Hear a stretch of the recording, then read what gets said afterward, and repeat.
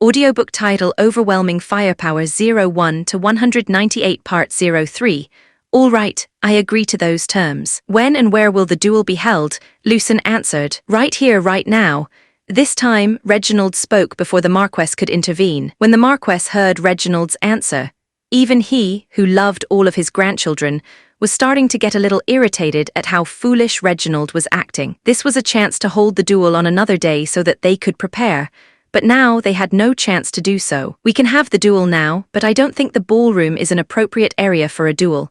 You kids can have your duel in the courtyard, that's where I've done a lot of my own duels.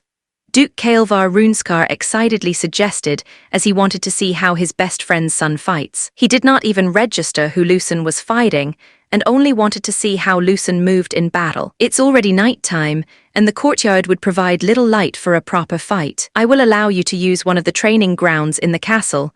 This time it was the king himself who spoke. Of course, no one would dare suggest another place once the king spoke. King Ragnar was also interested in this duel, the same like everybody, and like most of them, he just wanted to see how Lucen fights. Seeing the king himself was interested in his duel, Reginald was getting even more excited. The second he wins this duel, everything will finally fall into place. The group had switched locations and came to a large training ground inside the castle, which was lit up by the mana lamps. On the wall, there were numerous unsharpened weapons used for training. The nobles filed in, their fine shoes and boots clicking against the polished stone of the training hall. The mana lamps bathed the place in a pale, steady glow, casting crisp shadows that made the air feel taut. Servants had already lined the walls with benches, and those who could not sit stood in clusters, whispering behind fans and gloved hands. A few military men in attendance appraised the ground with practiced eyes, as if they were about to judge a tournament match. Lucen's gaze swept the room. Good visibility, smooth flooring. This place is way better than the rough sand of the underground arena. Shame that it won't matter, since I could probably do this with my eyes closed.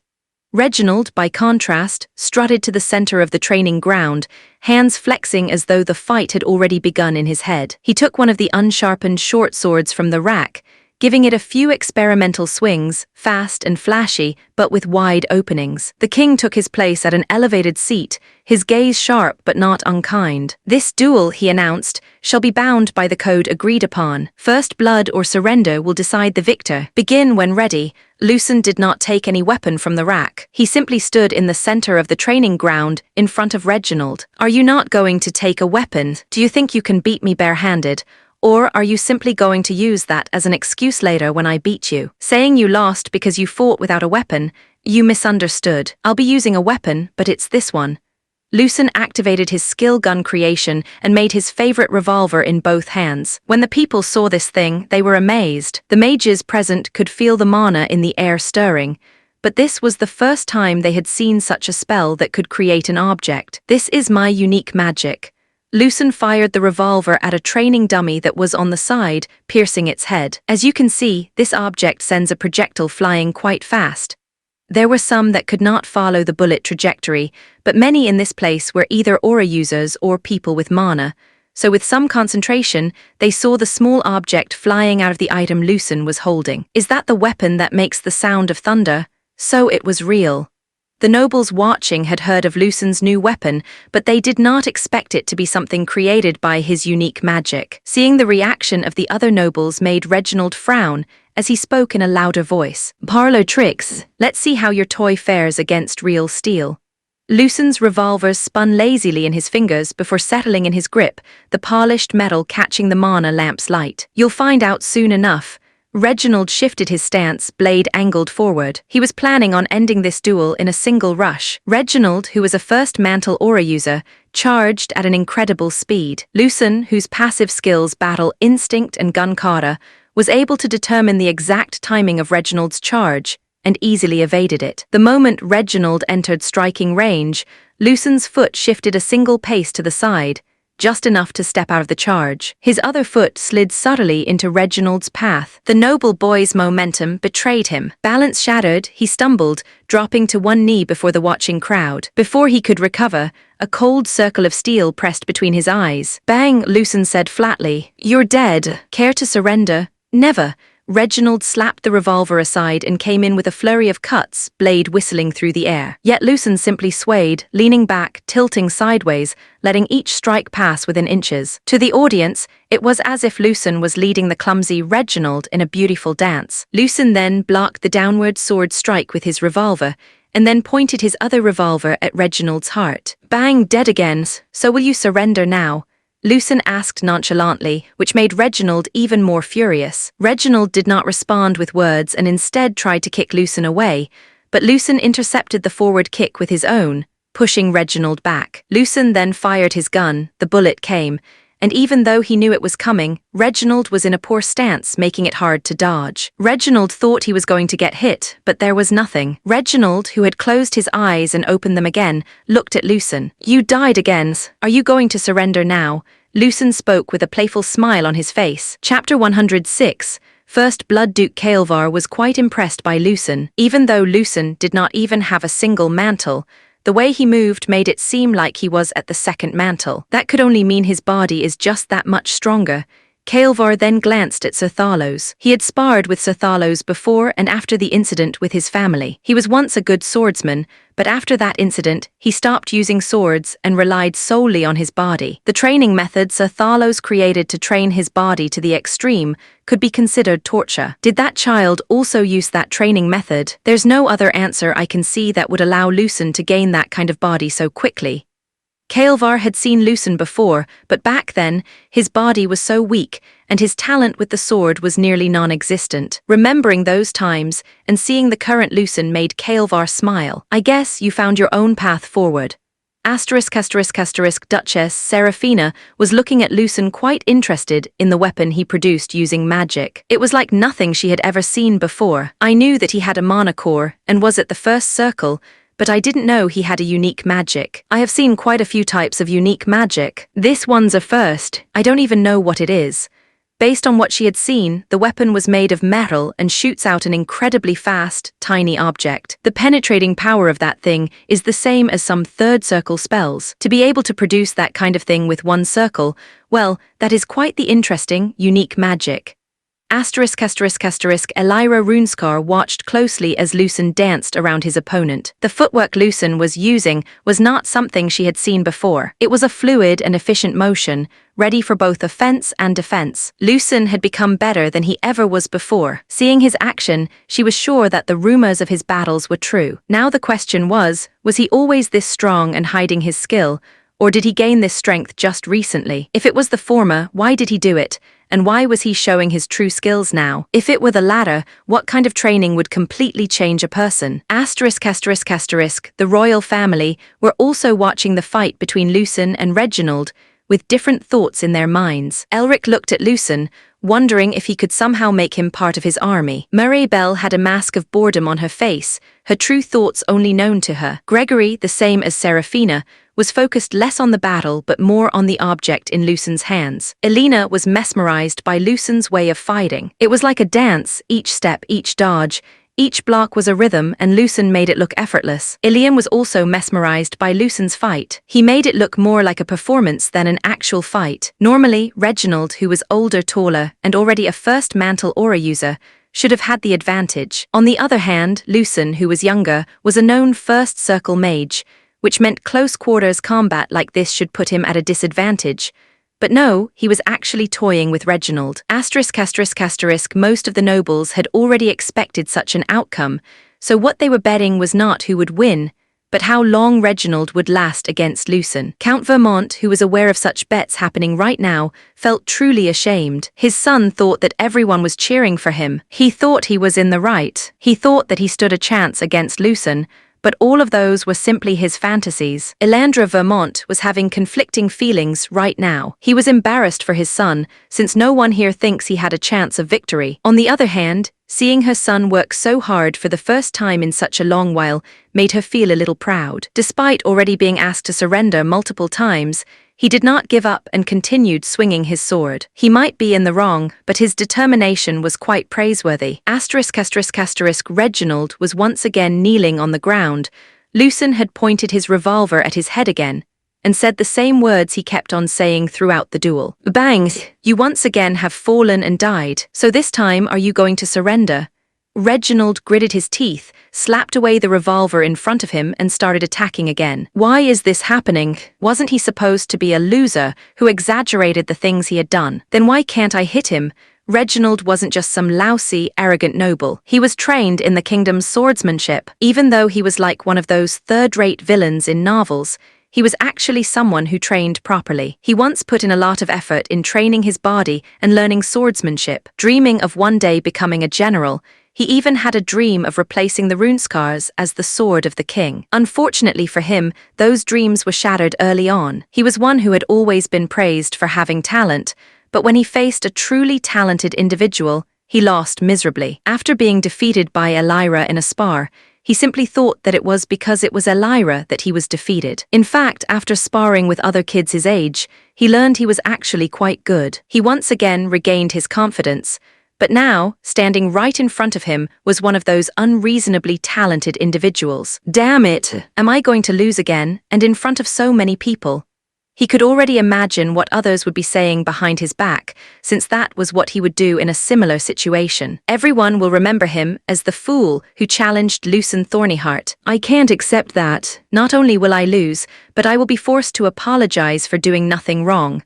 Reginald gritted his teeth and started swinging the sword in his hand as fast as he could. Even though the swings were faster, his breathing was unstable and his stance was all over the place. Lucen did a light sweep of Reginald's leg, making him fall on his butt. On the ground, Lucen once again pointed the revolver at Reginald's head, but this time he said something different. Bang! You already went past your limit and are breathing heavily. Why don't you surrender already? Reginald did not respond as he was trying his hardest to stabilize his breathing. He then pushed away the revolver and once again attacked. I won't accept it. How can I lose here against him? HMPH, can't he hear the people cheering for me, wanting me not to bend to his coercion? Reginald, who was breathing heavily, truly believed that the other nobles were cheering for him to win. But the truth was, those cheers were those of the nobles simply telling him to last longer, so that they would win the bet. Lucen, who had basically defeated Reginald numerous times, was now actually starting to feel quite impressed. A normal third-rate villain character would have fallen already or surrendered. I guess this guy is a second-rate villain character instead. Lucen, who was causally evading Reginald's wild swings, was no longer focused on the fight and was thinking about other things. Now that I think about it, if you look at it from a different perspective, I guess in Reginald's point of view, I'm the villain and he's the hero. It actually feels like that, since Reginald is doing his very best to defeat me or just to get a hit in, while I casually humiliate him in front of all these people. When Lucen's thoughts got to that point, he frowned. This is starting to make me look like the bad guy. I guess I'll just end this fight. Now the question is how to end the fight. He obviously won't surrender. Lucen looked at Reginald, who was sweating profusely. His sword swings were becoming slower and he was breathing heavily. I could just wait until he faints on his own. Nah, that sounds a little cruel to do. Should I just shoot him in the knee and get it over with? I could restrain him and force him to surrender, and if he doesn't, I guess I can just prick him a little with his own sword. The second Lucen made his decision, he let go of his revolvers, making them disappear. This move of his not only stunned Reginald, but the people watching as well. Lucen then used his favorite trait, acting adept, to use the submission techniques of a character in his past life. The more powerful people watching noticed the change in Lucen's demeanor. In one smooth step, Lucen closed the gap, seized Reginald's sword wrist, and wrenched it behind his back. A sharp cry escaped Reginald as the blade clattered to the ground. Lucen forced him forward and down, pinning him with ease. Are you going to surrender now? Lucen asked evenly. Reginald did not respond, and instead flailed about trying to get Lucen off his back. Seeing this, Lucen sighed as he picked up the nearby sword and made a tiny cut in Reginald's hand. First blood has been achieved. The winner is Lucen Thornyheart.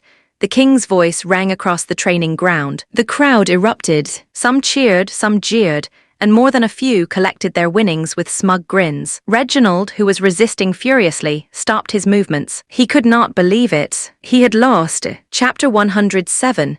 The end of madness. Even after being released by Lucen, Reginald did not get up from the ground. He could not believe the result. While he was fighting Lucen, he could feel that the other party was not using any aura, nor did he use a single spell except for that unique magic that created the weapons in his hands. That would mean that Lucen, without using any spell except for his unique magic, defeated him, who was using his first mantle aura. This doesn't make any sense. How could I lose?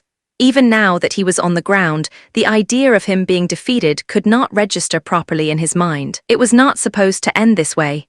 Reginald then heard the applause of the people. They were cheering for Lucen's victory. He then saw the looks on his own family. It was a mix of pity, disappointment, and shame. On the other hand, Lucen was receiving praise and adulation. No.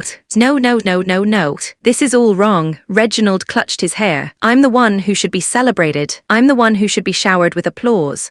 Reginald's chest heaved as he forced himself to his knees, trembling, glaring at Lucen with wide, bloodshot eyes. Why is it always like this? Elyrus, now him. No matter how hard I train, no matter how much I strive, someone better always crushes me. Why am I always the one on the ground? Is it because they are from Duke families, and I'm merely the product of a Count and Marquess bloodline? No, that can't be it. How am I less talented than they are?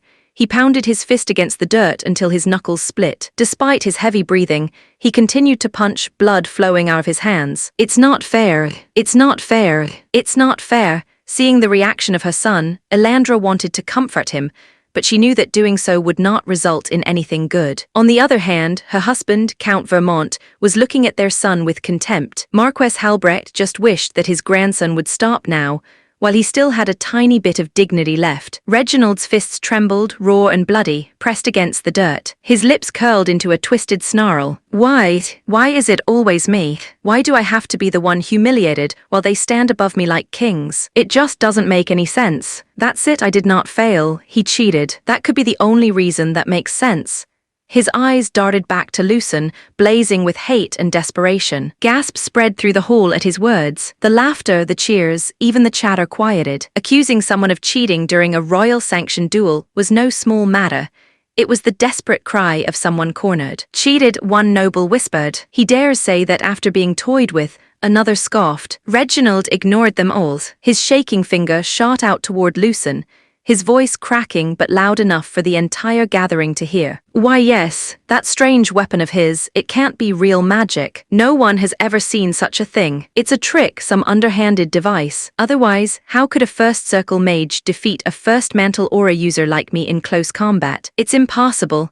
His ranting echoed across the training hall, but instead of rallying support, it only deepened the looks of disdain around him. Some nobles shook their heads, others chuckled darkly at his collapse. Lucen, meanwhile, stood calmly, his expression unreadable. To the crowd, his silence was damning proof of confidence. To Reginald, it was salt in the wound. Say something, Reginald screamed, his voice breaking. Admit it, you cheated. Tell them all this wasn't real. At that moment, Reginald wasn't just a defeated noble youth. He was a boy on the edge, clawing at scraps of dignity, while the entire noble society watched him unravel. So you say I cheated, and the unique magic I used, which by the way I showed before the start of the duel and was allowed, was the item that allowed me to win, is that it? That wasn't any unique magic. There are no such records of there being such a unique magic. So you must have cheated. How else can I lose to someone like you? Reginald's true thoughts were coming out for everyone to hear. This guy really is entertaining. Well, it would be so much more entertaining if I were just reading this part in a novel or watching it on my television. But being the one in the situation, it's actually making me feel slightly sad for the guy. Well, only slightly. It's still entertaining though. Lucen thought to himself before replying. You do know that not all unique magic has been recorded. There are still many out there that we have no idea about, right, Tower Masters? Lucen asked the Tower Masters, the highest-level mages in the kingdom. Yes, as said by Lucen, there are many types of unique magic that we haven't seen yet. It is possible that there could be so much more unimaginable magic out there. One of the Tower Masters replied. The nobles who had been murmuring now chuckled outright, their laughter like knives slicing Reginald's pride to ribbons. Did you hear that? Even the Tower Masters deny his claim. So the boy can't even accept defeat with dignity. A count's son accusing a duke's heir of cheating, pathetic. Reginald's voice cracked as he shouted, No, there must be a mistake. There's just no way you can defeat me. Lucen tilted his head, scratching his cheek as though bored. Since you think I won because of my unique magic, then let's settle it properly. The room fell silent. Lucen's eyes met Reginald's, calm and unyielding. Choose any weapon you want. Sword, spear, axe, even unarmed, it doesn't matter. I'll fight you again without my magic and show you that no matter what you pick, I can still beat you. Reginald's heart thundered in his chest. The offer wasn't a lifeline, it was a noose. If he accepted and lost again, his humiliation would be absolute. But if he refused, it would look like cowardice. His hands trembled, his pride screamed, and his eyes, bloodshot and wild, locked on Lucen with hatred that bordered on madness. Why am I even hesitating? He won't use that so-called unique magic. Without that, he's just another loser to be beaten.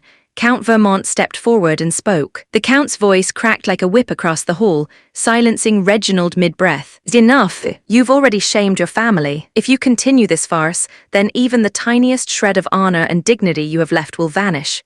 Even my own father won't believe in me. My honor and dignity will vanish. HMPH, if I bend down to the force of the Duke's son, then my honor and dignity will truly vanish. Even now, everyone is being fooled, thinking that Lucen Thornyheart is in the right. What did I do wrong? He was the one who tricked me, making me think he was but a lowly merchant. He also has his men beat up my bodyguards. He's the one in the wrong, not I.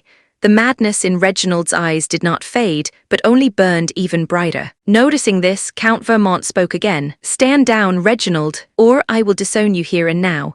Reginald only laughed, a hollow, trembling sound that made the hairs on some necks rise. His bloodied lips twisted into a grin. No, father, you're wrong. I won't be remembered as a disgrace. I'll prove it here and now. His voice cracked like glass, but his defiance carried through the hall. He jabbed a trembling, bloodied finger at Lucen. Lucen Thornyheart, this time we duel with swords. No tricks, no strange magic. Just you, me, steel and aura. Count Vermont's jaw clenched. He turned sharply to Lucen, his expression stormy yet controlled. There is no need for you to accept, young Thornyheart. You have already won. My son, he stopped, his voice hard as stone. No, my former son has already lost. The words struck like a hammer. Some nobles drew in sharp breaths, others shook their heads. Reginald's pupils dilated, his breath ragged, but instead of despair, his eyes glowed with madness. Former son, no, I will prove my worth here and now. Pick up the sword, Lucen Thornyheart, and I shall prove my worth by making you bleed. Very well, let's end this, Reginald. Lucen took one of the swords from the rack. The second Lucen picked up the sword.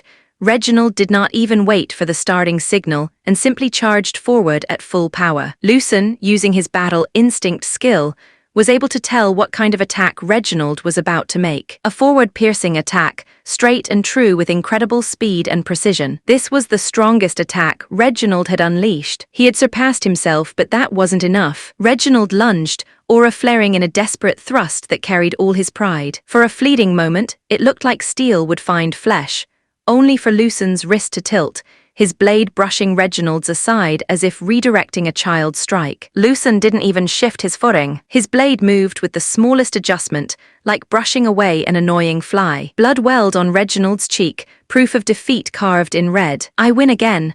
The nobles started to whisper at each other disdain in their voices, pitiful. If only he had yielded gracefully, at least some honor could have been salvaged. Reginald, still unable to accept his defeat, charged at Lucen, but this time his grandfather, Marquess Halbrecht, intervened. The old Marquess's fist sank into his grandson's gut like a hammer, striking an anvil. Reginald's eyes rolled back, a strangled gasp escaping before he collapsed. Enough, Halbrecht growled, his voice heavy with finality. Chapter 108. The end of the party, the duel had ended, but the echoes of Reginald's madness still lingered in the hall. No one dared speak, for in the center stood Marquess Iran Halbrecht, cradling his grandson. Despite his age, the Marquess Halbrecht was once a glorious warrior who fought for Norvigard. As a kingdom that values martial honor, he gained his reputation through his skills. Even though he later became a doting grandfather, he was still one who survived several territorial wars. He looked at his unconscious grandson, who was in his arms, and couldn't help but sigh. He already expected Reginald to lose once he saw Lucen's physique. It was true that once upon a time, his grandson did try his best to become a good swordsman, but he became complacent. He saw that he was better than most his age and thought he was something special. He started to practice less and became boisterous. It was then that he was faced with reality when Elira Runeskar defeated him with ease. Instead of improving himself and pushing forward, he made excuses and fought others again. And when he saw that he could still defeat them, He felt like one loss was acceptable, even though you have already been disowned by your father. I hope that you can learn from this and move forward. Marquess Halbrecht spoke in a murmur and sighed. He remembered comrades who, like Reginald, had once believed themselves untouchable. On the battlefield, arrogance was sharper than any blade. It cut down men before their enemy could. Those who could not bow to defeat, who could not learn from failure, were the first to die. I apologize for my grandson's attitude. When Count Vermont heard the Marquess still call Reginald his grandson, he understood where the old man stood. I guess he truly cannot abandon any of his grandchildren. Count Vermont sighed, his face a mask of iron, but his eyes betrayed exhaustion. He knew the old man could never abandon any of his grandchildren, no matter the disgrace. Elandra Vermin looked at her husband, father and child. Things have become even more complicated. It was so simple, just apologize and it was over. Why did you need to do all this? Elandra looked at her unconscious son and sighed. She could not understand how her son had turned out this way. Her fingers tightened around her gown as she looked at her unconscious son. A noble who could not hide his claws was doomed from the start. But a mother's heart still ached all the same. A mother always sees her child as simply that, her child, not the way others see him. Elandra could still recall Reginald as a boy clinging to her skirts, eager to show his first clumsy sword swing. Somewhere between then and now, she had lost that boy. Was it her fault, or had the weight of the Vermont name crushed him before he could stand on his own? You have one, young Thornyheart. I understand that you might think very lowly of my grandson, but I promise you he will no longer bother you. A heavy silence lingered, all eyes on Lucen, expecting solemn words, perhaps even magnanimity. Instead, Lucen tilted his head, his tone light. It's all right. It was actually quite a fun duel. So about the sponsorship for the play I want to make. Harlick only shook his head, a grin tugging at his lips. As expected of the little leader, duels 1 second, plays the next, always thinking ahead. Halbrecht was momentarily stunned by Lucen's answer, then a low chuckle escaped him, easing the tension in his shoulders. A gentle smile followed as expected of the son of the Iron Duke. I hope that you could shine just as brightly as he someday, Reginald. I will give you full support. No matter what, as long as it is within my power, I will give it. Of course, I will also be watching the play you make, young Thornyheart. Lucen extended his hand, smiling faintly. Deal, it was less the close of a duel and more the ceiling of a transaction. The Marquess, despite himself, chuckled as he clasped it. When Halbrecht clasped Lucen's hand, it was not the indulgent gesture of an elder to a child, but the firm seal of equals. The Marquess, then carrying his grandson on his shoulder, went in front of the king and knelt. I apologize, Your Majesty, for causing such a scene during your youngest's birthday party. The king leaned back on his chair, lips twitching in amusement. It's fine. Truth be told, it was far more entertaining than expected. Thank you for magnanimity. Your Majesty, I also wish to leave early with my son-in-law, daughter, and grandchild if you allow it. The Marquess spoke, his head lowered. I understand you may leave. Thank you, Your Majesty. With that, the Vermont family, alongside Marquess Halbrecht, left the castle. Even though they were no longer present, and the party continued, the nobles could not stop talking about them. Lucen was back at the party, thinking back to the sudden duel declaration. Well, that took a weird turn somewhere, but I still got the sponsorship for my play. I wonder if that guy will return later to mess with me again. Lucen thought of Reginald ever since he met the guy. He continued to be the perfect cliché, arrogant, noble character. Usually, characters like him become one of two things later in the story. One is that they become allies of the antagonists and continue to try and kill me, or they change their ways and become my ally. Either way, both options sound troublesome. Lucen looked around the ballroom, watching the other nobles chatter. Some whispered of Reginald's madness, others praised the Iron Duke's son. A few kept their expressions neutral, weighing which way the wind was blowing. Yep, this is definitely how those political novels start, Lucen mused. One duel and suddenly, I'm on everyone's radar. First thing you know, some young lady I've never met will walk up with an innocent smile and try to recruit me into her family's faction. Not that I mind the attention, since I can use this later. Just hope that it won't become too noisy. Lord Thornyheart, Lucen turned his head. Sure enough, a noble lady who looked to be a few years older than him, who was in an elegant dress, approached, flanked by a nervous attendant. She curtsied with flawless grace, her eyes sharp despite the soft smile on her lips. Called it, Lucen thought, suppressing a chuckle. Congratulations on your victory, she said, voice honey smooth. I understand that you already have the Marquess sponsoring you, but my family is also interested in the arts. And I, too, am quite interested in your play. If you're still looking for sponsors, maybe my family could help. There's no need. Lucen cut her off with a smile that was just as polite as hers. But thank you for your interest. The noble lady froze for a second, then laughed lightly, masking her disappointment with practiced ease. Ah, I see. Very well. I look forward to the performance. If you wish to talk again, I'm always available. My name is Louise Eben, only daughter of Marquess Eben. She curtsied again and retreated, her attendants scurrying after her. Harlick, who was standing behind Lucen with Mark holding a banner, leaned closer and spoke. Why did you reject her little leader? The more coins, the better, right? Also, I'm sure that little lady was interested in you, and she was quite cute. Are you perhaps not interested in girls yet, but you're 13? At that age, I was already in bed with quite a few pretty ladies. First off, the more coins are better, but I have to think about the price of the names of the sponsors. For now, just having Marquess Halbrecht is fine. Second, I am interested in girls, but now is not the time for that kind of thing. Harlick scratched his head, clearly unconvinced. You say that, but if you keep turning down noble daughters, rumors will spread that you're either too proud, too picky, or interested in things other than girls. Who knows, they might spread a rumor that you like orcish women. Lucen smirked. Good, then they'll stop bothering me faster. Anyway, it's not like I'll have any difficulty getting girls. Can't you see my face? Unlike your ugly mug, I'm a handsome young man who's also the heir of a dukedom. You really hit where it hurts, don't you, little leader? Harlick acted as if he was hurt, but he was smiling. Don't you know, I had broken many women's hearts before. They shed many tears for me. Mark, who had been quietly holding the banner the whole time, suddenly chimed in. That's the first time I've heard about that. Maybe they were shedding tears because they were frightened by your ugly mug. You **thed, it's not like you are any good. I don't really care about that kind of thing. Just sending money to my sister, my family is already hard enough. A woman isn't something I can have.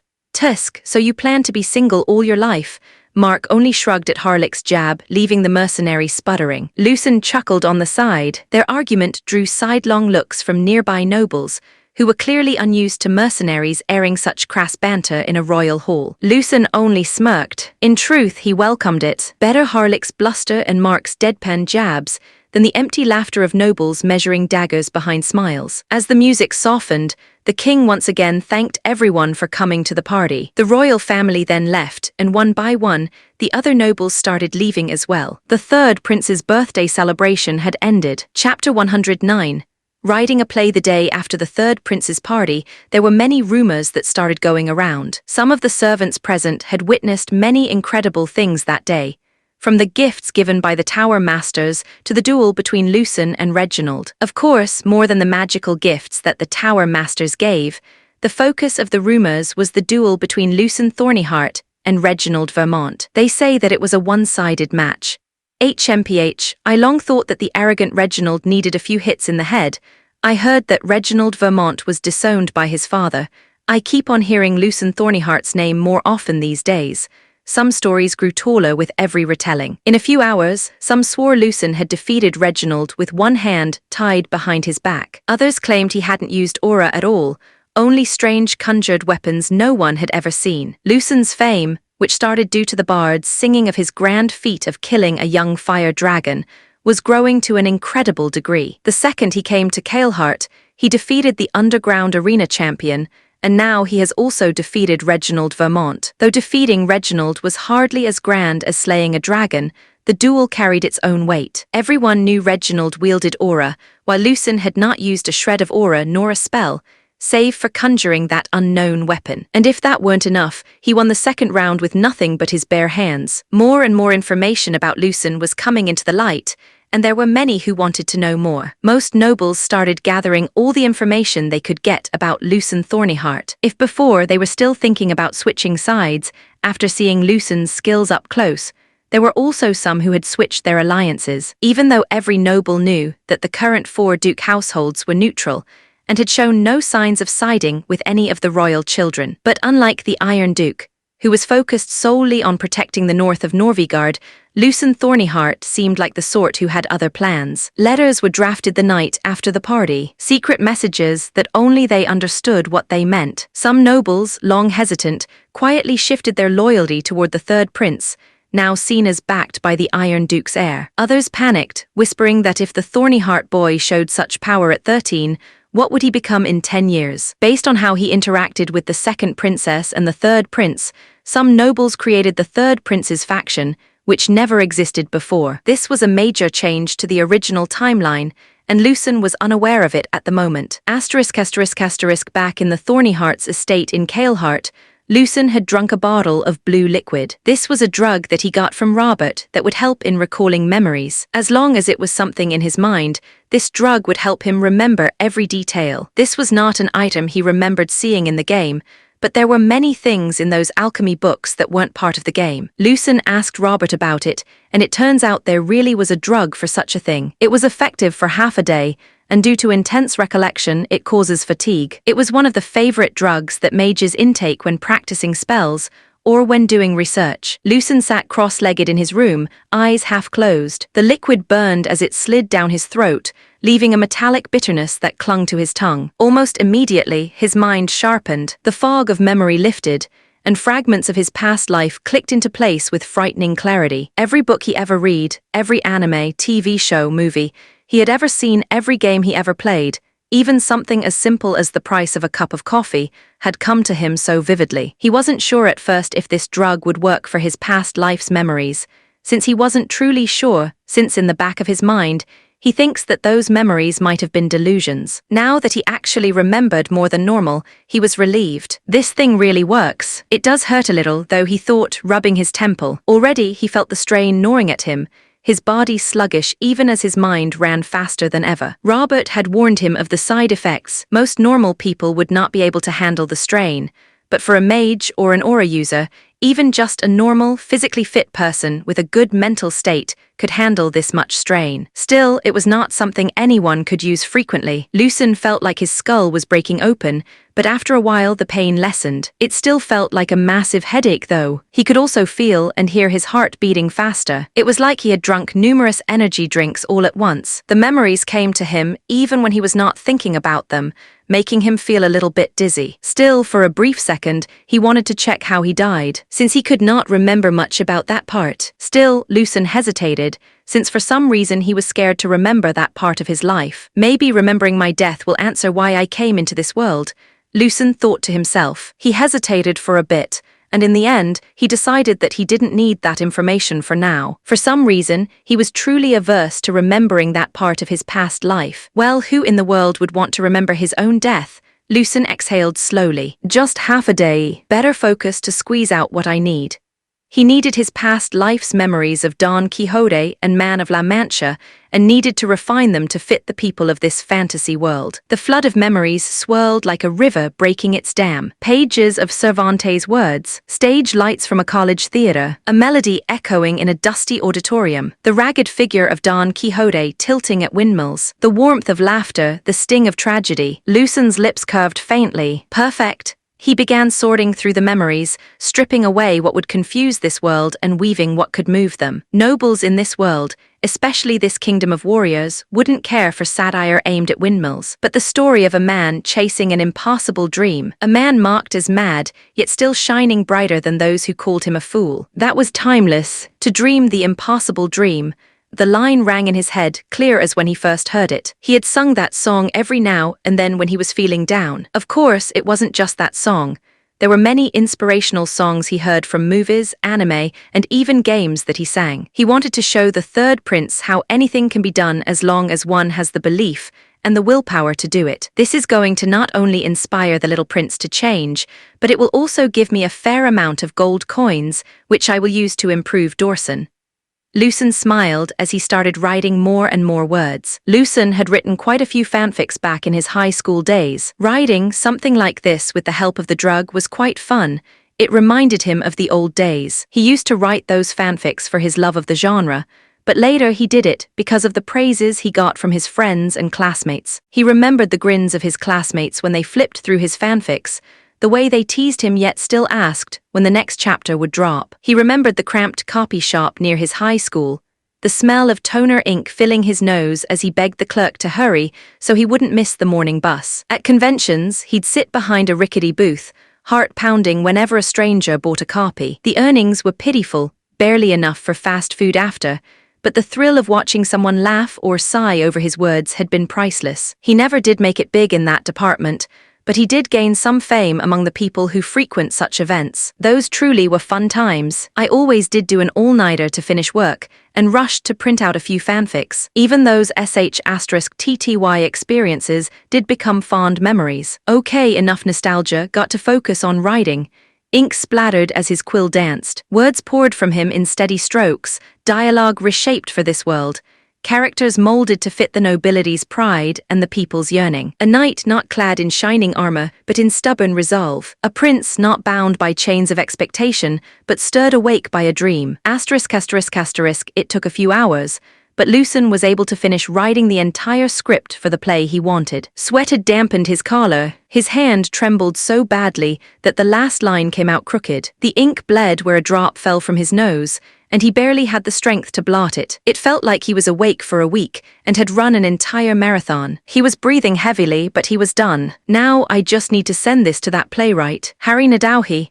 Despite his breathing being unstable, his head was aching greatly and he wanted to sleep. Lucen still smiled a bit, thinking about what kind of expression Harry would have after reading this script. Lucen's eyes closed, exhaustion finally winning. In a month or two from now, Kaleheart would awaken to an impossible dream it never knew it needed. Chapter 110.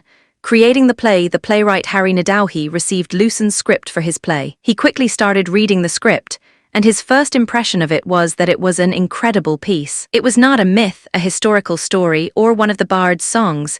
It was something truly new. It was like those novels that were popular a few decades ago. Harry's eyes were focused as he raced down the page. Each line struck him with a clarity he had not felt in years. His pulse quickened, the way it had when he first snuck into a theater as a boy and saw the stage come alive. His fingers trembled slightly as he turned each page, ink smudges clinging faintly to his skin. This was not the distant echo of heroes long dead, nor the polished flattery nobles demanded. This was raw lightning captured in words. For the first time in years, he felt as though a script had seized him by the throat and refused to let go. The scratch of quill against parchment, the faint scent of drying ink, even the uneven edges of Lucen's handwriting, all of it seemed alive to him now. He leaned so close to the script that it was like he wanted to devour the very page. Every line pulled him deeper, and with each turn of the page, he found himself whispering fragments aloud, just to hear how they tasted in the air. A knight laughed at by all, yet walking a path no one else dared. A man the world called mad, yet whose dream burned brighter than any other. Well, this is different, Harry spoke to himself. For a decade, the theaters of Kaleheart had been drowning in recycled legends and overdone tales. Noble patrons wanted only glory, tragedy, and love. True innovation had long been stifled, replaced by formula. Harry looked around his room. His desk was littered with half-finished drafts, each abandoned at the same place. When he realized he was writing the same old story in a new coat of paint. For years, he had catered to fickle nobles who wanted yet another tale of doomed lovers or glorious warriors. He had almost forgotten what it felt like to believe in a play. He remembered the first time he saw a play. He was but a young boy, the child of a humble merchant. At the time, he thought he too would become a merchant, just like his father. That was before he found the world of the play. In that world, small men could defeat giants. Stories of old could unfold before your very eyes. Myths and legends came to life. He saw the audience cry, laugh, and show different emotions. He had seen other boys like himself be inspired for greatness. He could still see it clearly.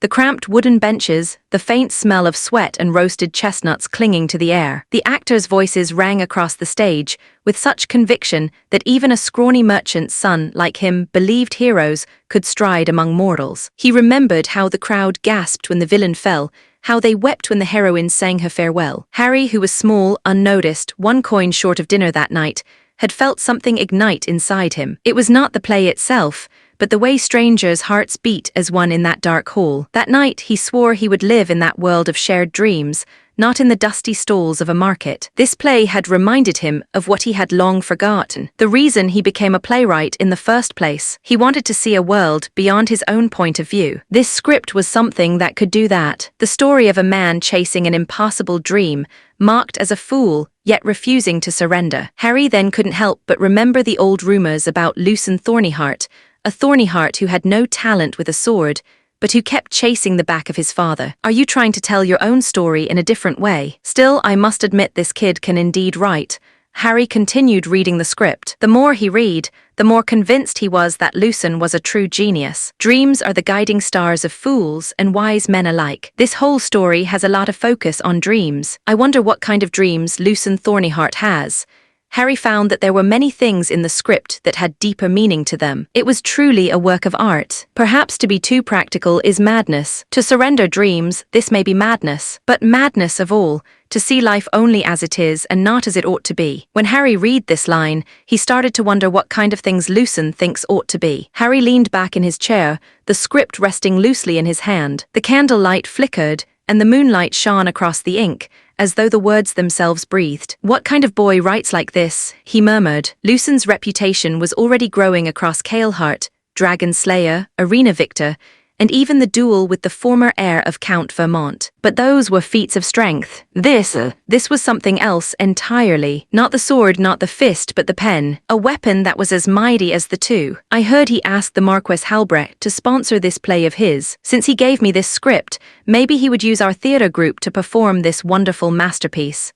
Harry started talking to himself. The more he thought about it, the more a spark ignited in his chest. To stage, this would be to step into uncharted waters. It was no safe love ballad or hollow patriotic tale. If done right, this could be something that no one would ever forget. ***** The following day, Lucen, with Harlick, Mark, and Robert, came to meet with Harry. The second they met the playwright, he spoke. Surely you're going to allow our theatre group to perform this play.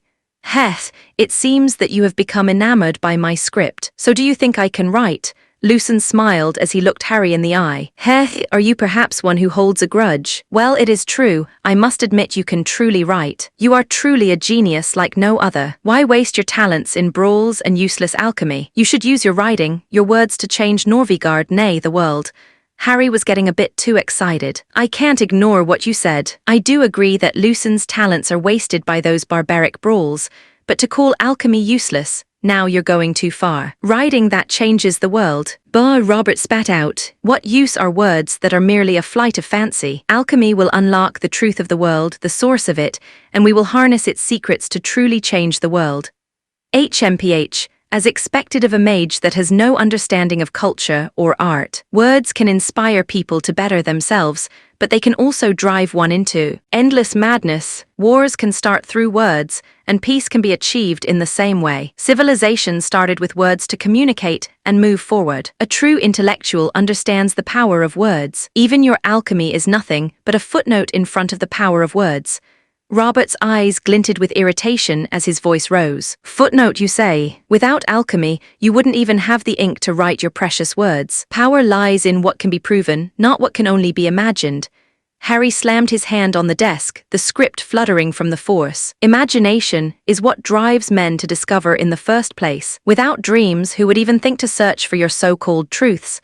The two leaned toward each other, faces tense, sparks practically leaping between them. Lucen watched them in amusement. The debate continued for a while until Lucen stopped it. As much as I like to hear more about why your side is better than the other, how about we end this debate here and continue with our talk?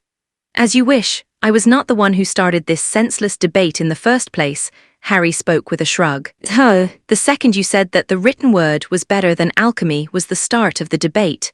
Robert retorted that his mana started emanating outward. Oh, what's this? Is the mage finally going to use force to prove his point? How unexpected. Not really, it's a cliché that barbarians who can't win arguments use.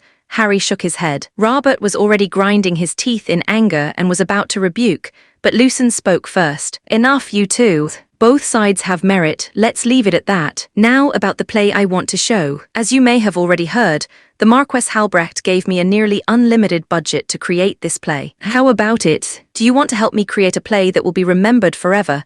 Harry straightened, eyes shining. Of course, I would be honored. Good. Then I'll speak with the theatre's owner about arrangements. Harry waved dismissively. No need. I'm not just the playwright here. I own this theatre troupe as well. Lucen blinked, then let out a small laugh. Well, that's convenient. He rose from his seat, a faint smile tugging at his lips. Very well then, let's get started. Time to change the world while getting some coin from it.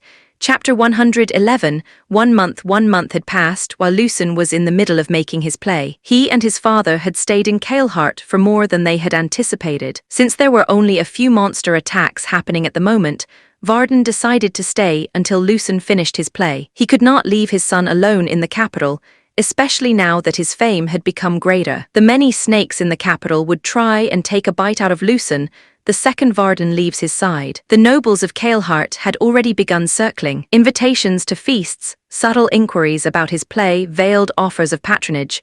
Lucen received them all, yet he could see the hidden fangs behind their smiles. During this 1 month, Lucen didn't just focus on making the play, but he did many other things. He continued to train the same as before, but unlike before, even with training adept, he did not get any notification of any stat increase.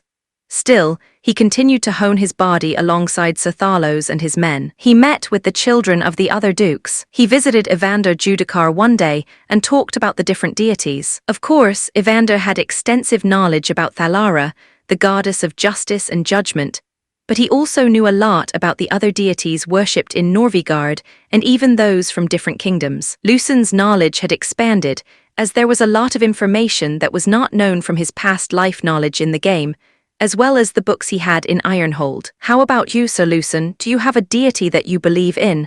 Evander suddenly asked. I believe in all of them, Lucen replied flatly. Oh, sorry, I think you misunderstood the question. I also believe in all the deities, but I worship and truly follow Goddess Thalara's teachings. So my question should have been, which among the deities is your main patron? If that's the question, then I don't have one. Evander was quite surprised by that answer, since this was the first time he had heard someone say he did not have a main patron deity. Do you not worship the god of war Varkan as your main patron like most of the North? I guess if there was a deity that I would frequent more than others, it would be him, but truthfully, I believe in them equally. Since they govern different aspects of our lives, worshipping them all equally felt like the best answer. I see. After that, the two had more conversations about the different deities and their worshippers. Lucen learned that the more famous deities, like the 5 deities worshipped in Norvigard, had large main temples. Some of them even have entire countries worshipping a singular deity. The powerful deities have worshippers who they give power to.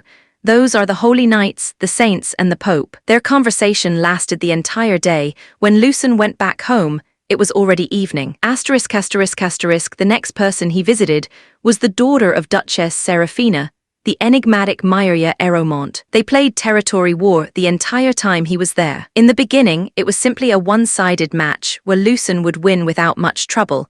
But as they continued to play, Myria's improvement was incredible. Still, she suffered the same problem as Robert, where her moves were like a computer, always using the best move she can spot, but that left her easily deceived by feints. While the two of them were playing, Lucen and she started talking about many things. The breadth of knowledge Myria had was beyond even Robert Duskwell. She had read so many books at the age of 12 that she was pretty much like a walking encyclopedia. Despite focusing more on Purple Tower magic like illusions, she, like Robert, also knew quite a few spells from the different schools of magic. Of course, her compatibility with other magic was not as good as illusions, but she was still better than most in using those spells. While playing, she once again told Lucen to make a new game. Lucen told her that he would think about it. When Lucen was about to leave, she stopped him and pestered him to play one more game. Lucen agreed and played another game, but she did the same thing when he tried to leave again. Lucen then decided to lose on purpose in one game, but she did not accept the victory. Lucen even made it look like a normal game,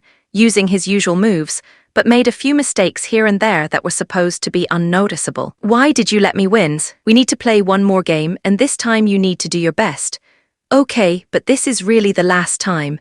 That time, Lucen won in an overwhelming manner, which made Myria ask for another match. This time, Lucen firmly rejected her and left the Eromont manor. It took a lot of effort to leave, since Myria actually followed him back home. Duchess Serafina later came to the manor to take her child back. Myria did not want to go back and wanted to play territory war with Lucen more. She was being so stubborn that Serafina needed to knock her out unconscious to bring her home. Thank you for keeping my daughter company. I know she might seem like quite the handful, but I hope you understand. You are the first person her age who was able to talk to her properly. When she talks to people her age, she needs to hold back her opinions since she is sure that they wouldn't be able to understand her. Seraphina looked at her daughter, whom she had used a spell to make float beside her, and sighed. That's why she likes playing with you. Not only do you beat her, but you're able to talk to her without her needing to hold back her opinions. I see. Thank you for telling me that, Duchess Seraphina. Please tell Myria I will play with her again if I have the time. Thank you, young Thornyheart.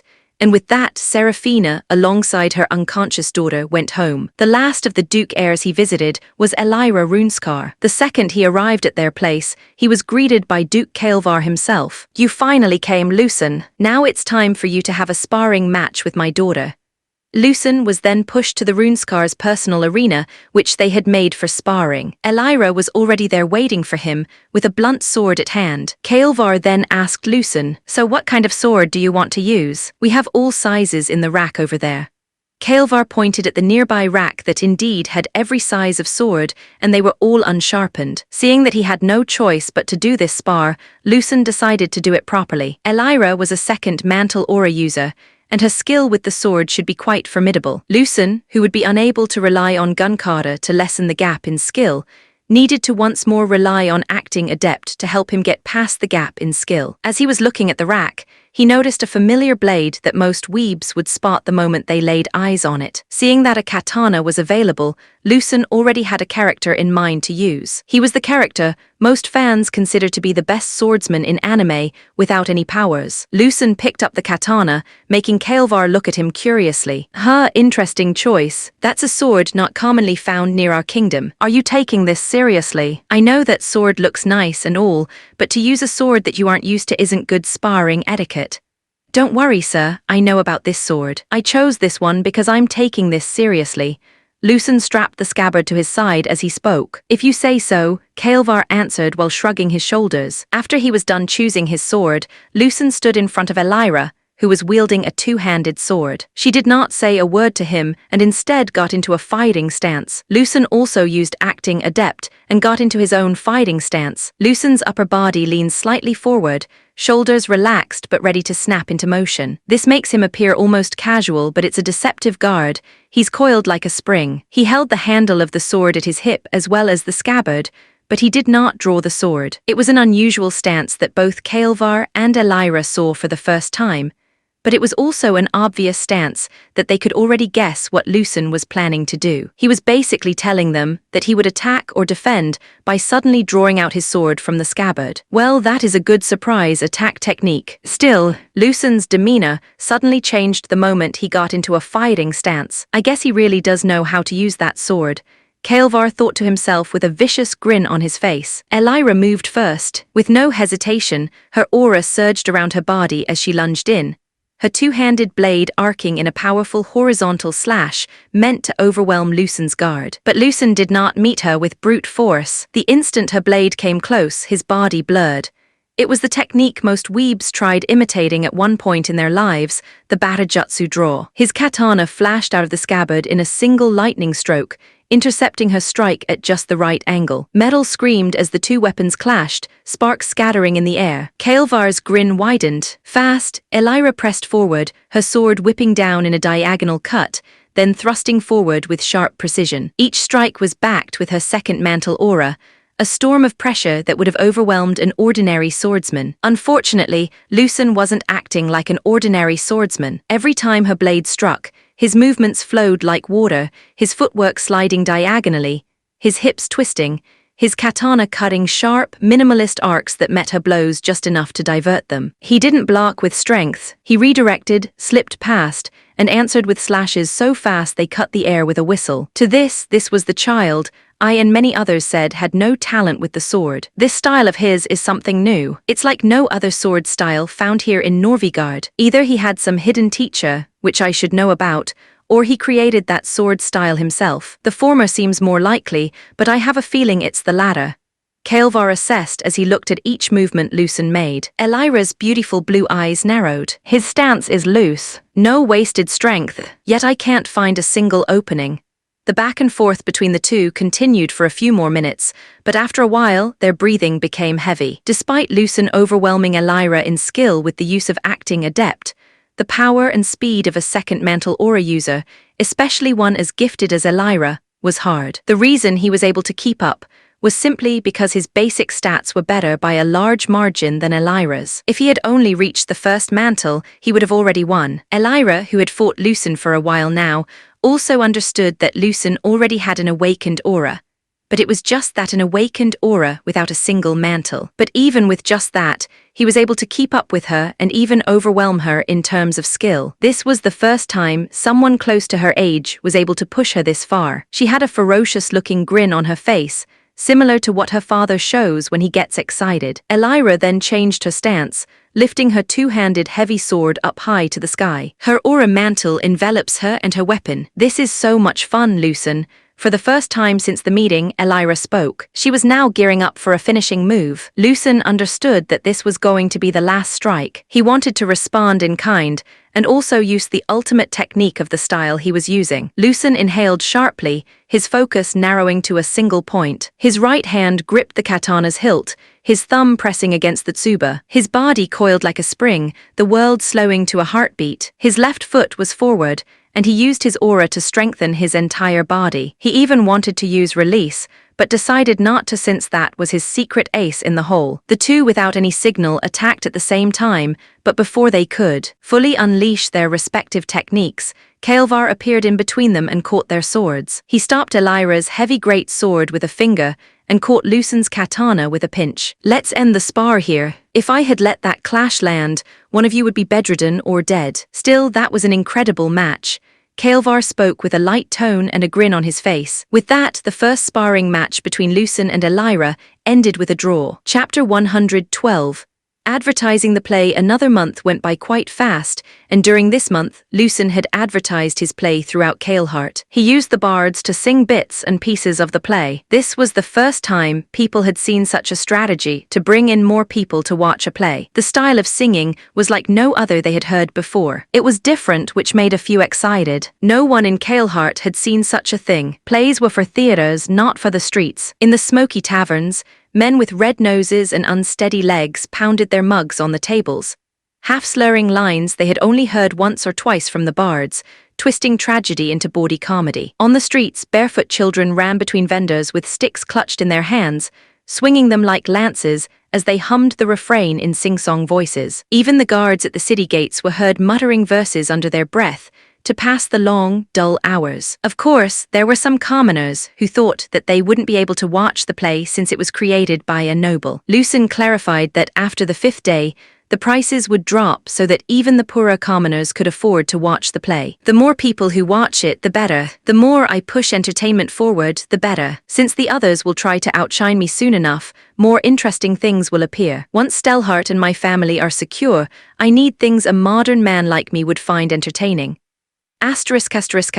That wasn't the only thing Lucen did to promote his play. He hired someone to paint a poster of the play, which he called The Man of 1,000 Quests. This was not the first time people had seen posters before, since there were quite a few in the pub, but those were wanted posters or some random announcements. Since most people were illiterate, showing pictures was better. The painter had captured every line of weariness etched into the knight's face. His gauntlets looked mismatched, as though borrowed from different sets of armor, and even the dents in the breastplate had been carefully inked in. To some, it gave him dignity, as if he were a saint walking toward his final trial. To others, it looked like mockery, an old soldier too stubborn to die. Beneath, in bold lettering, the title, The Man of 1,000 Quests. It must be about a great knight. Look at that lance. He's going to fight giants or dragons, surely. Nonsense. That armor's rusted through. He's a washed-up veteran, clinging to old glory, or a thief wearing another man's gear.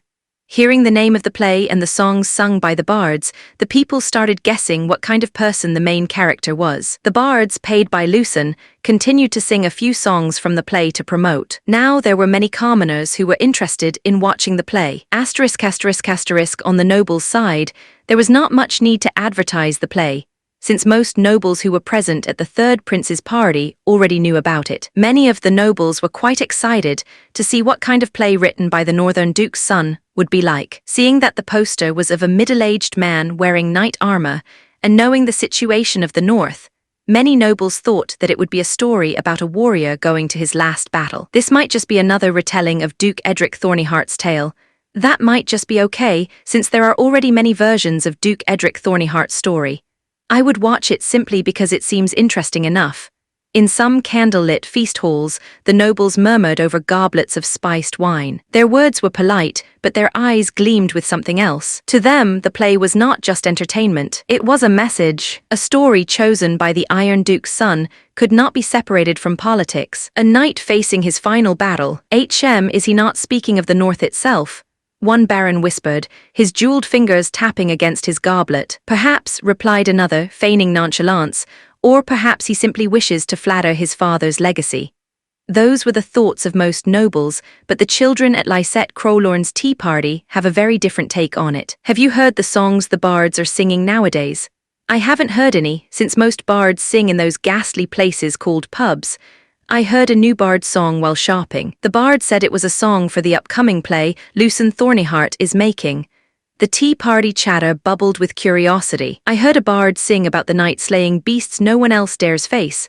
One girl scoffed, flicking her fan. How absurd. An old man in rusted armor against ogres. He'd be trampled before he could raise his lance. I think that's what makes it exciting. A girl with perfect golden curls replied primly. A knight that always charges forward no matter what a thrilling sight that would be. Thrilling. It sounds pathetic. A knight who doesn't know when to retreat isn't brave, he's foolish. Another noble child scoffed. My father said that this play is just another way to glorify the North. Yes, my father also said that the Thornyhearts are glorified too much. Well, they are the ones who protect us from monster waves and barbarians. They are also the first to respond when a foreign army invades. Another noble child defended. Despite the topic becoming a little heavy, the noble children did not seem to think so, and continued drinking their tea and giggling. Lysette, who was the hostess of the party, sat comfortably in her seat while sipping her tea, listening to everyone's opinions. Even though to someone else the conversation might sound like children talking, like they knew more than what they truly understood. But to Lysette, this was not just the opinions of the children themselves. Most of them reflect the opinions of their parents. The way they speak, the way they react, she could see what kind of upbringing they had, what kind of conversation they have with their parents. She could gauge which noble families like, dislike, and are neutral about Lucen Thornyheart simply from listening to this supposedly childish conversation. Lysette's lips curved faintly as she sipped her tea. This play of Lucen Thornyhearts was already something more than it is. To her, it was a mirror, reflecting the hearts of nobles and commoners alike, and she intended to use that mirror well. While she continued to listen to their conversation without saying anything, the topic suddenly changed. Have you heard that the other Duke heirs have been meeting Lucen Thornyheart? One girl asked with a little too much eagerness. That's not so surprising. Aren't we also meeting like this? Another said with a light shrug, though her tone carried a faint edge of envy. Well, that's not the point of the rumor. It said that he had a duel with Elira Runescar and ended in a draw. There are many people who heard Elira pestering Lucen to have another sparring match. When the others heard that Lucen Thornyheart was able to gain a draw against the known strongest of the younger generation, it was truly surprising. Does that mean there are two strongest now? Someone suddenly asked. That can't be it. Maybe Elira underestimated Lucen in their first match, which resulted in the draw. The reason why Lucen Thornyheart refuses to have a rematch is because he knows this. Well, that does make sense. It's not only Elira who has been bothering Lucen for weeks now. I heard even Myria Eromont meets with him every day. Oh my, is this perhaps a love triangle? One girl teased, sending a wave of giggles around the circle. More like a love square, another added with a sly grin. If Sir Judicar joins the fun, then what? Don't be ridiculous. Lord Evander would never. One who seemed to like Evander Judicar spoke. Laughter broke out again, fans fluttering as cheeks flushed pink. Yet beneath the girlish teasing, Lysette caught the tension. The envy in one girl's narrowed eyes, the calculation in another's tilted smile. Lysette hid her own smile behind her teacup, ****, while the entirety of Kaleheart was already excited to watch the play made by Lucen. The person in question was already doing the finishing touches to his play. Lucen leaned back in his chair, staring at the script inked in his own hand, now brought to life through weeks of rehearsal. The costumes, the sets, even the way the torches would dim at key moments. Things that would have taken months of planning and whole teams of stagehands back on Earth were achieved here with a few enchantments and a bit of creativity. Watching the actors practice, their voices carrying perfectly without microphones, their gestures magnified by subtle illusions. He was quite amazed by the end product and couldn't help but sigh. To think we're able to produce such a play in an obvious medieval era. I guess literal magic beats CGI in the end. Chapter 113. The start of the play, the day of the showing of the Man of 1,000 Quests dawned bright, and by afternoon, Kaleheart was in motion. At the gates of the playhouse, silk-robed nobles descended from carriages, their laughter mingling with the jangle of jewelry. There were also commoners in patched tunics shuffled in lines, clutching silver coins for the cheaper seats. Compared to the nobles, there were only a few commoners who could afford to watch today. But as Lucen promised on the 5th day, most people would be able to afford it. The seats were packed, and the excitement could be felt everywhere. In the past 2 months, Lucen had reshaped the theatre into something Kaleheart had never seen. Gone were the cramped benches and drafty walls, the hall now gleamed with polished wood, velvet curtains and chandeliers suspended by clever enchantments. He had even added raised boxes for VIPs, an idea strange to local architects, but perfectly ordinary to him. To the nobles, it whispered exclusivity. To the commoners, it made the playhouse feel grander than any tavern stage. To Lucen, it was simply a step toward the kind of entertainment he once knew. Right now, the boxes had the royal family, the tower masters, and the 4 dukes. The other nobles who saw the VIP boxes placed higher and seemed to indicate exclusivity made them realize the difference in status between them. On the other hand, the commoners were simply amazed by the fact that they were able to watch a play with such high-ranking nobles. While everyone was abuzz, the play started without any warning. The curtains opened, the theater darkened,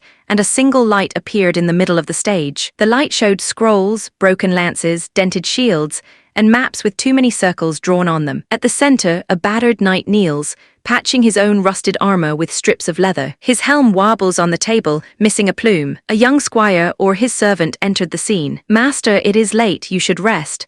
The servant spoke with a worried tone. "Rest? When monsters still roam, when maidens still weep, when tyrants still grind their boots upon the backs of the weak. Nay, lad, a knight rests only when the world has no more need of him." The knight spoke with a solemn voice. He stands, and immediately the breastplate slips off with a clang. Some of the audience chuckles. The knight ignores it, snatches up his lance and plants it firmly. "Tonight I ride forth again. This shall be my 1,000th quest."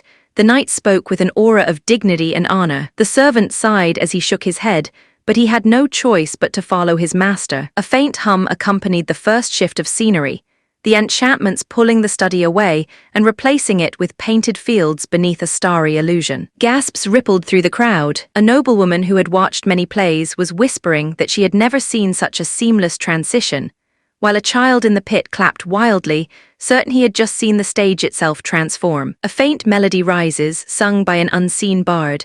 He is the man of 1,000 quests, chasing honor where others find jest.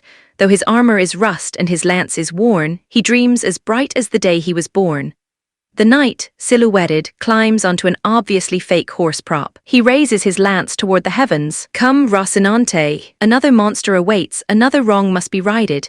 The servant/squire scrambles after him, exasperated but loyal. Even though it was just the first scene, the audience was captivated. This night was foolish, brave, and impossible not to watch. The story continued, and the audience learned how ridiculous the old knight was. He wasn't even a true knight with aura, but a simple noble baron thinking himself a noble and honorable knight. He has been said to have fought ogres, but those were simple goblins. He once said to have defeated an evil tyrant, but that turned out to be a simple tax collector in his territory, cheating the commoners of their money. He claimed to have defended a princess's honor, yet it was a milkmaid chased by a drunk farmer. Still, the milkmaid remembered him as her savior. He once claimed to have shattered a dragon's jaw with a single blow. Though it was a farm mule with a stubborn temper, yet to the starving farmer's children, he was the hero who saved their last beast of burden from collapse. He had indeed completed nearly 1,000 quests, but most of those quests were retold in a rather exaggerated manner. The baron who acted like a knight named himself Sir Archibald Ashford,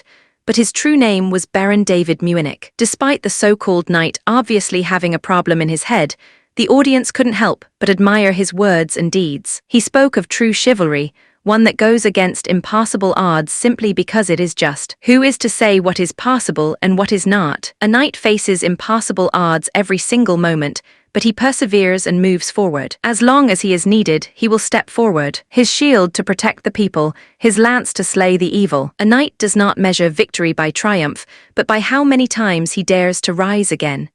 Even though many called him a fool, he would always respond with righteousness and honor in his heart. Better a fool who defends the helpless than a wise man who stands idle.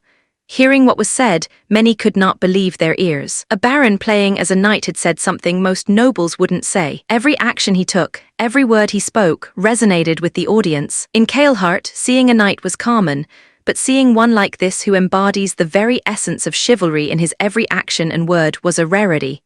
No, it was something they had never seen before. Some nobles found his actions absurd as a baron. Why do so much work? Why aspire to be a knight? The commoners, especially the children, were on the edge of their seats, not wanting to miss a single move, take, or word said by the chivalrous knight. This was a man without mana or aura, who was able to uphold the righteousness in his heart without backing down. The background music enhanced every scene, and the application of illusion spells helps enhance every scene. ****, the stage shifts again, this time to a humble tavern. Illusion spells paint lantern light across wooden beams, and the faint clink of mugs can be heard. At center stage, a barmaid sweeps the floor, hair tied back, her apron patched and worn. She hums softly, not noticing the battered knight and his squire watching from the doorway. Sir Archibald falls to one knee, clutching his rusted helm to his chest. "Behold, the princess of all virtue and grace, the lady to whom I dedicate my 1000th quest.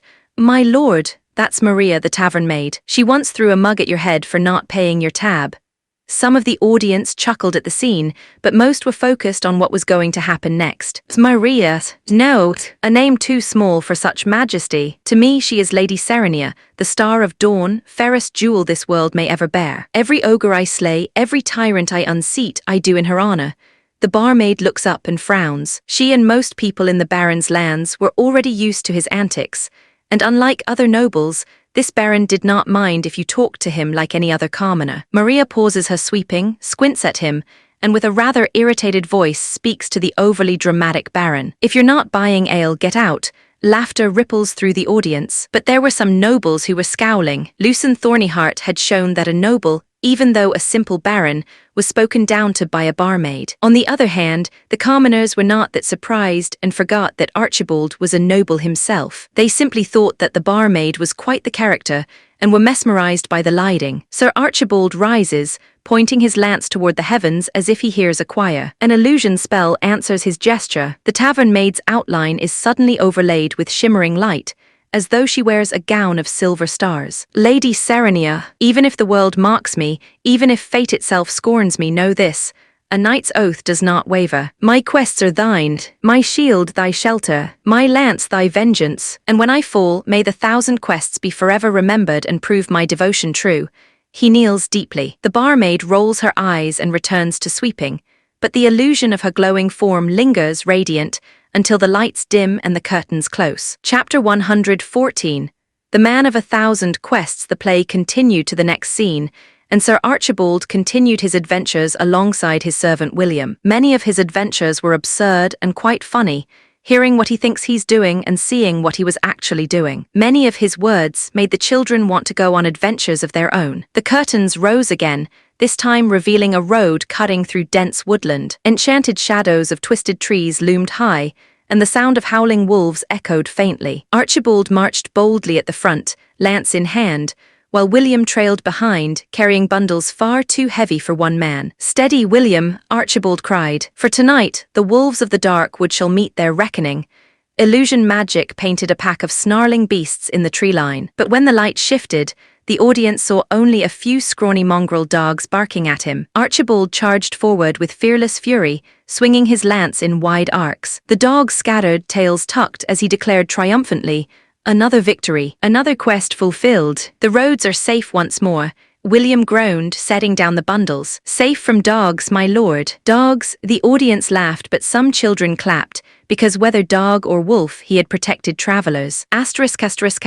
Archibald continued his adventures in his own land, and then heard rumors of a troll terrorizing a nearby village, which was also part of his territory. Archibald, alongside his ever-faithful servant, charged forward to the village. William thought that the rumor was just another exaggeration, and the enemies would be simple goblins. The scene changed, and what appeared in front of the audience was a 12-foot-tall troll created by illusion magic. Of course, to most nobles who had aura or mana were only slightly impressed by the illusion magic, but to the commoners, it was like a true troll was there. Some of the commoners unconsciously grabbed hold of their children and wanted to flee. It took some effort for them to stop themselves from screaming. Even Lucen was quite impressed by the illusion magic that put all the special effects in his past life to shame. The troll roared, shaking the stage as enchantments made the ground tremble. Its club, as large as a tree trunk, swept through the air. Children grab hold of their parents in fright. William dropped his bundle in terror. My lord, perhaps this time we should turn back. This beast, this is no dog, no tax collector, no mule. That's a troll, a true monster.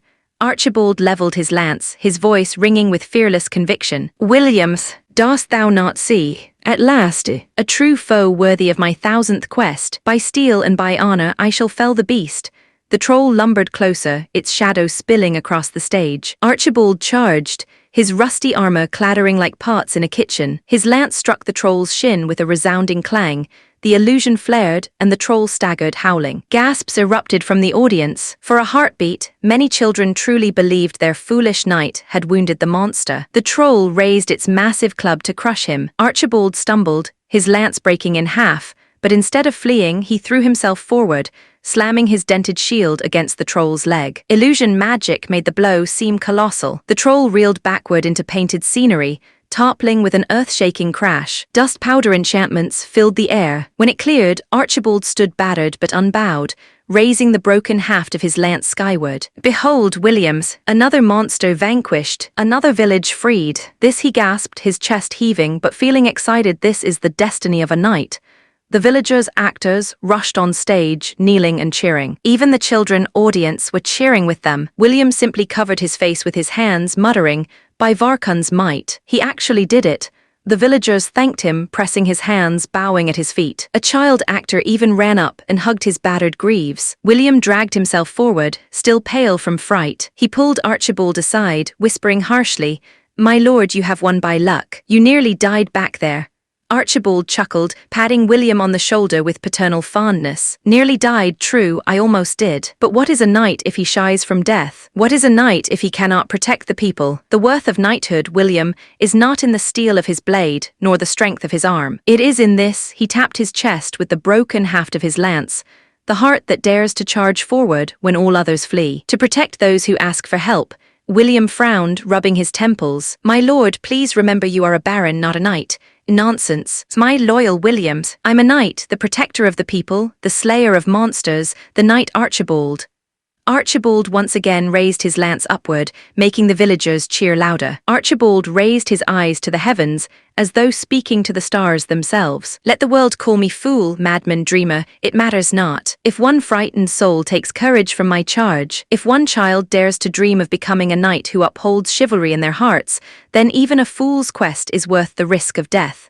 He lifted the broken lance high, and the villagers cheered anew. The lights dimmed slowly, leaving his silhouette tall against the backdrop of the fallen troll. The people watching, even the adults, were slowly being inspired by his words and actions. Despite knowing this was just an actor in the play, the man called Archibald, his words and actions truly grasped their attention. Asterisk, asterisk, asterisk. The next scene was after another quest that he did in honor of Maria, the barmaid, whom he proclaims a lady in his heart. When he told Maria about the quest he finished, Maria told him that she was no lady, but nothing more than a simple barmaid. "No, you are the lady in thine heart that shines brighter than any other." Maria shook her head, exasperated, but her voice was softer than before. "Shining stars don't scrub floors, Baron Munich. I'm no lady, just Maria. It is but a dream to be the lady you think of me."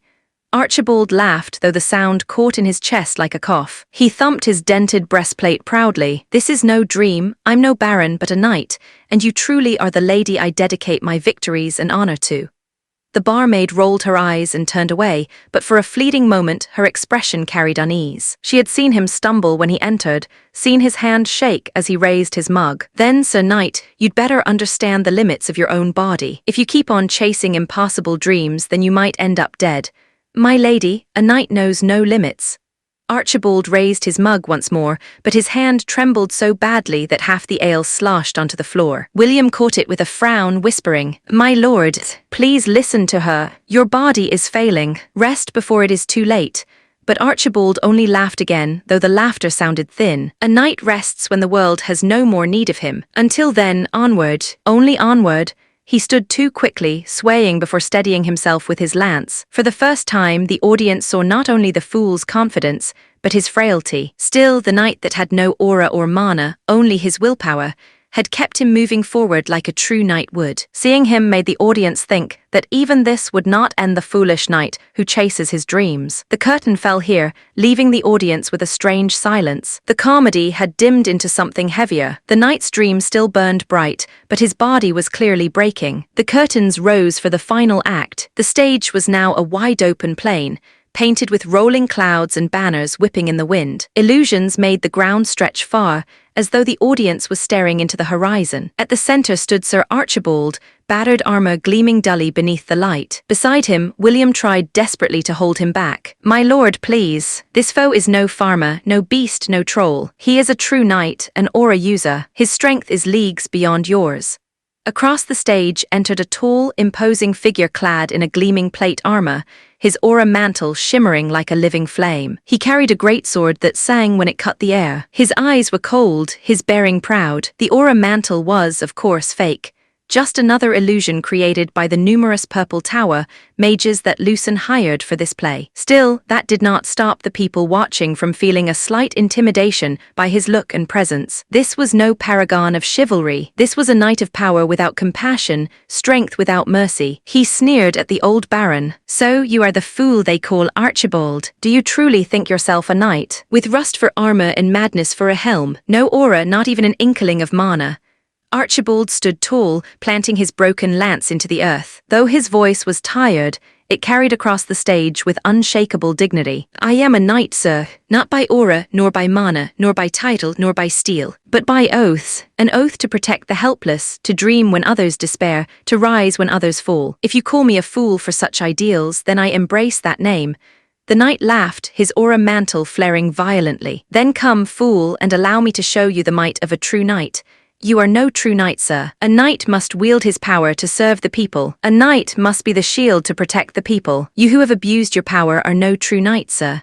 Hearing what Archibald said, some of the nobles actually felt a pang of guilt, while the commoners became excited by every word Archibald spoke. The knight sneered, raising his massive blade. "Power is all that matters. The weak exist to kneel before the strong. Chivalry, honor, foolish words for children's tales. How can you be a knight without aura, without power?"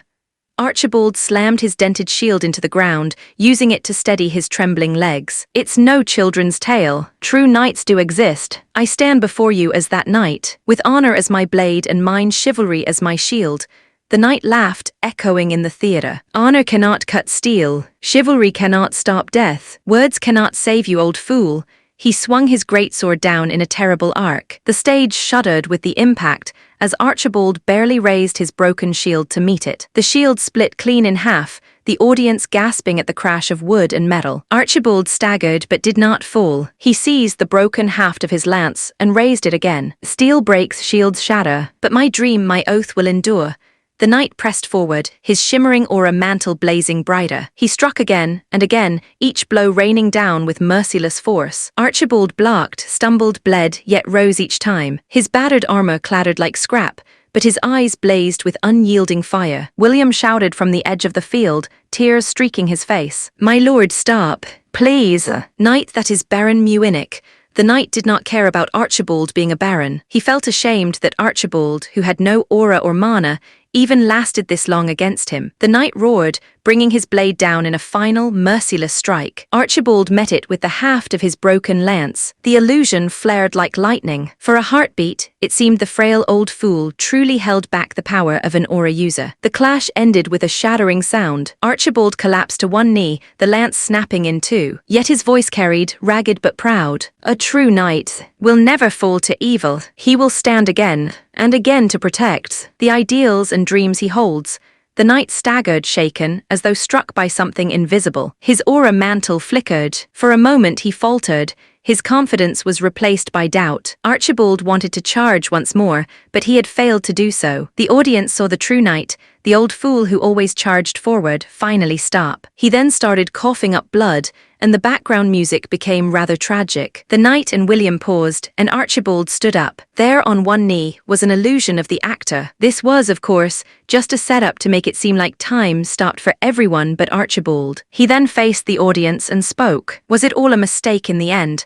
The lights dimmed until only Archibald was illuminated. His voice, once foolishly bold, now carried the weary weight of a man who had chased dreams to the end of his strength. To dream of chivalry, to hold to honor when the world calls it folly. Was it but madness? Was I naught but a jester dressed in rust, mistaking pity for praise? He staggered, one hand pressed to his chest, but his gaze swept across the hushed audience as though searching their very hearts. For my end to be like this, to fall under the blade of evil, unable to fulfill my oath, unable to protect what needed to be protected. A false knight, a fool of a baron. Archibald's shoulders sagged. His lance splinter lay forgotten at his feet. For a heartbeat, he looked like nothing more than a weary old man, broken and beaten by a world too cruel for his ideals. Then slowly he raised his head. His eyes shone with the same wild, unshakable light that had carried him through 1,000 quests. No, I might fall here, but it is no mistake. I might not have been a true knight in the eyes of others, but I was one in my heart. I upheld my honor and the chivalry in my heart. I have dedicated my victories to the splendid Maria and saved many with ever-loyal William. His broken lance clattered from his hand, but his voice rose, resonant, carrying to every corner of the hall. Let this be my final oath, that somewhere beyond this field, beyond my last breath, one soul shall take up this dream anew. So long as a single heart remembers, I have not failed. The movement of the other actors began anew, symbolizing the return of the flow of time. Archibald was once again on one knee, dying. He looked at the knight, who had betrayed his honor and forsook his chivalry and had done evil. You may have struck my mortal body, but you cannot strike my soul, my dream. It will live onward eternally. For as long as my deeds are remembered by the people, then I will never fall. Despite his final breath, Archibald spoke with conviction and strength. The false knight lowered his blade, shaken. For the first time, his proud face wavered. He turned away, unable to meet Archibald's burning gaze. William caught his master as he slumped forward, clutching his chest. His voice broke as he cried, "My lord." "No, Knight Archibald. You've won even in death." Archibald smiled faintly, lips trembling but eyes alight. "Not death, my loyal William. Only rest. For a knight's dream never dies. Until our next grand adventure." His head fell back, the light dimming until only his silhouette remained, broken armor, shattered lance, yet a posture unbent, as though still standing watch. He died not as the foolish Baron David Munich, but as the glorious knight Archibald. The curtain fell. Silence gripped the theater, as though the whole audience had forgotten how to breathe. Chapter 115. Reactions to the play. The silence in the theater lasted for a long time. It was not the silence of boredom, but the silence of grief, of awe. Then came the sobbing, gentle at first, like raindrops on stone, before swelling into the cries of children who clung to their parents. They were calling out the name of the Knight Archibald. "Dad, is Knight Archibald dead?" the crying child asked his father. The father, who had tears in his eyes, wiped his tears and his son's as he showed a bright smile. "Didn't you hear, my boy? He isn't dead. The true Knight Archibald is simply resting. Someday, when the people need him, he will foolishly charge forward again, with lance at hand, onto his next adventure." Many parents were comforting their children who could not stop crying. Even the adults themselves, be they nobles or commoners, felt varying emotions. For a single night, the fictional character Baron David Munich, the fool mocked by lords, pitied by villagers, had struck a chord in the hearts of many. No, it was better to say that it was Knight Archibald, the knight who carried no aura, no mana, no power, only dreams and chivalry. He was the one who stuck in the minds of the audience. His dream, his chivalry had taken root in the audience one way or another. Asterisk, asterisk, asterisk, it wasn't just sadness that was felt. There were those who felt incredibly excited after watching the play.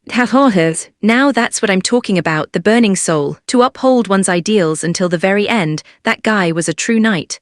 The sword Duke Kaelvar Runeskar said in excitement. "What do you think of him, my lovely daughter?"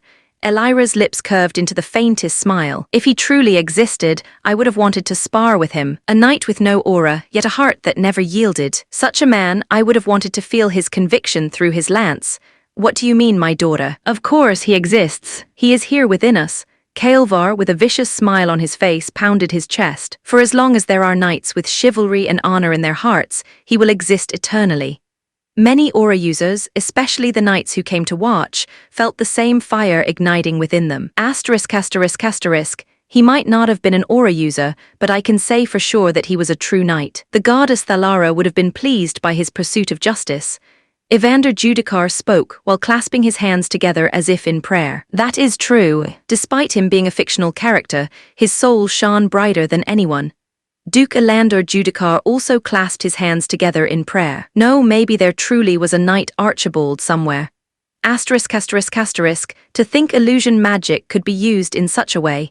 Duchess Serafina Eromont leaned back in her seat, lips curling into a sharp grin. And the message, it cuts at the heart of rotting nobility. A clever little jab to the rotting nobility. What do you think, Myria? She asked her daughter. The application of illusion magic alongside props has enhanced the effect, making it seem more real. Adding to the fact that the actors were pretty good, made one's immersion in the story higher. This is quite a good alternative to reading. Myria spoke with her eyes still on the stage. As for the message of the play, well, I guess that would depend on who is watching it. Myria answered while looking at the audience, reacting differently. She saw most of the commoners in tears, holding one another, the knights burning with passion, clenching their fists as if renewing their oaths. The nobles were either lowering their heads in shame or guilt, but there were some with stubborn looks of irritation. And the Tower Master were like her mother and herself, dissecting how Lucen used illusion magic with real props. It's a play that holds a mirror towards the audience. Myria spoke after a slight pause. Serafina's grin widened, sharp as a blade. A mirror? Yes. And the reflection is not flattering. Hech, the young Thornyheart is far more clever than I thought.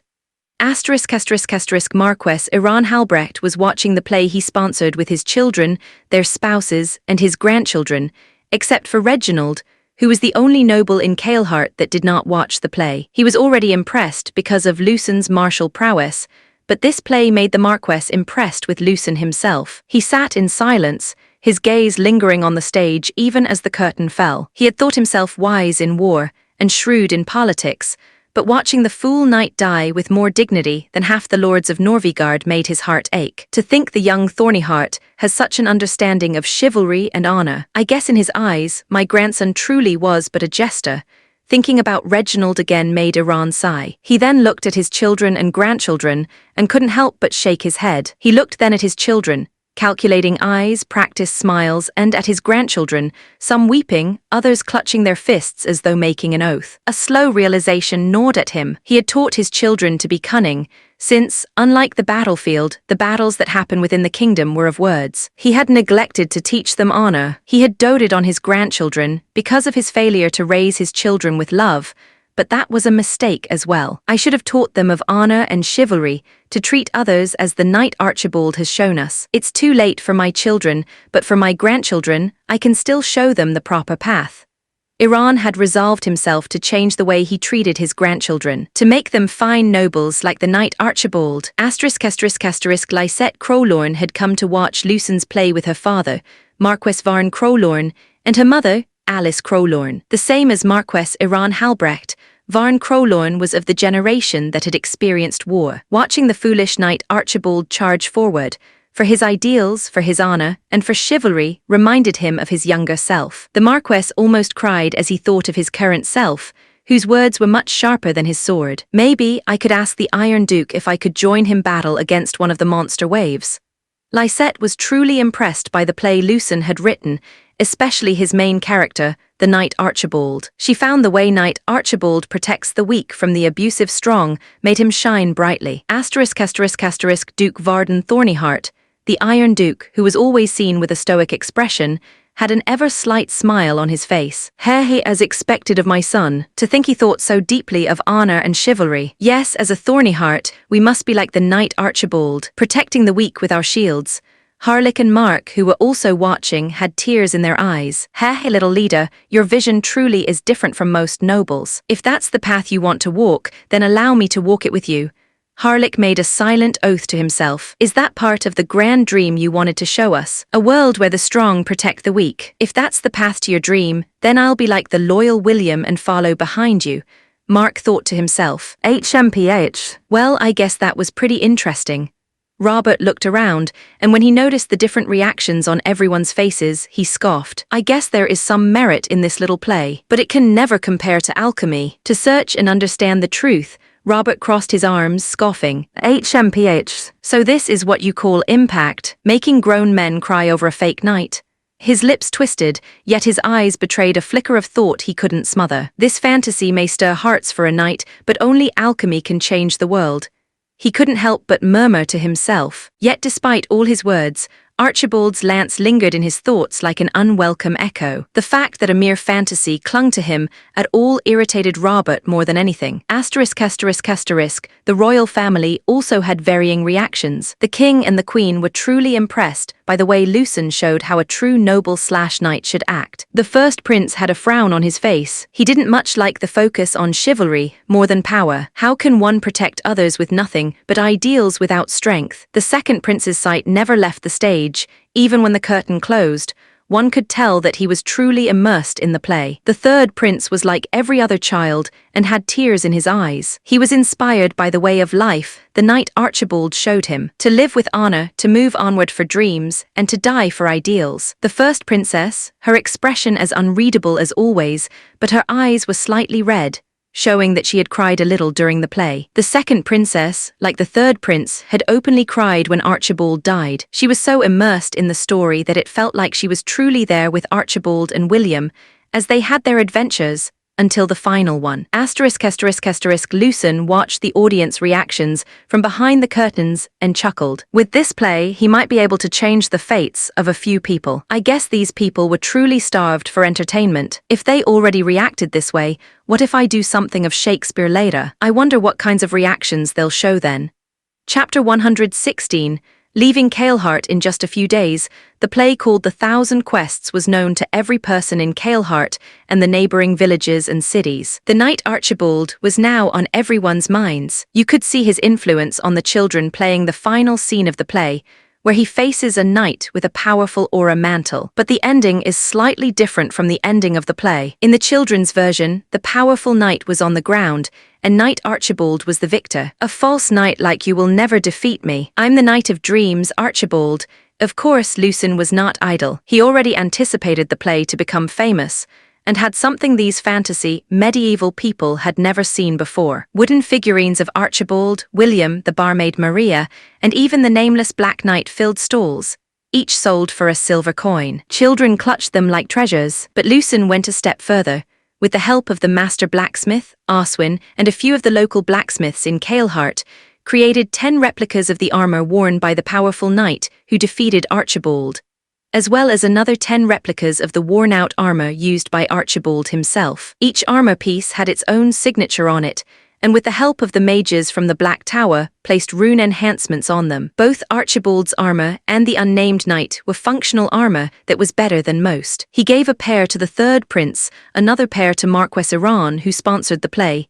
He also gave Harry Nadauhi a pair as a gift. The remaining 8 pairs, he sold 7 of them in an auction. The prices reached up to 100 gold coins, which was enough money to make a normal, commoner family live in luxury for their entire lives. As for the last remaining pair, he gave it as a prize for a contest. It was a trivia contest about the play The Man of 1,000 Quests. The person who won the contest was surprisingly a middle-aged man who worked as a cook in one of the taverns. "Why do you like the play The Man of 1,000 Quests?" the host of the contest asked. The cook hesitated, then gave a small, weary smile. "Well, when I was younger, I too yearned to go on adventures. I tried joining a mercenary band, since that was one of the few ways to see the world. But I had no skill with a blade. I thought of becoming a merchant, but I was no good at that either. All I knew was how to cook." A ripple of laughter passed through the audience, but the cook's eyes dimmed as he continued. "Before I knew it, that dream I had was long forgotten, and I had become a cook in a tavern. I have no wife or children, and my parents have long gone. I thought I would live and die behind a counter, stirring pots, nothing more." He paused, voice tightening. "That was when I saw The Man of 1,000 Quests." The cook's eyes started shining as he spoke about the play. "When I watched the knight Archibald keep charging forward towards his dreams, despite not having any aura, with only mediocre skills with his lance, and being the same age as me, made me want to charge forward as well. With this new armor set, I think I will chase my dreams once more. Even though it's scary, even though I might die with my crappy fighting skills, at least I moved forward, just like the knight Archibald. The crowd, which was mostly commoners, erupted in cheers, some laughing through tears, others pounding their chests in salute. The next step Lucen took was to allow other theater groups to use his script and spread the fame of the man of 1,000 quests. Of course, to control the quality of the piece, Lucen interviewed the theater groups who wanted to use his script. So what kind of play are you going to write next? Harry asked excitedly. Sorry, I won't be writing anything for a while. I'm going back to Ironhold tomorrow. Lucen replied flatly, making Robert snicker. Yeah, that's right. Lucen is done playing with you. It's time to get back to finding the truth and doing experiments. Normally, Harry would have reacted to Robert's words, but he ignored him this time and spoke to Lucen. Why, can't you see how much this single play has started changing people? I'm sure if you continue on this path, your words will be able to affect everyone. Harry pressed, almost pleading. I like watching the play more than writing it. For me, the joy isn't in the pen. I just want to watch the entertainment. Just like everyone else who watched The Man of 1,000 Quests, I want to watch something that would make me feel a rainbow of emotions that would inspire me. Lucen's smile was small, almost wistful. So instead of waiting for me to write again, why not write something yourself? Something that will touch them all, that will entertain me. I'll be waiting, just another face in the audience. Harry froze, wide-eyed, while Robert rolled his eyes with a scoff. Lucen, however, had already turned away, his mind on Ironhold, where dreams were forged not on paper, but in fire and steel. After talking with Harry, the next person he met was Manhwa, who was once again in the Thornyheart mansion. The two of them played a few games of territory war, and as before, Lucen had won each game. I guess that's the end of the game, Lucen said as he fixed the board. I won't be able to play with you for a while after this. When Manhwa heard what Lucen said, her eyes opened wide as he looked at Lucen. What, why? I'll be leaving Kaleheart tomorrow and returning to Ironhold. Then I will go with you, Manhwa spoke after a brief pause. Lucen had already expected her to say that and sighed. I don't think your mother will allow that. Upon mention of her mother, she lowered her head. Cheetah, Manhwa spoke in a low tone, but Lucen could hear it. What do you mean, Cheetah? When did I ever cheat? As a proud gamer, Lucen did not like being accused of cheating and raised his voice. Leaving without giving me a chance to win is cheating. When Lucen heard Manhwa's reply, the anger he had quickly subsided. Then, while I'm away, you should practice and get better so that you can win next time. Even though he said that Manhwa still looked a little sad, Lucen continued. Who knows, maybe the next time we meet, I might have created another game. The second Lucen mentioned creating another game, Manhwa lifted up her head, her eyes practically glittering as she looked at Lucen. A new game. Fine, next time we meet, I'll beat both in the territory war and the new game you will make. Lucen extended his pinky finger forward, and Manhwa wrapped her own pinky finger with his. It's a promise. With that, Manhwa headed back home. Elira also came that day, but unlike Harry and Manhwa, she already knew that Lucen was heading back to Ironhold. Since you're heading back home tomorrow, how about a spar? After their initial spar a month ago, Lucen had not accepted any of her requests to spar, but since he was leaving tomorrow, he decided to accept this time. All right. The two headed to the training grounds, and Lucen was about to get a sword, but Elira stopped him. No, I want to fight you at your best. Use that unique magic of yours. Very well. Lucen used gun creation to create the usual 2 revolvers in his hands. With that, Lucen and Elira began their sparring match. Unlike last time when Lucen used acting adept to fight Elira with the sword, now holding 2 revolvers, he did not need to use that trait, since his gun kata skill and his marksmanship were enough. Elira, who was using a large, wide sword, could not get close to Lucen, who kept on firing at her. It was difficult, even though she could see the bullets coming, making her able to evade and block them. She could not find the opportunity to charge forward. Lucen was somehow able to read her moves and guide her movements. Elira was now in a passive state and could not break through. Lucen, on the other hand, with his gun kata skill and marksmanship both at an intermediate level, had an idea. He decided to try a technique he had wanted to do ever since he fired a gun, but at the time, he did not have enough skill to do it. Lucen, with great skill, fired 1 bullet into the wall, making it ricochet, and then fired another bullet, hitting the first bullet, changing its trajectory again, making it attack in an unexpected position.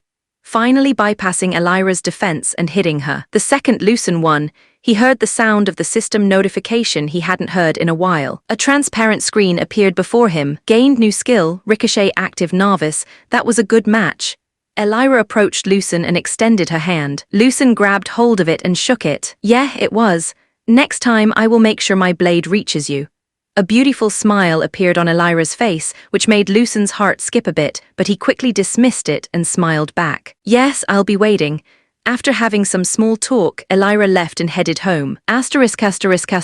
The day of departure came. Outside the Thorny Heart's manor, Harry, Evander, Myria, and Elira were there to bid farewell to Lucen. There were no words said, and they only waved their hands goodbye. Lucen smiled as he waved back from within the carriage, unlike when he arrived in Kael'thart in the nighttime after being ambushed, making the city seem so cold and cruel. He left the city in the daytime, with people sending him off while waving their hands. It felt warm and made him chuckle. Even though there were some problems along the way, I guess in the end, I did have some fun in this trip. Lucen closed his eyes and remembered the people he met and the things he did in Kael'thart, his lips curled ever so slightly upward. He then opened his eyes and looked in the direction of where Ironhold was. The warning of the king had said about Inevir and the Rockton Empire. He shook his head, his eyes burning with resolve. Time to forge new weapons, and when the storm comes, I'll crush it the only way I know how, with overwhelming firepower. Chapter 117. A talk between brothers, the falling snow that melted in your face, the ever-white snow that filled the lands, and the cold that stuck to one's skin. To most, the north was a snowy abyss where you could die at any given moment. Aside from the snow-biting cold, there were numerous monsters, barbarian tribes, and not to mention the occasional skirmishes against other countries. Yet to Lucen and the others, this place was home. It didn't take long for their group to once again see the high walls of Ironhold. They had finally returned from the capital to their home. Seeing the high walls, and even facing those monsters before arriving here, felt better than those irritating talks with other nobles. It had only been a couple of months since they left Ironhold, but it felt so much longer. When they entered through the gates, Lucen saw Vaughn alongside his younger brother Kael. Behind the two were his subordinates from Thornefang. The second Lucen and Varden exited the carriage, Kael unconsciously ran towards the two. Yet when he arrived in front of his brother and father, he hesitated a bit. He then looked up with eyes full of resolve,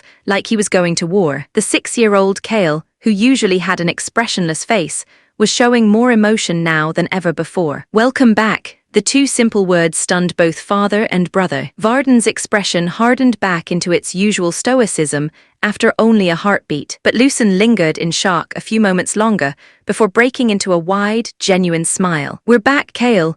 Vaughn inclined his head slightly, his voice carrying a rare softness. The young master has been eagerly awaiting your return. We had heard many stories about you, young lord.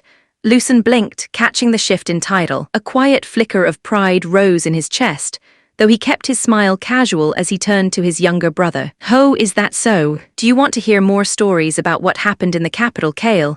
Lucen suddenly asked Kael, who was looking at his older brother. Kael hesitated, lips parting and closing, then gave a small, firm nod. Good, then let's go. Vaughn, can you prepare some snacks and drinks for us? As you wish, young lord. Shall I send them to your room? Lucen placed a hand on Kael's shoulder and grinned. Yes, my room will do just fine. Come on, Kael. For a boy who almost never showed emotion, Kael's eyes lit up ever so slightly, enough to warm the cold northern air around them. In Lucen's room, he and his younger brother were eating snacks and drinking hot tea while Vaughn stood behind them. Lucen told Kael about how he became the underground arena champion. Of course, he did not tell it in a way that would make him look better in front of his younger brother. In fact, he told it as it was, that he simply won because of the many restrictions Faust had placed on himself. Faust Kriedrich, Vaughn mumbled to himself. Do you know him? Lucen asked. Yes, young lord. He arrived here in Norvigard when I was young. He was a true monster. He defeated many warriors and mages. They used weapons, their aura mantles and powerful spells, yet not one could do any damage to him. With nothing but his fists, he used no aura or spell, and he defeated everyone. When Lucen heard Vaughn's memory of Faust, Lucen was a little surprised. He already knew that Faust was an incredibly powerful fighter, in game and in reality, but he did not expect that Faust had more backstory in Norvigard than what he already knew. After that brief sidetrack, Lucen continued telling Kale about what he was doing in the capital. He told about what happened in the third prince's birthday party. Of course, he did not tell the part where he and Varden met the king. When Lucen told the part about the tower masters giving their gifts, Kale's usual blank gaze sharpened, his small hands tightening around his teacup. Lucen noticed and tilted his head. "Are you interested in magic?" A little. Kale's voice was soft, almost hesitant, as though he feared being judged. His ears reddened slightly. Lucen chuckled, reaching out to ruffle his brother's hair. "There's no need to be embarrassed about that. I think anyone would be curious about magic, especially the kind the tower masters wield." Lucen then continued his story, telling Kale about the people he met, like Lysette Crowlorn, Evander Judicar, Maya Eromont, and Elira Runeskar. Vaughn's lips curved into the faintest smile. "Ho, it would seem the young lord is quite popular. I wonder if you're interested in making one of those ladies your future wife." Lucen nearly spat out the pie in his mouth. He coughed and thumped his chest, glaring at the butler. Even in his past life, he was unmarried. After coughing a bit, Lucen replied, Wife. What are you saying? Isn't that way too far off for me? I'm still so young." When Vaughn heard Lucen's reply, he tilted his head in confusion. He was genuinely puzzled by Lucen's reaction. "Young? You're already 13, young lord. Your father married at 16, and that was already considered late. Even your friend Evander Judicar already has a fiancé. I believe your father, the Duke, is already looking for a suitable wife for you." Lucen froze for a second. He already felt his head aching as he rubbed the temples of his forehead. He already knew that this was normal in this world, but with his past life's memories conflicting with his current memories, he did not know what to think. "Okay, I'm Lucen Thornyheart, and I did experience those 12 years without my past life memories, but now that I have them, does that mean whoever I marry I'll be treated like a..." He strangled the thought before it finished. No, that can't be it, right? I'm the only one who knows about the past life memories. No one can judge me. Also, it's not like I have a choice either. Besides, as father's heir, I'm expected to produce a future heir. There's also the fact that this body is truly that of a teenager. I don't even remember what age I was when I died. Most of my main memories in my past life are around my teenage years and early 20s. Lucen, with his conflicting medieval upbringing and his modern sensibilities, were clashing, making his head hurt quite a bit. In his past life, marriage was something far away, a milestone one could choose when ready. Here it was a duty, an expectation, a political contract. Whatever. It doesn't matter anymore. Whatever will be, will be. Let's just stop thinking about it for now. Kale, who had been quietly nibbling on a cookie, blinked and said in his flat voice, "Big brother would make a good husband." Despite not knowing much about being a husband or wife or the inner conflict Lucen was having, Kale spoke so innocently. "Enough. Let's stop talking about this." "Okay." Kale simply went back to eating unbothered. Lucen buried his face in his teacup, trying to drown his embarrassment in hot steam. Vaughn, meanwhile, found himself fighting the urge to laugh. Ever since that illness, Vaughn sometimes wondered if Lucen had cast off his youth entirely, but seeing him like this was nice. It made Vaughn think that even with everything he had done, the young Lord Lucen was still a youngster after all. After calming himself down, Lucen continued his story and told them about the duel with Reginald Vermont, how he easily won and got a sponsorship to make the script he wrote into a play. The Man of 1,000 Quests. Kale suddenly blurted out the name of the play. The young master was very interested to see the play the young lord created. Unfortunately, the theatre group here in Ironhold could not play it. That's not a problem. If Kale wants to see The Man of 1,000 Quests, I will personally make sure he sees it. I will talk with the theatre group later. The second he heard what his big brother said, Kale's expressionless face had his eyes nearly glittering with excitement, but he, like their father Varden, was able to quickly control it and return to a neutral expression. "Is that not too much trouble, big brother?" Seeing Kale's reaction made Lucen chuckle as he patted his younger brother's face. "It's no trouble at all. I want everyone in Ironhold to see The Man of 1,000 Quests. Thank you, big brother." "Hess, no need to thank me. I'm happy that you want to see the play I wrote." After that, Lucen continued telling stories about what happened in Kaleheart, about the people he met, and the things he saw. Their conversation lasted the whole afternoon, and lasted until evening. The night deepened, and Lucen was still talking when he noticed Kale fighting to keep his eyes open. His little brother's usual composure was slipping, replaced by a drowsy honesty. "Big brother, can I sleep here with you? Lucen couldn't believe his ears. His younger brother was acting so cute today. Sure, you can sleep with me. Lucen glanced at the boy beside him. The Kale he knew was usually a statue, his face a mirror of their father's discipline. There was also the fact that he himself had pushed Kale away before. This was the child who would later grow up to become one of the main companions of the hero Alexander, a person who sacrificed everything, wanting to prove that he was worthy of the name Thorny Heart. But now, with his guard lowered, he looked like what he truly was. A child, small shoulders rising and falling with each sleepy breath. Lucen adjusted the blanket over him carefully, not wanting to wake him. For all the blood, steel, and duty that defined the Thorny Heart name, this was the moment Lucen wanted to hold on to. The simple warmth of his little brother trusting him enough to sleep at his side. Chapter 118. The fire within the north. In the next couple of days that followed, Ironhold stirred with an energy it had not seen in years. Lucen spent his mornings with the theater troupe, guiding them through the lines and movements of the Man of 1,000 Quests. Having already rehearsed it countless times in Kaleheart, the adjustments came quickly, and the troupe's nervousness soon gave way to excitement. For once, Ironhold, Fortress of Stone and Steel, was preparing not for war, but for a performance. Also during this time, mages from the different magic towers came to Ironhold. Lucen had invited a few Purple Tower mages and Black Tower mages, but almost all types came to Ironhold due to his fame. It wasn't just mages, but knight aspirants, many of whom were inspired by the play The Man of 1,000 Quests. Upon learning that the writer of the story, Lucen Thornyheart, had his own personal military unit, many of them journeyed to Ironhold so that they could join Thornifang. The once stern fortress now buzzed with merchants hawking food, hopeful youths crowding taverns,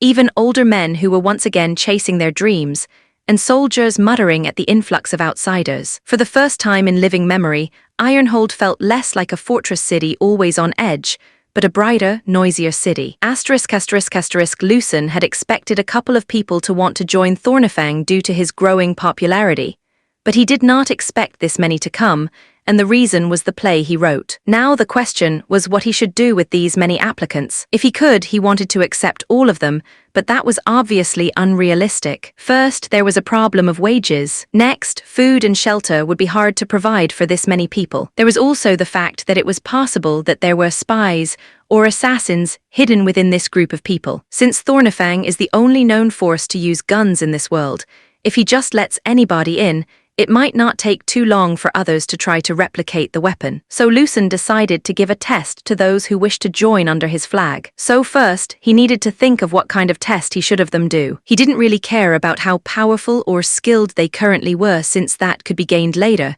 But what mattered were other things that cannot be quantified: loyalty, resolve, and their reason for joining under his flag. If he does it right, he might be able to prevent the assassins and spies from joining. If they truly wished to stand beneath his banner, they would have to prove it not with steel, but with something far harder to fake: conviction. While Lucen was thinking of a plan to test the people who came to join him, the preparations for the play had finally finished. Now the play The Man of 1,000 Quests can finally be seen by the people of Ironhold, and then later the entirety of the Dukedom of Stelhart.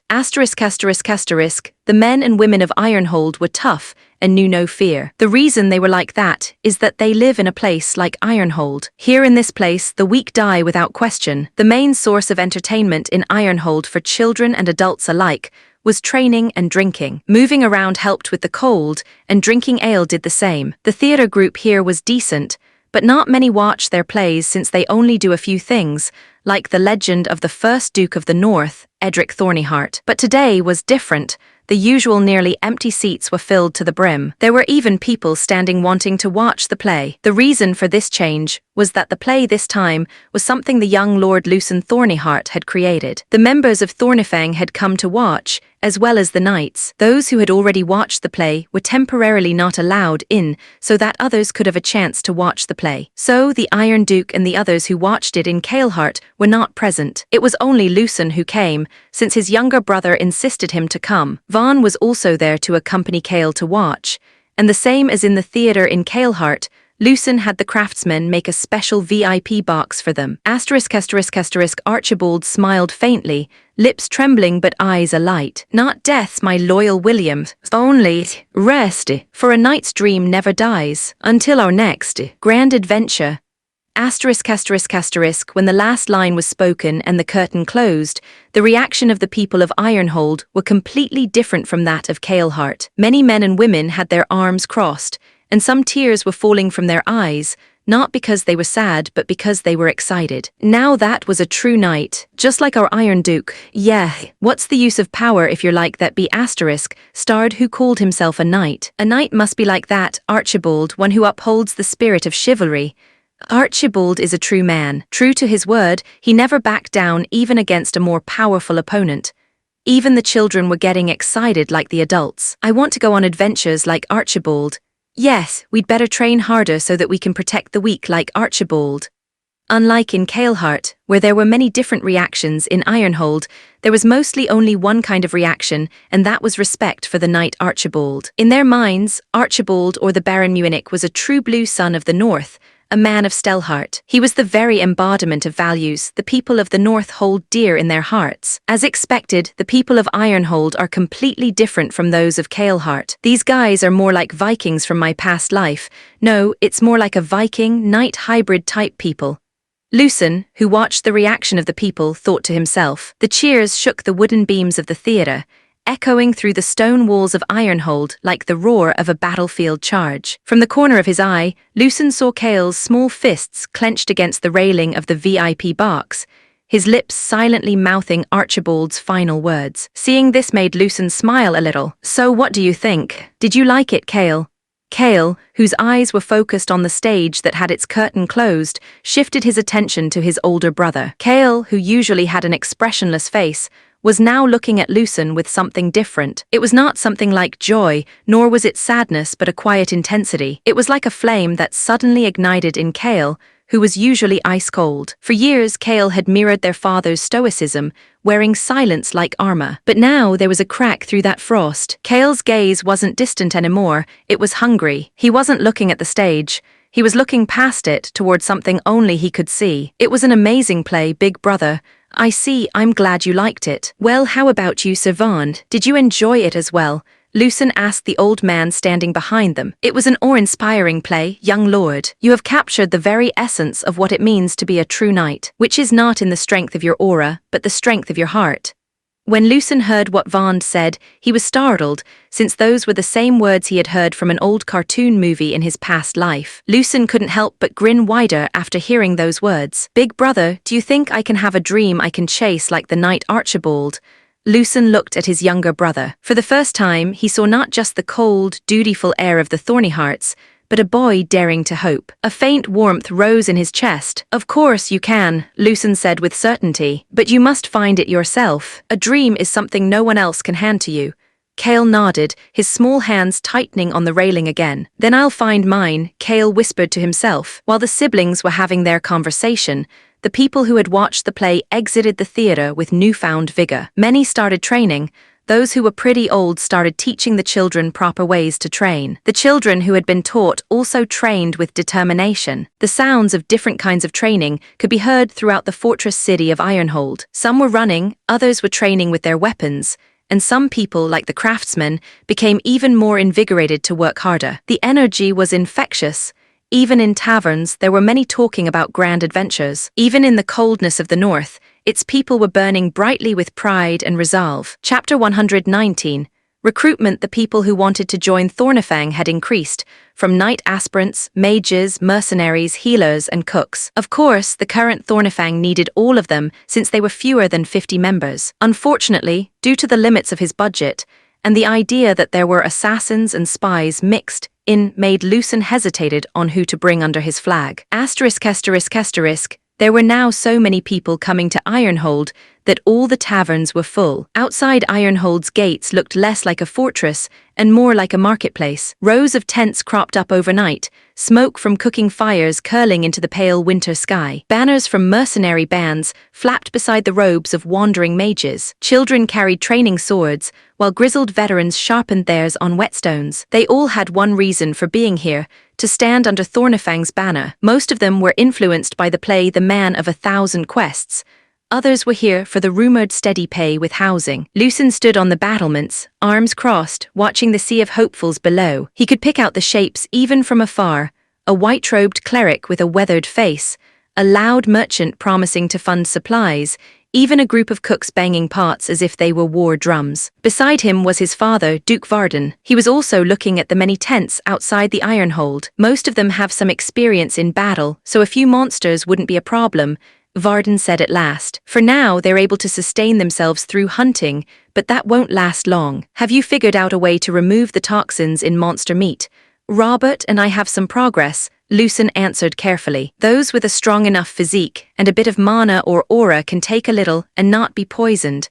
That would mean it's not ready for consumption. The people down there will eventually run out of food and might resort to thievery. You must do something before that happens. If you don't, I will be forced to take action myself. Do you understand? Yes, father.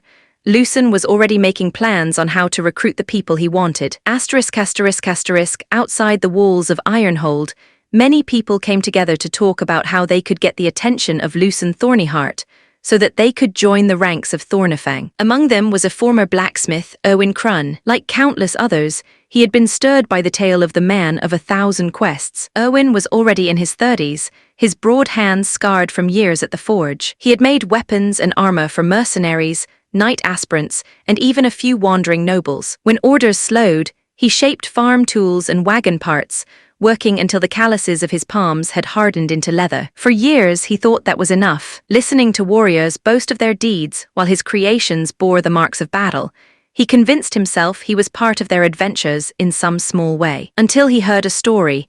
The cook who won the first trivia contest had said something that resonated deeply within him, about chasing dreams without fear of failure and death. He too had once dreamed of adventure, before the anvil, before responsibility, before age crept into his bones. That dream had been smothered beneath soot and hammer blows, but now he could no longer ignore it. So Owen forged one last set of armor, a blade not meant for a customer but for himself. With it, he set out for Ironhold. He arrived to find the fortress gates surrounded by tents and fires, voices loud with purpose. And like the others, he was here for one reason: to stand beneath Lucen Thornyheart's banner. Many of the people present were like him, people who stopped chasing their dreams and were inspired to do so again. There were also the young men who had just started their first adventure. They were the most inexperienced in the group. Some of them had heavily decorated weapons, and their armor was shiny with no dents or cracks. They had bright, shining expressions on their faces, despite the weather being very cold, and the food they were eating was barely cooked. They were still truly excited to be here. There were, of course, true veterans of the field present too. The mercenaries, the healers, and even the mages were there. Unlike the young blood, these people had a solemn look on their faces. Their armor was full of dents and cracks, patched and mended countless times. Their eyes were steady, not bright. Some bore scars across cheeks and brow.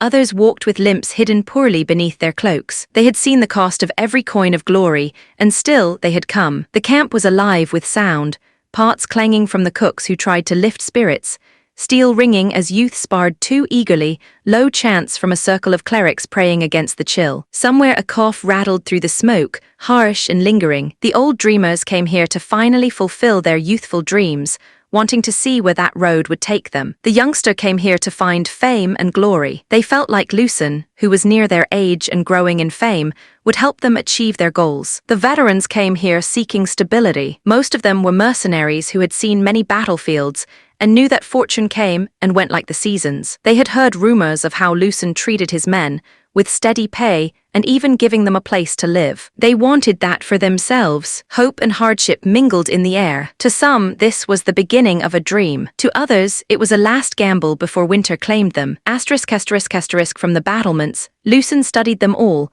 the dreamers with bright eyes, the youths with shining steel, the veterans with weary scars. Each had come seeking something different, but all looked to him for an answer. If he chose wrongly, Thornifang would gain not comrades but dead weight, or enemies in disguise. This is going to be hard, but I'd better act fast. I guess for the first half of the recruitment test, I can use that monster, that little girl's style of recruitment.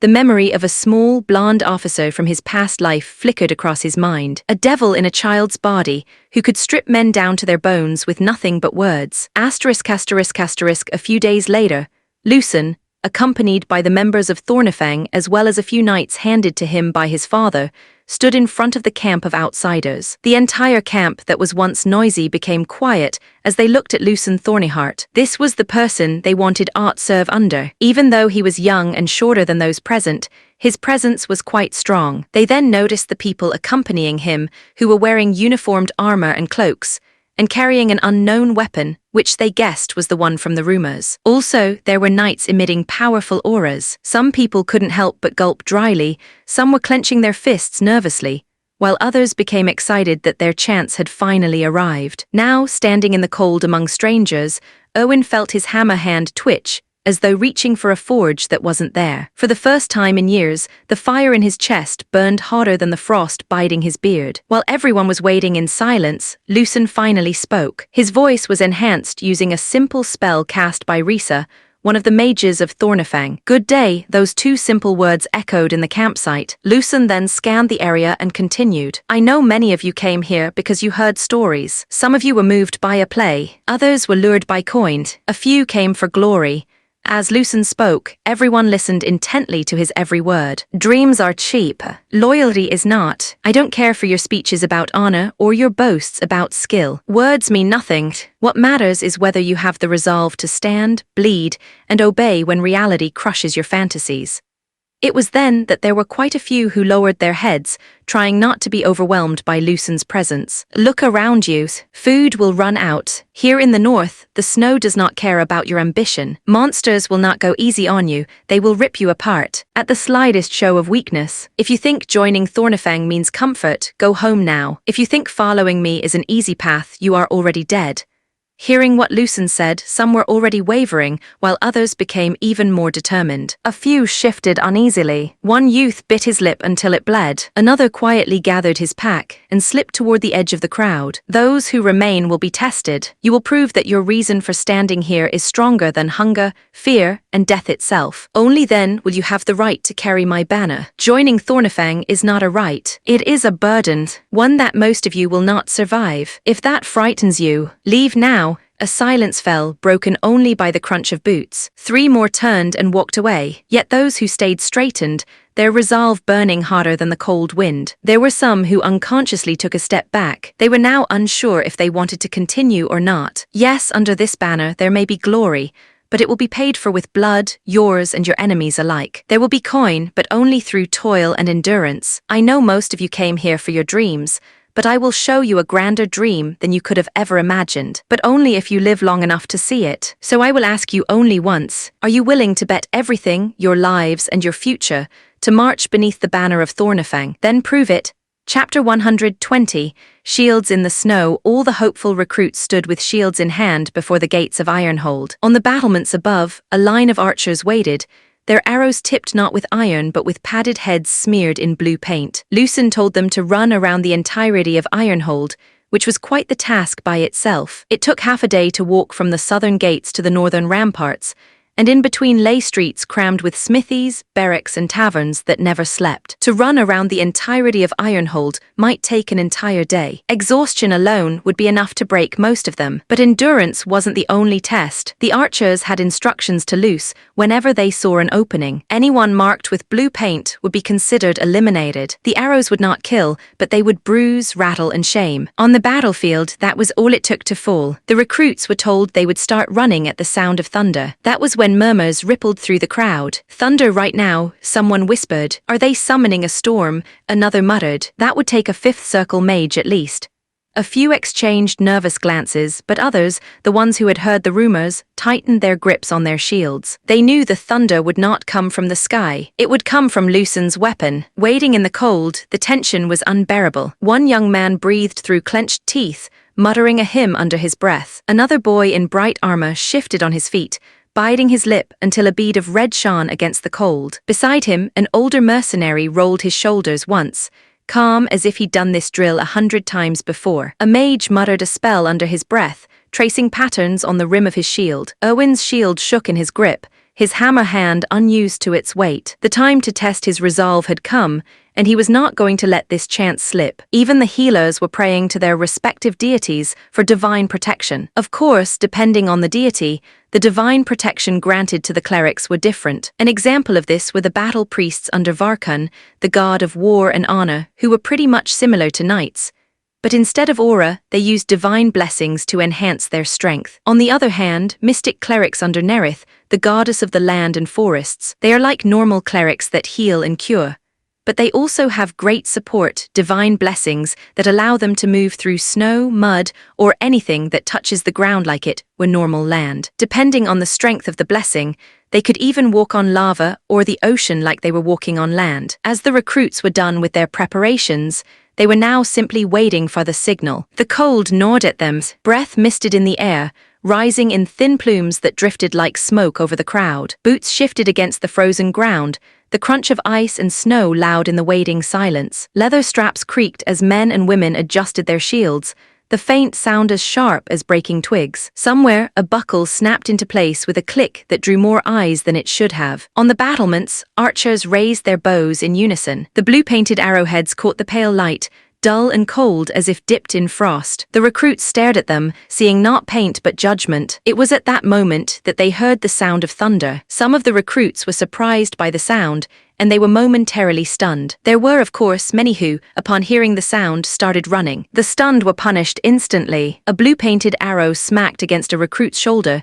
staining his cloak as he stumbled back with a curse. Another shaft struck a shieldless youth across the thigh, dropping him with a howl. The crowd surged, and in that flood the weak were swallowed. One of the stunned snapped awake, just in time to see the man before him marked. His own shield jerked up on instinct, paint splattering across its surface as another arrow slammed against it. He didn't wait for more. He ran, teeth gritted, legs burning already. Above them, the archers loosed again. The trial had begun. Lucen watched from the battlements to see how well the recruits were doing. Upon firing his gun, chaos ensued. Many were unable to even take a step forward before they were eliminated. Well, if they're that stunned by the sound of a gun, they wouldn't last long in Thornifang, since they need to use the arquebuses. Lucen stared at those who were unlucky enough to be eliminated from the very start. Many of those eliminated were the young ones with the least experience. He then looked at the ones in the lead. There was one that looked like a mercenary veteran. He had a scar down his jaw, movements disciplined, his shield angled just right to catch the arrows, his pace steady. He edged away from the walls, trading distance for survival. It was obvious this person was smart and experienced. The one behind the mercenary veteran was an unusual person. It was a young man with hair matted, eyes feral. He ran on all fours like a beast, his shield forgotten in the snow behind him. Arrows whistled past as he twisted and darted with uncanny instincts. Reckless, but effective. The one who came behind was a young lady who seemed to be trying her best to catch up to the two in front of her. Her body pitched forward as she ran, her great round shield tilted beside her like a moving wall. Only her legs were exposed, kicking through snow with determined strides. Clumsy posture, but clever use of cover. Lucen then shifted his attention to the last among the front runners. It was a man with messy black hair. He was actually yawning as he jogged forward. Despite not being the first place,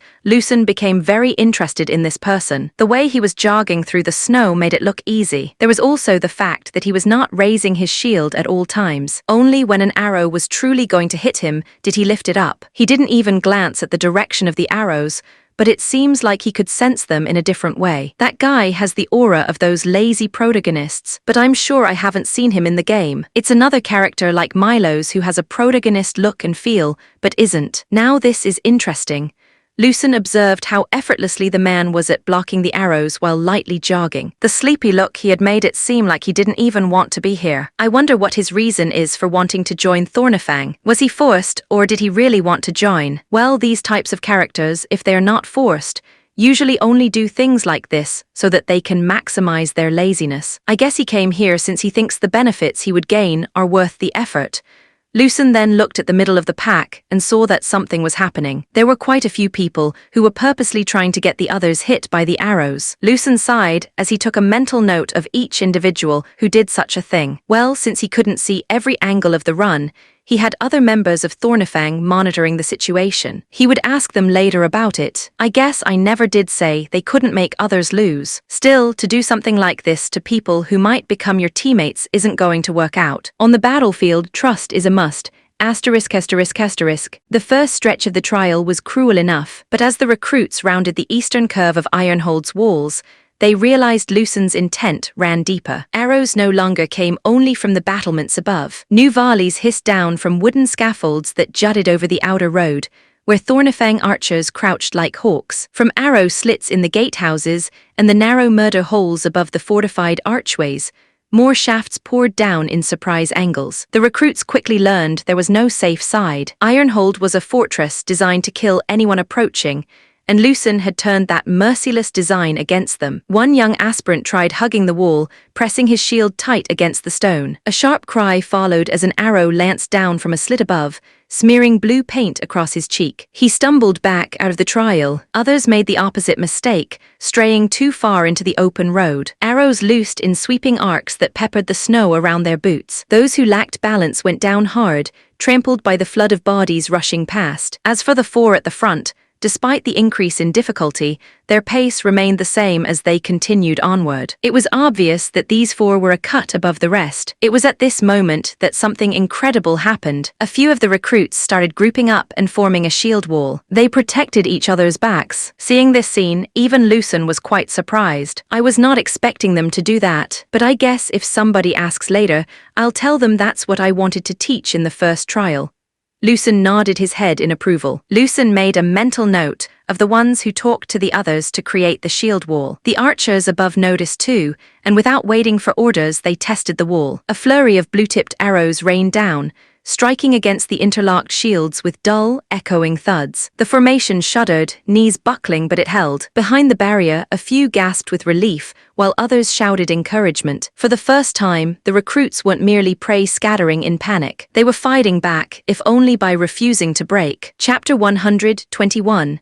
The night before the next trial, the sun had long dipped below the horizon by the time the last recruit staggered across the finish line. What had begun as a mass of hopefuls was now barely half of its former size. The first trial had carved away the unready, leaving only the stubborn and the strong. Erwin was one of the few who passed the first trial. He was also the one who had the idea of forming a shield wall. It was a trick he heard from one of the mercenaries who came to his forge. Erwin bent forward, hands braced on his knees, drawing ragged breaths that burned his throat raw and came out in steaming clouds. Every inhale scraped like sandpaper against his chest, and every exhale trembled, weak, a reminder of how close his body was to simply shutting down. His legs felt like molten lead poured into cracked iron, heavy, unyielding, impossible to lift again without sheer will. Around him, others collapsed into the snow, gasping, spitting, some groaning as bruises blossomed beneath their armor. A few, though, still stood straight, chests rising steady, eyes sharp. And then there were the four who had finished first. Unlike the rest of them, the four were not even sweating. The oldest of the four seemed to be a veteran mercenary with a scar on his face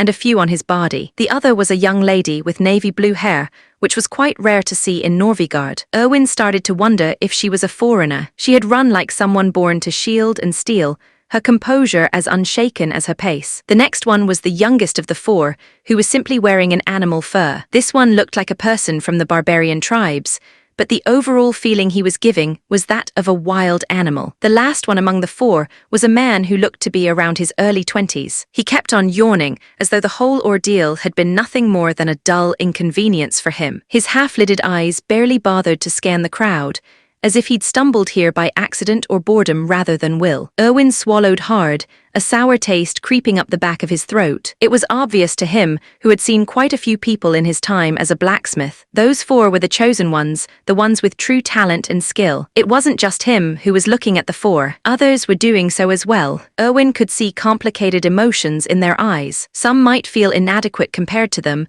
others might feel a burning sense of rivalry. And then there were some who were simply in awe of their skills. If it were him from before, seeing these four would have made him quit now, but remembering the night that would never back down no matter what, Erwin decided he would do the same. ****, the clatter of boots on stone cut through the heavy quiet as the gates of Ironhold opened. A figure stepped forward, cloak trimmed in frost, breath curling white in the cold. Lucen didn't shout. He didn't need to. The survivors straightened the moment they saw him, exhaustion falling back beneath a thin layer of discipline and nerves. "You've made it," he said, his voice carrying easily across the courtyard. "Calm, precise, dangerous. Barely half of you remains. That's good. This place does not need numbers. It needs the ones who refuse to fall." He let the words settle, eyes sweeping over the recruits, reading not just their faces, but the weight behind their stances. Who stood out of habit, who stood because pride demanded it, and who stood because even now they refused to yield. "I know there are some of you who have been through true battlefields, and this isn't much for you. But let me warn you now, skill alone will not determine if you get to be part of Thornifang. You need to show me something more than that. Of course, I won't tell you what that is, since that too is part of the test." Lucen, who had a serious look on his face, suddenly smiled mischievously. "I imagine," Lucen said, grin tugging at the edge of his face, "some of you thought that sprinting across the city under fire was the worst of it." A few recruits stiffened. One even let out a faint, nervous laugh, quickly silenced when Lucen's eyes flicked to him, sharp and amused. "You're wrong." The courtyard went still. The sound of distant gates creaking under the weight of frost seemed suddenly loud. That was simply to see who could move when death was whistling over their heads, to see what you can do under pressure, but moving is easy. Even animals run when threatened. He spread his hands, slow, casual, like he was explaining a joke to children. "The real question is, what do you do when the threat doesn't stop?" He stepped forward, boots crunching over the snow, eyes never leaving the survivors. "Tomorrow," Lucen said softly, almost kindly, "we shall see who among you can think while faced with the threat of death." His grin widened, no warmth in it at all. "If any of you wish to quit, now's the time." Lucen's eyes surveyed the area. "So, will anyone quit now?" The remaining people did not back down, no one moved, and the resolve in their eyes simply burned brighter. "HMPH, I guess there is something with you people. We shall see how long you can last." Lucen turned around and was about to leave, but then he spoke without looking back. "Eat, sleep, heal your wounds." Lucen then looked behind his shoulder. "Pray to your deity if you wish, because the next dawn won't be gentle."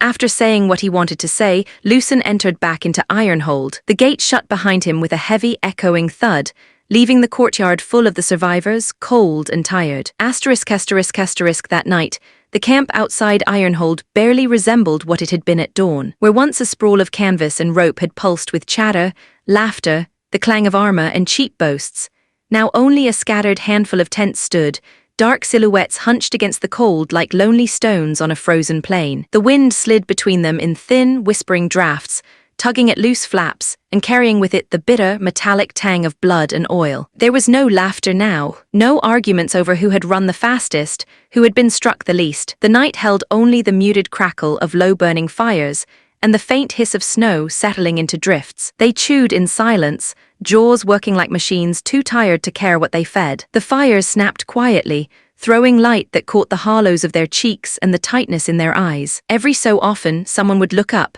glance around the circle, and quickly lower their gaze again. Words felt dangerous now, like speaking them might tempt fate to notice who still breathed. Even the hopeful youths who survived the first test remained quiet, but the determination in them was burning as brightly as ever. Bram, the veteran mercenary who had finished first, sat apart, checking the edge of his sword with a slow, practiced rhythm. The rasp of whetstone against steel was the only sound he offered the camp, steady and calm, a heartbeat of iron in the cold night. A few thought of asking him for advice, but no one did. Something about the way he carried himself, shoulders loose, eyes always watching, felt like an unspoken warning. Keep your distance unless you're ready to prove yourself. Veronica, the navy-haired young woman, sat near the fire with her spear across her knees, and her shield propped beside her. Among those present, she was the only one who felt like a true warrior. She was quite beautiful. She had the kind of beauty that made some glance twice, but the iron in her eyes made them glance away faster. More than one recruit glanced her way, drawn by beauty as much as presence, but the chill in her gaze sent them looking elsewhere. They didn't dare approach her, despite wanting to talk, since the gaze basically told them she would cut them down if they got close. Thrall, the wild boy draped in animal fur, crouched on the edge of camp, tearing into half-cooked rabbit with his bare hands. The smell of singed meat and damp fur clung to him like another layer of armor. He ignored the stares that followed him, eyes fixed instead on the flames as if they held some private challenge. To Thrall, only two here were worth noticing. The two who finished the race faster than him, Bram and Veronica. The rest might as well have been ghosts. The one who had finished fourth was a man called Daniel. He only ate a bit and quickly went back to his tent to sleep. Daniel had eaten only a mouthful before rising, movements slow but deliberate, as if every step was calculated to avoid wasting effort. A few recruits called his name, others tried to draw him into conversation. He didn't answer, didn't even look at them. He walked back to his tent, pulled the flap down, and left behind a silence heavier than any words. The others also went to sleep, once they were done eating and checking their own equipment. Not knowing what tomorrow would bring, they slept while they could. Chapter 122. Survive by dawn. Before the next trial began, Lucen gathered the remaining recruits and had them register their names, affiliations, and whether they possessed aura, mana, any unique magic, or none at all. He intended for them to write it down, but unsurprisingly many couldn't. Even among Thornifang's own, only a handful could read or write. The rest stared at the parchment as though it were coded spellwork, eyes flicking with a quiet shame they tried to hide. Some gripped the quill like a dagger, stiff and unsure. Others muttered excuses, cheeks red from cold and embarrassment. Lucen said nothing. He didn't need to. He simply sighed internally at the sight. He was once again reminded that this is the medieval era, a fantasy one, but still medieval. Well, it was no different from my old world. I just need to teach them how to read and write. Maybe Robert can help with that. Lucen was already planning on how to make Thornifang better, not only through arms but in mind as well. So for now, Lucen requested a few men from the Knights, who knew how to write to help register each remaining recruit. With the help of the Knights, it took an hour or two to register each one of the recruits. Once they were done, Lucen spoke to the group of people. Before we start the next test, I will warn you. Unlike the test yesterday, you may die this time. So if you wish to leave, you can. If you want to help pass a message to your loved ones, in case you die, tell the Knights about it. I will come back within an hour. Ready your resolve by then. The hour that followed moved like a slow knife. Every minute dragged across the nerves of the recruits like steel over bone. They shifted in place, armor creaking, boots grinding at frozen dirt that would not yield. The courtyard felt smaller with every breath, as if the weight of what they'd agreed to was pressing the very air out of the space. No one spoke at first. The recruits stood scattered across the courtyard, breath fogging in the cold, the weight of Lucen's words pressing down heavier than the winter air. Then quietly, movement began. A few drifted toward the Knights. They started murmuring instructions for brothers, sisters, parents, or children who might never see them again. One man handed over a ring, a dented band of plain silver, asking that it be returned to his beloved wife if he fell. His hands trembled as he passed it to the knight, the gesture small but heavy, a quiet surrender of all the futures he might never see. Another left a crude map of where his family might be found, drawn in shaky lines across the back of a ration slip. There were even some recruits who walked away, not many but enough to notice. They packed with quiet, deliberate hands,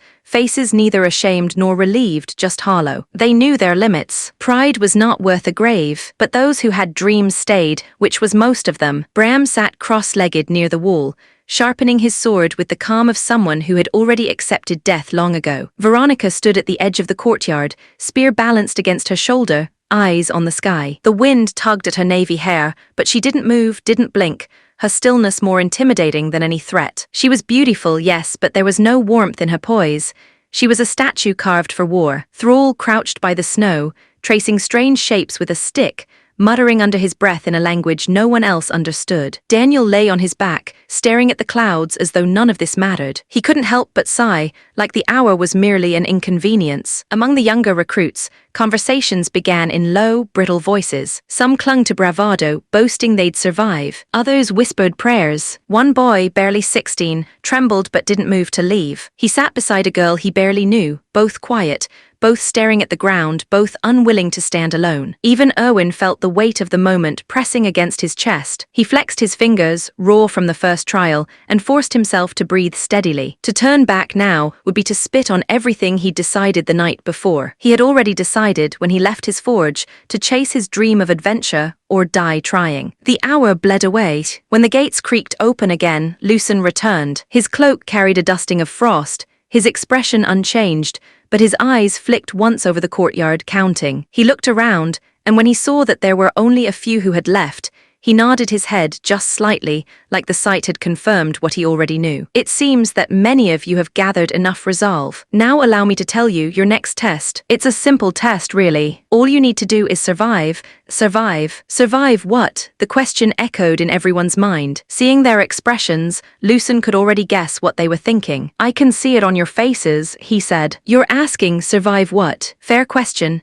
He reached into his cloak and drew out a small, dull grey object shaped like a river stone, holding it up between two fingers. You will spend the next 3 days in the monster forest west of Ironhold. Those who leave before the end of the 3rd day will forfeit their place here.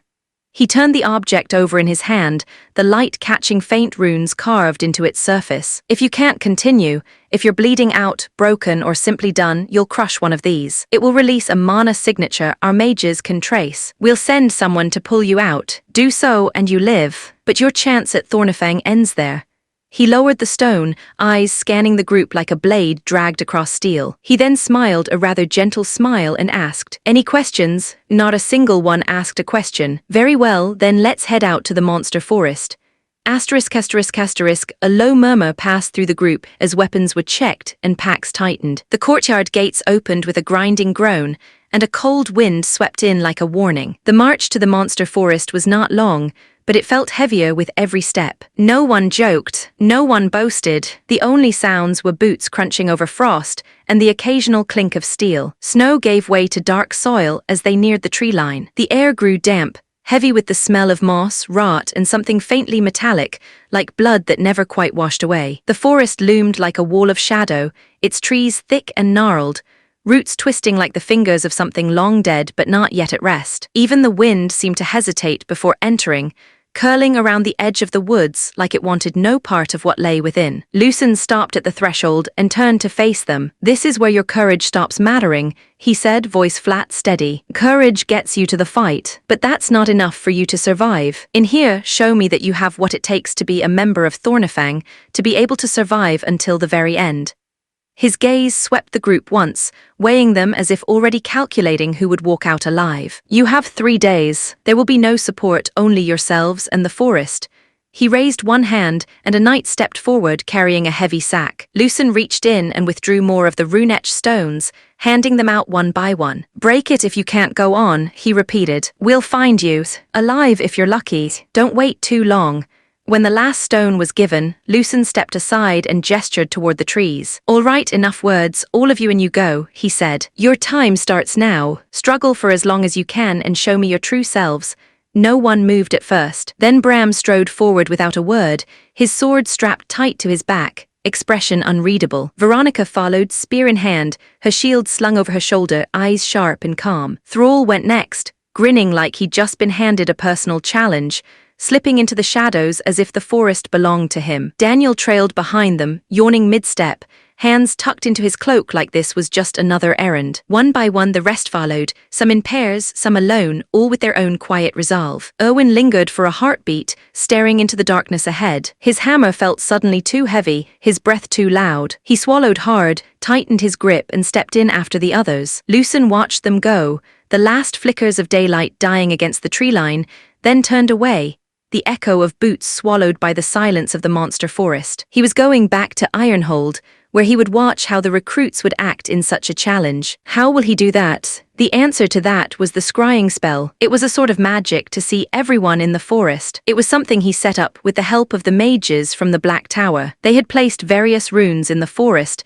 to help with the scrying spell's range. It was like a signal to a TV. Of course, it only works in a limited range, but still, it was enough to monitor the monster forest. Lucen could watch the scenes back in his room, using something similar to a communication orb. Chapter 123. The monster forest, the north of Norvigard Stelhart, was known for many things, but it was known most for its dangers, one of which were the monsters that inhabit the nearby areas, and among them lay a stretch of dense woodland known simply as the monster forest. It wasn't forbidden ground. Knights patrolled it now and then, and more than a few trained their squires here, testing them against beasts too unpredictable to be simulated in the practice yards. But the forest was never taken lightly. A lapse in judgment here could still cost a man his arm or his life. The trees grew thick, their trunks veined with creeping moss, their roots twisting up from the soil like half-buried bones. The air held the sharp tang of sap, and the faint musk of predators that claimed the shadows as their own. Every so often, a distant roar carried through the branches, low and resonant, a reminder that this was no ordinary wood. The air clung damp against the skin, cool but heavy, smelling of rot and wet leaves. Somewhere above, droplets fell from branches in slow, deliberate ticks that sounded like the forest counting each step. A faint metallic tang rode the wind, the quiet promise of old blood. To the knights, it was a proving ground. To the recruits, it would be a severe trial. The four who were first to enter crossed the tree line with steady steps. Bram and Veronica had their weapons ready, eyes already searching the gloom for movement. Thrall used no weapon but his body and was jumping above the trees. Daniel was scratching his head, yawning, his weapon still in its scabbard. He looked like he was not feeling any pressure at all. Behind the four, the others followed, some in tight clusters, others alone, all bracing for the unknown. As they went deeper into the forest, the four leads went their separate ways. Bram headed west and Veronica east.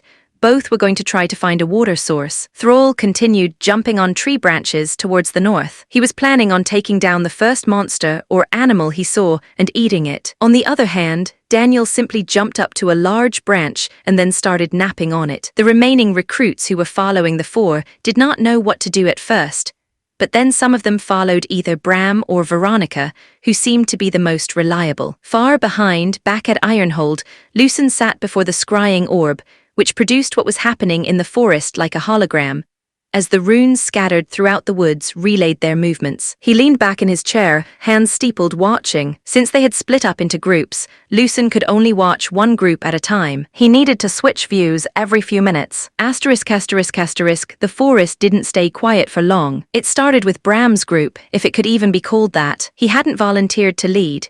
He simply walked west, and several nervous recruits decided following the mercenary with the scars was safer than wandering alone. They'd been moving in silence for nearly half an hour when the underbrush ahead began to rustle. A low growl rolled through the trees. The recruits froze. Bram didn't even look back at them, just shifted his grip on the sword resting against his shoulder, gaze narrowing on the dark ahead. "What is that?" one of the younger men whispered. "Shut up," hissed another. The growl grew louder, closer, wet and heavy. Something big was circling. One recruit gripped his sword so tight his knuckles blanched white. Another kept swallowing, as if trying to wet a throat that had gone dry minutes ago. No one continued to speak, but in the shared glances and rigid postures, the same question screamed, "Are we about to die here?"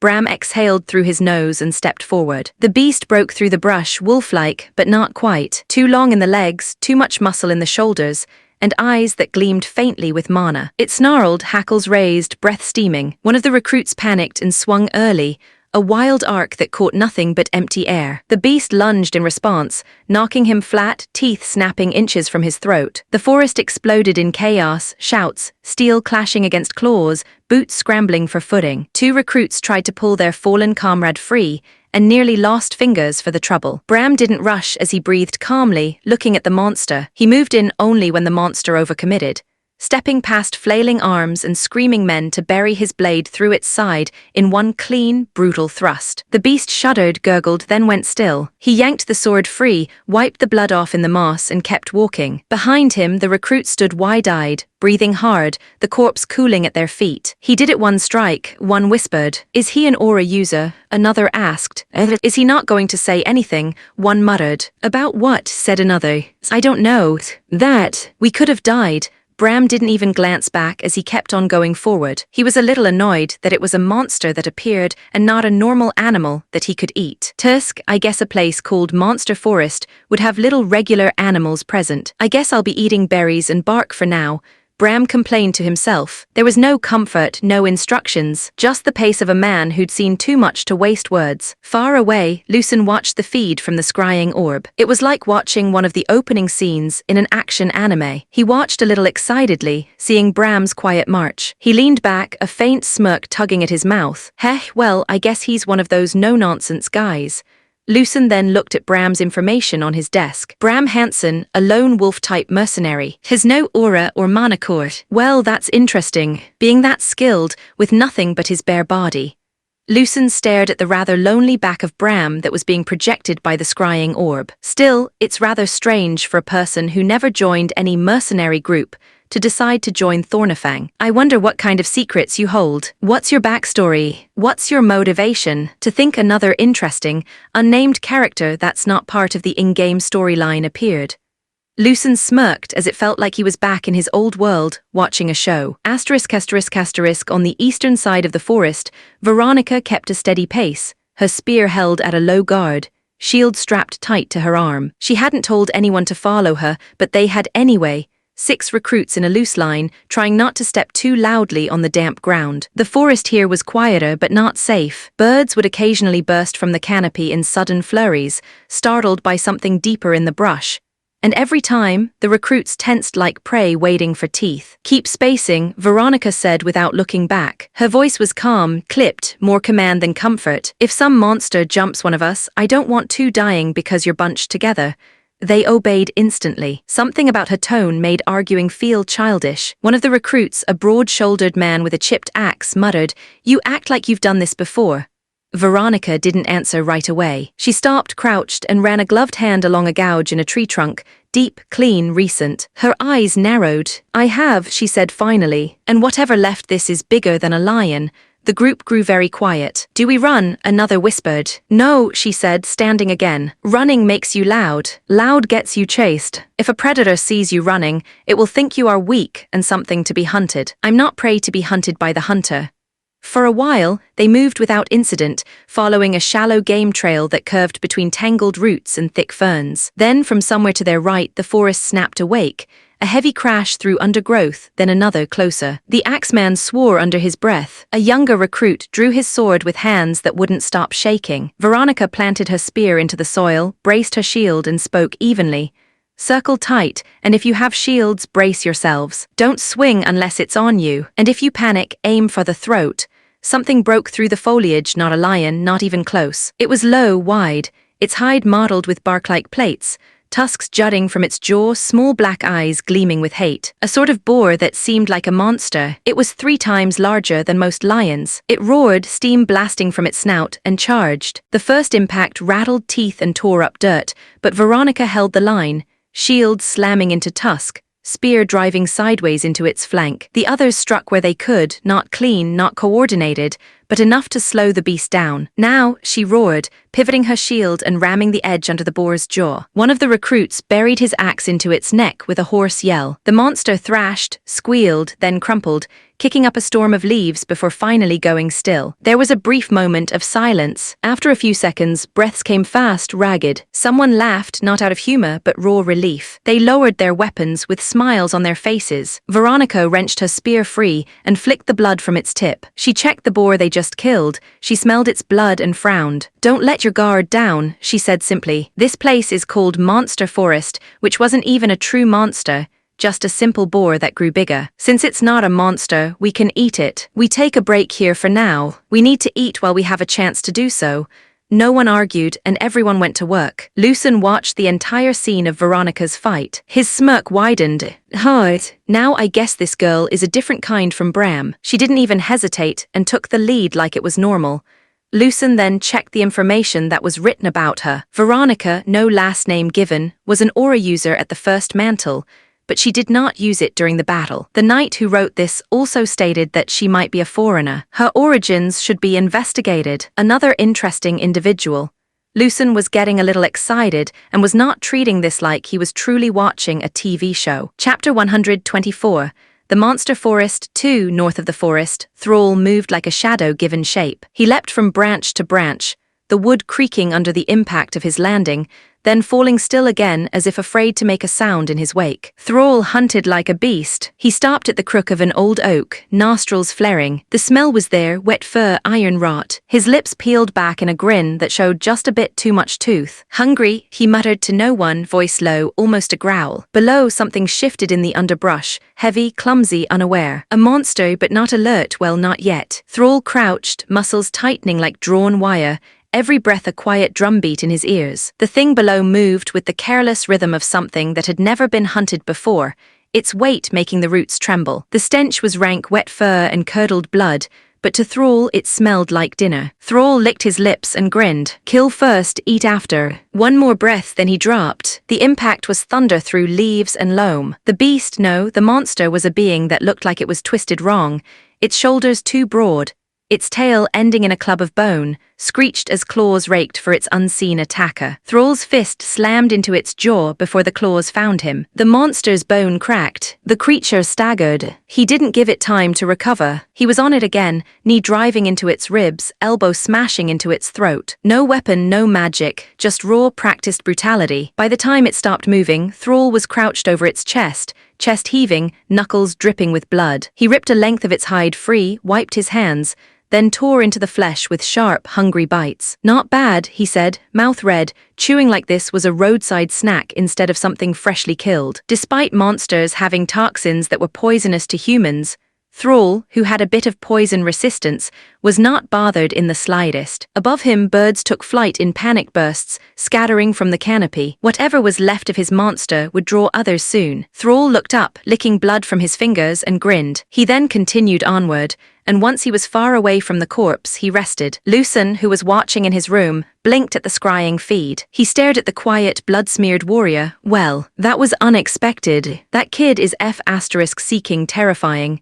Seeing that Thrall was going to rest for a bit, Lucen decided to watch another person. Elsewhere, Daniel snored softly on his branch. The forest beneath him had gone quiet, too quiet. Leaves trembled where no wind moved. In the gloom below, pairs of faint green lights appeared, low to the ground, blinking in unison. 3 of them, no 4. The first hiss cut through the silence, followed by the slow rasp of something dragging across bark. The things climbing toward him were sleek, scaled, their limbs bent at angles that suggested neither speed nor comfort, but purpose. They moved like hunger wearing skin. Daniel cracked one eye open, sighed, and closed it again. Really? A clawed hand reached for the branch, scraping along the wood. The weight shifted. The branch sagged under the sudden pressure of bodies hauling themselves up. Daniel rolled onto his back, still not sitting up. Seeking needed to bother me while I was napping.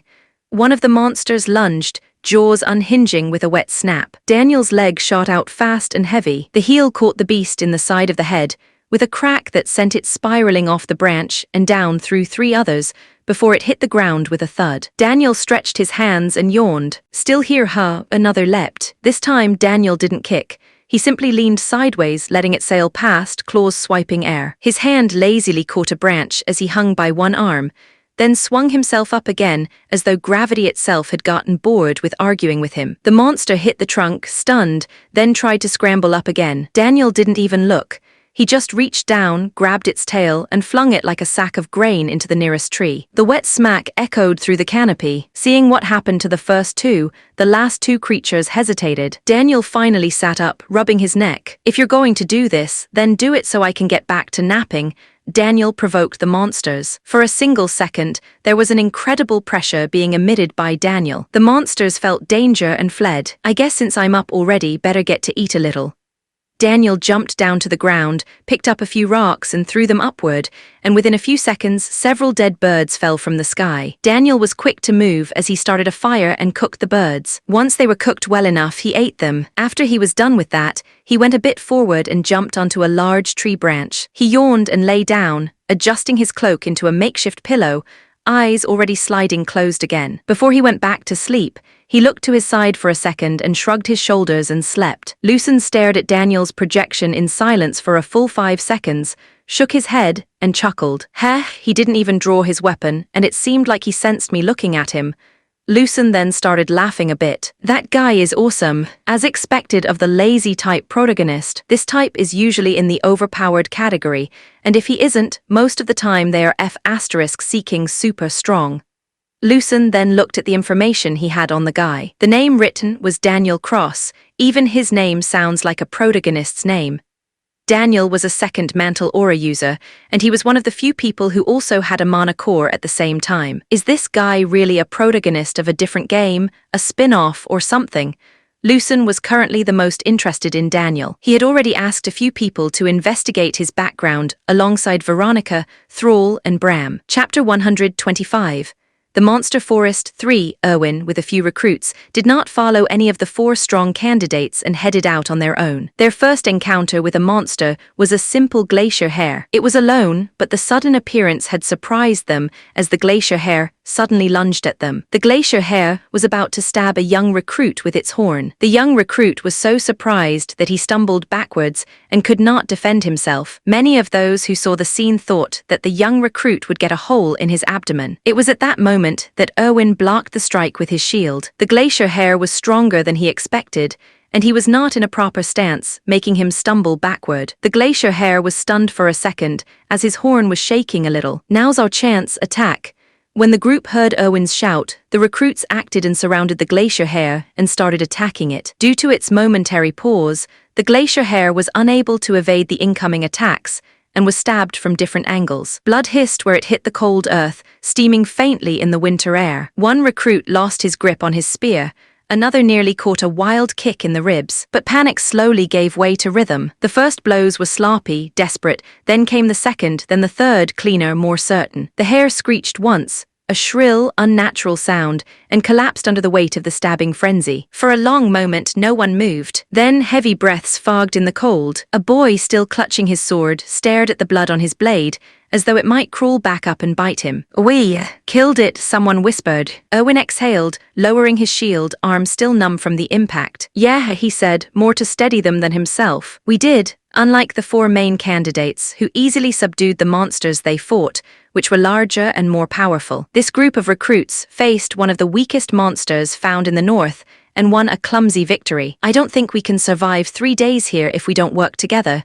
A murmur of agreement passed through the group. No one wanted to say it out loud, but the truth was sitting heavy in their chests. One mistake, one stumble, and they'd end up like the hare cooling at their feet. Erwin looked at each of them, one by one. They were like him, a person who had never been to the battlefield. Some of them were just young men who had just started their adventure. Others were blacksmiths like him, or farmers who just wanted to chase their dreams. Despite all that, they did not back down. They did not cower in fear, and they continued to move forward. Erwin planted his shield in the ground and gestured to the carcass. "Drag that thing off the trail. We can't eat it, and its blood will draw worse if we leave it here, far enough that it might distract anything hunting by scent."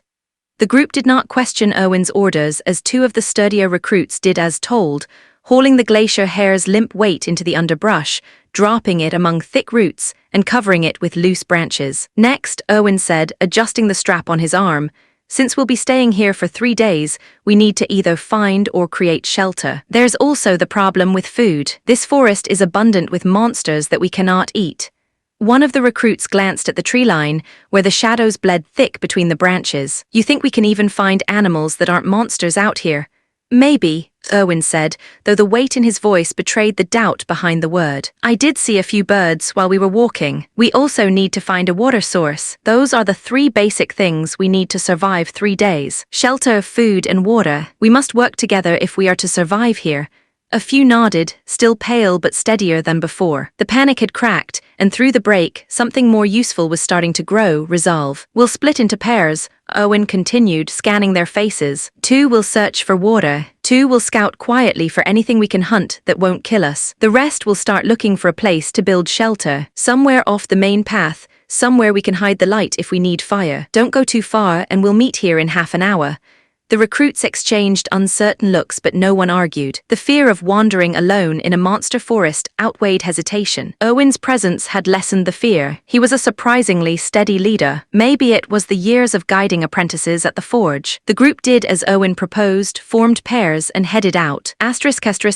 Snow crunched softly under boots as the pairs drifted away from the clearing, the hush of the monster forest swallowing them in uneven gulps. The deeper they walked, the louder their own hearts seemed to beat. For a while, nothing moved but the wind through the needles and the occasional creak of ice shifting on heavy branches. The water team found what they were looking for first, a thin, stubborn stream forcing its way between frost-cracked stones. It wasn't clean, not really, but it didn't smell wrong, and when one of them tested it against his tongue, it tasted like water. They wanted to follow the stream upward, but they knew not to go too far. If they strayed too far from their companions, they might die from a sudden monster attack. The food scouts weren't as lucky. They came back with nothing but a few chewed scraps of bark and a grim report.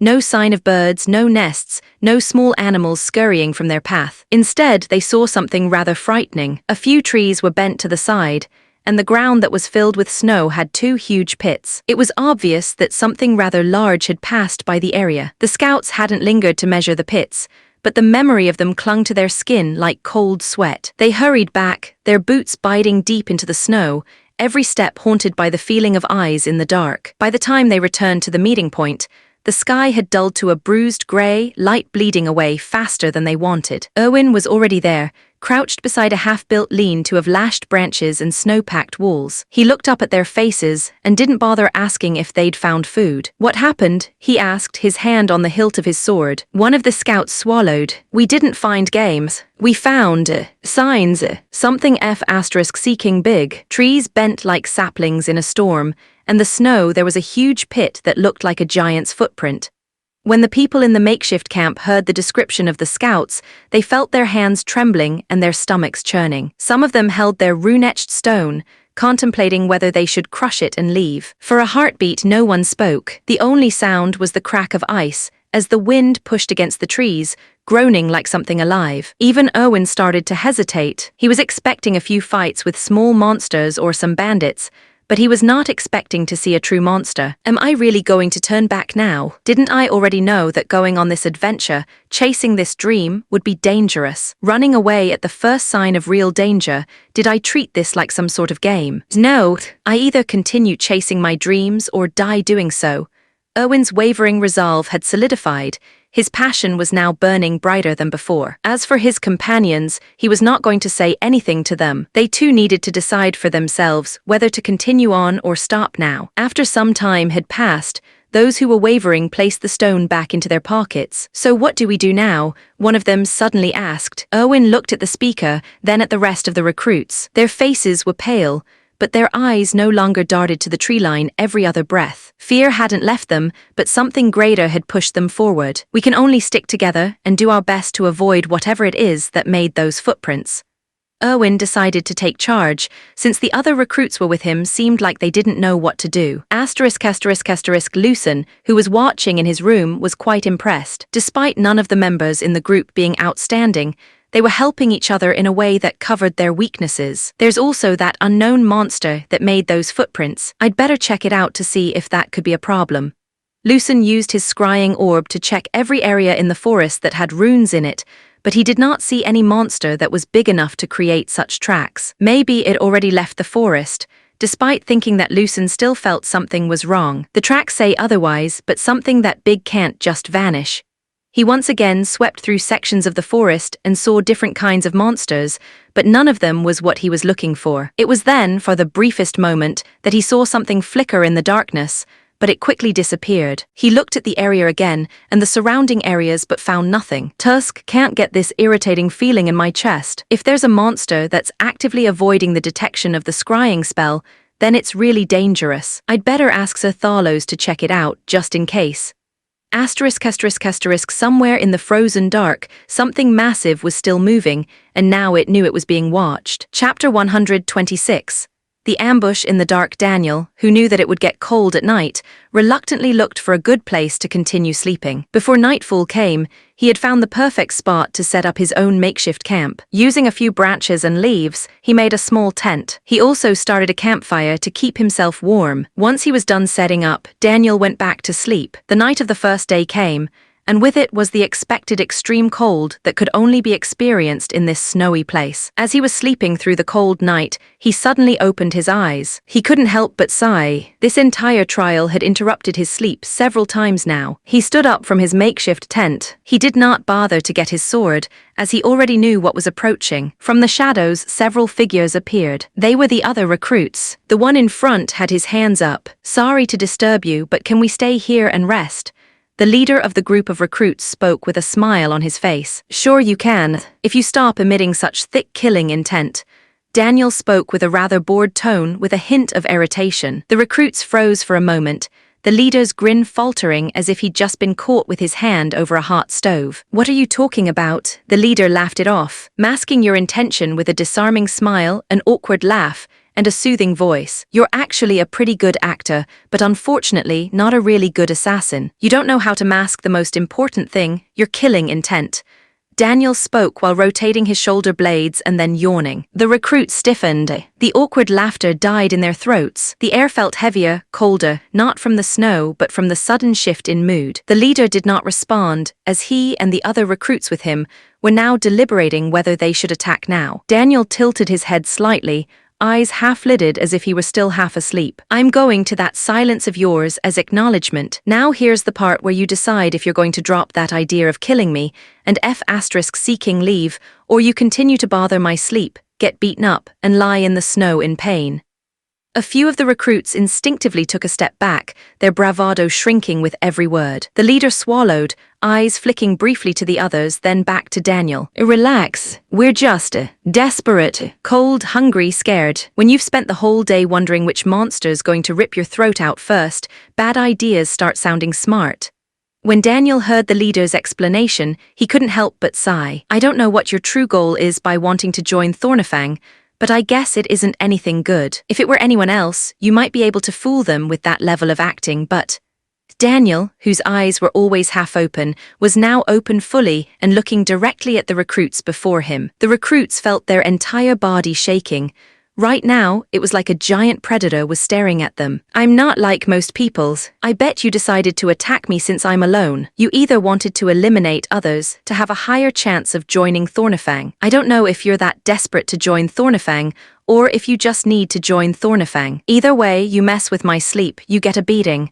The leader took a quick glance at the recruits with him. One of them, unable to handle the pressure any longer, took out his weapon and charged. When the leader saw that, he couldn't help but click his tongue in irritation. He then made a few whistling sounds, most likely signaling to the others how to attack. Daniel did not even bother to reach for his weapon, as he lazily waited for them to come to him. When the person who came charging at him was about to swing his sword downward, Daniel punched the other party's wrist with his middle finger, slightly outward from his fist. Daniel then proceeded to do a low sweeping kick, making the other party fall to the ground. He then knocked the other party out with a downward punch to the gut. The others that had already surrounded him hesitated, but Daniel did not use this chance to attack. He was too lazy to move from his spot, so he continued waiting for them to attack. The cold bit deeper in the pause that followed. The fire cracked behind Daniel, its light throwing long, twitching shadows across the snow. One of the recruits shifted his grip on his sword, knuckles whitening, but he didn't move. Another's breath came out in sharp, panicked bursts, mist curling and fading as fast as it left him. Daniel lazily cracked his neck to the side. "Come on and attack already. I want to go back to sleep." At his words, one of them finally approached and got in range. The recruit did a horizontal slash. Daniel ducked a little to avoid the strike. He then pushed forward with his shoulders, hitting the other party's abdomen, making him bend backward. Daniel then took the hand holding the sword and flipped the other party into the snow with a hollow thud. A boot in the ribs silenced the next one that silently got behind Daniel before he even finished drawing his blade. The remaining recruits, alongside their leader, now understood that what they were facing wasn't as simple as they thought. The leader glanced at the others and made a few whistling sounds. One of them took out something and threw it on the ground. Daniel felt the mana in the surrounding area had become unstable. "I guess you're stronger than we thought. Sorry, I wanted to end this quietly. We need to be able to join Thornifang one way or another." The leader and the other recruits started using their aura mantle, and they were all at the second mantle, the same as Daniel himself. "So you were hiding your true strength. Why would you even bother doing that?" The ones on the ground, were they also second mantle aura users? If so, well, I guess they lost without even doing their best. Daniel shrugged his shoulders and sighed. This time, he finally took out his sword. "Since we're all at the second mantle and about to use swords, I'm not sure if I'm going to be able to keep you all alive. Quite the arrogant one, aren't you?"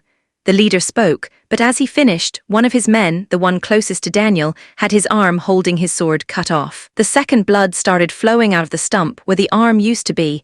The recruit screamed in agony. "Let's just get this over with," Daniel spoke while yawning. The leader gnashed his teeth in anger as he barked orders at his men, who came charging at the single enemy before them. Daniel didn't move until the first blade was already in the arc of its swing. His sword flashed once, carving through the attack and the attacker's weapon both. The next tried to flank him, only for Daniel to step into his guard and slam the hilt of his sword into the side of his head with a sickening crack. Steel clashed against steel. Sparks hissed in the snow. Their mantles flared, bright and desperate, but they fought like men driven by fear, not skill. Daniel danced through them with the calm rhythm of someone bored at a chore he'd done too many times. One tried to lunge low. Daniel kicked him square in the chest and sent him sprawling into the campfire, embers hissing as snow melted in a violent spray. Another attempted a high feint. Daniel parried lazily, twisted his wrist, and sent the man's sword clattering into the dark before slashing a shallow cut across his thigh that dropped him screaming to the ground. Soon, the snow was dotted with bodies, groaning, bleeding, broken, but not dead. Well, not yet. Only the leader remained standing, his breath ragged, aura flaring wildly, a desperate beast cornered in the dark. Now you're the only one left.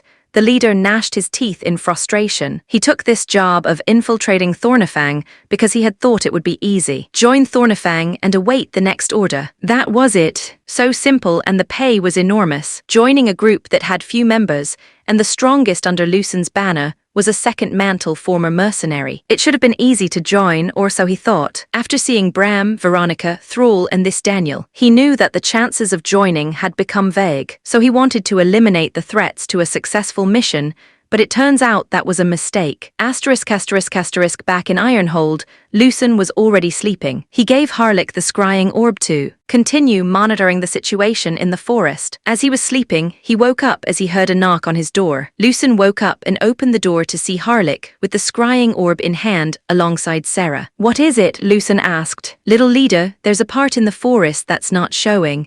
Harlick signaled Sarah to activate the scrying orb. Upon activation, a hologram-like image appeared. Harlick then moved to the area where he said the spell was not working properly. Not a single image was being shown, there was only darkness. When Lucen was about to further inspect what was happening, an image finally appeared. Daniel was standing among a few unconscious recruits. He then took one of the recruits' rune-engraved rocks and crushed it, sending a mana signal to that area. "It seems like something rather interesting has happened. Harlick, go and call Sir Thalos. We're going to meet Daniel in the Forest of Monsters." Chapter 127. The price of sleep. Frost cracked underfoot as Lucen, Sir Thalos, Harlick, and Sarah made their way through the winding forest path. Their breaths ghosted white in the cold night, the only sound aside from the quiet groan of shifting trees in the wind. It didn't take too long for them to arrive at the location where Daniel and the unconscious recruits were. Daniel stirred as their footsteps crunched over the frost-hardened soil. One eyelid dragged itself open with the reluctant weight of a man woken in the middle of a particularly satisfying nap. When he finally registered Lucen and the others standing there, he barely got himself to stand. He then proceeded to give a half-hearted knight's salute from where he sat, hands flicking in emotion. "Good evening, everyone. Sorry to disturb you at this time," Daniel spoke while half yawning. Lucen signaled Sir Thalos and Harlick to check the unconscious bodies. As they were doing that, Lucen approached Daniel and spoke to him. "So what happened here?" Daniel tilted his head a little and looked at Lucen, genuinely confused. "Don't you already know?" Hearing Daniel's question, Lucen immediately understood that Daniel truly knew he was spying on them with the scrying spell. "Well, for some reason, the spell was not working properly in this area. So can you tell me what happened?" Lucen once again asked. "Is that so?" Daniel sighed as if answering was such a chore. "These guys wanted me dead," Daniel said flatly, like he was commenting on the weather, "and I didn't want to be dead, so I beat them up." His tone carried no pride, no anger, just a tired practicality, as if avoiding being murdered had been a mild inconvenience in an otherwise boring afternoon. "What he's saying is true. All of them are still alive." He avoided hitting any vital areas. "This kid is talented." Sir Thalos spoke with a smile on his face as he looked at Daniel, who suddenly trembled as if he were prey being stared at by a predator. This was the first time Daniel had ever felt such a thing. It was usually him who was the predator, not the prey. As expected, the world is truly a big and tiring place. Daniel thought to himself. "Is there anything else? Do you know why they attacked you?" Lucen continued questioning. "They did say that they needed to join Thornifang no matter what, so they were planning to eliminate the competition." Lucen mumbled to himself. "Well, I guess that is a pretty standard strategy. You didn't specify they could not force the others to quit, or just simply kill them." When Lucen heard Harlick's comment, he sighed in his mind as he was once again reminded that his morals were different from the people of this world. "Yeah, I guess you're right. That was my mistake. First, let's bring these guys back to Ironhold. We need to get more information out of them." How are we going to bring these people back to Ironhold? We came here on foot, Sarah asked. How else? Of course we carry them, Lucen answered, brows knitting at the question as if the solution were obvious. He bent, hooked an arm under a man twice his size, and lifted him like a sack of flour, barely breaking stride. Sethalos carried 4 men on his shoulders without a problem. Harlech sighed as he carried 2 of them, while Sarah carried none, since, unlike the other 3, she was a pure mage and was the weakest physically. Sarah frowned at the sight of her companions hauling grown men like sacks of grain. Don't even look at me. I can't lift one of them without breaking something important, probably me. What are you saying? There's no one else to carry, Harlech commented. Sarah looked around and saw that there really was no one else who needed to be carried. Well, I was just saying that I don't think I can carry grown men like you guys. I don't use aura and I'm a lady, you know. Harlech raised a brow. When did you get so soft, Sarah? I've known you for years and never once heard you call yourself a lady. Maybe I'm finally embracing my feminine side, she shot back. Sethalos chuckled. Lady or not, I know you can carry one. If you can't, then my training clearly failed you, and we'll have to fix that. Sarah froze for a heartbeat, then quickly snatched one of the men from Harlech, hoisting him up with a forced grin. Kidding. See, this much weight is nothing, thanks to Sethalos's brilliant training. While the group was talking, Daniel was trying his best to sleep. When he was wondering whether Lucen's group would finally leave, Lucen spoke to him. I think with your skill, you can pass these trials. So this is my question in advance. I want you to answer truthfully. All right, Daniel muttered, scratching the back of his neck. Why do you want to join Thornifang? Daniel's half-lidded eyes looked at Lucen for a few seconds before answering. The truth, huh? Daniel glanced at the makeshift camp, then at Lucen and the others before continuing. Truth is, Daniel began, scratching lazily at the side of his jaw. I don't care about banners or ideals or any of that grand-sounding garbage. Honor, dignity, they are stories rich men tell themselves to sleep better at night. They are words for people who have never had to chew leather because it was the only thing left to eat. For people who have never known what it feels like to sleep with no roof in the pouring rain or water that wasn't already turning sour in the bucket. Daniel's half-lidded eyes were now fully open. I have seen people, even family members, sell their kids because they had none of those. Daniel clenched his fist ever so slightly. I just need food, a bed, and people who won't stab me in my sleep. I heard that Thornifang might be slightly different and might actually have a future. Since I think I'm quite competent in fighting, I thought that I could join the group that I think will allow me to reach my goals. Lucen held back a smile. The way Daniel answered was making his otaku self become a little bit more excited. Isn't this hinting at a darker backstory? What are those goals of yours? I don't have any grand goals. I just want to create an environment where I can sleep for as long as I want, to get the most with the least amount of work needed. Lucen blinked. Is that it? He asked, expecting more. Indeed, Daniel replied with a lazy shrug. Those are the only goals I have. Lucen stared at Daniel for a few seconds. He did not believe a character such as Daniel did not have something deeper hidden. It should be true that those are his main goals, but characters like this usually have a deeper, darker past. A reason why he seems like he wants to sleep all the time. A reason why he doesn't want to put too much effort into anything. Lucen then started imagining various backstories about Daniel. Now I kind of want to write a fanfic about this guy. I wonder why he was not part of the main storyline in the game. He either died before that time, or he did not act because of his laziness. HMPH, at least you're honest, young one. You also have quite the talent. If you're able to join Thornifang, I will train you properly. The moment Daniel heard what Sethalos said, he started to waver a little when the word train was mentioned. Daniel groaned. That sounds like a lot of effort. Well, you do need to at least put some effort into not dying in this line of work, Lucen spoke with a little smirk. Yes, but on the other hand, if I'm dead, I don't have to work either. I thought you didn't want to die, Harlech chimed in. Yes, but I don't want to put in that much effort either, Daniel responded. So do you want to quit now? Lucen asked. No, this is still my best bet for achieving my goals. Daniel sighed. Sethalos let out a hearty laugh. Lazy or not, boy, I like your honesty. You'll curse me later, but you'll thank me someday. Daniel sat up just enough to look at the night, his brow furrowing. Thank you for making me sweat and miss more sleep time. Doubtful, well, you're not part of Thornifang yet. So, I was going to say do your best, but since I know you won't do that, I guess I'll say put in a bit more effort to pass. Lucen said, I guess I can try. Daniel said, then paused, reconsidered, and added with a sigh, to try harder. The admission sounded like someone being sentenced to physical labor rather than being offered a place in a rising faction. Very well, that's all I wanted to hear. We're going to leave now. Have a good rest, Daniel. I intend to. Daniel gave a knight's salute and went straight back to napping. It was like he had no care in the world, even in a forest full of monsters. Harlech wanted to say something to the lazy ass, but Lucen stopped him. Lucen looked at the sleeping Daniel for a second, with a smile on his face. This guy really is interesting. Lucen then took the lead and started running with the unconscious recruit on his shoulders back to Ironhold. Chapter 128.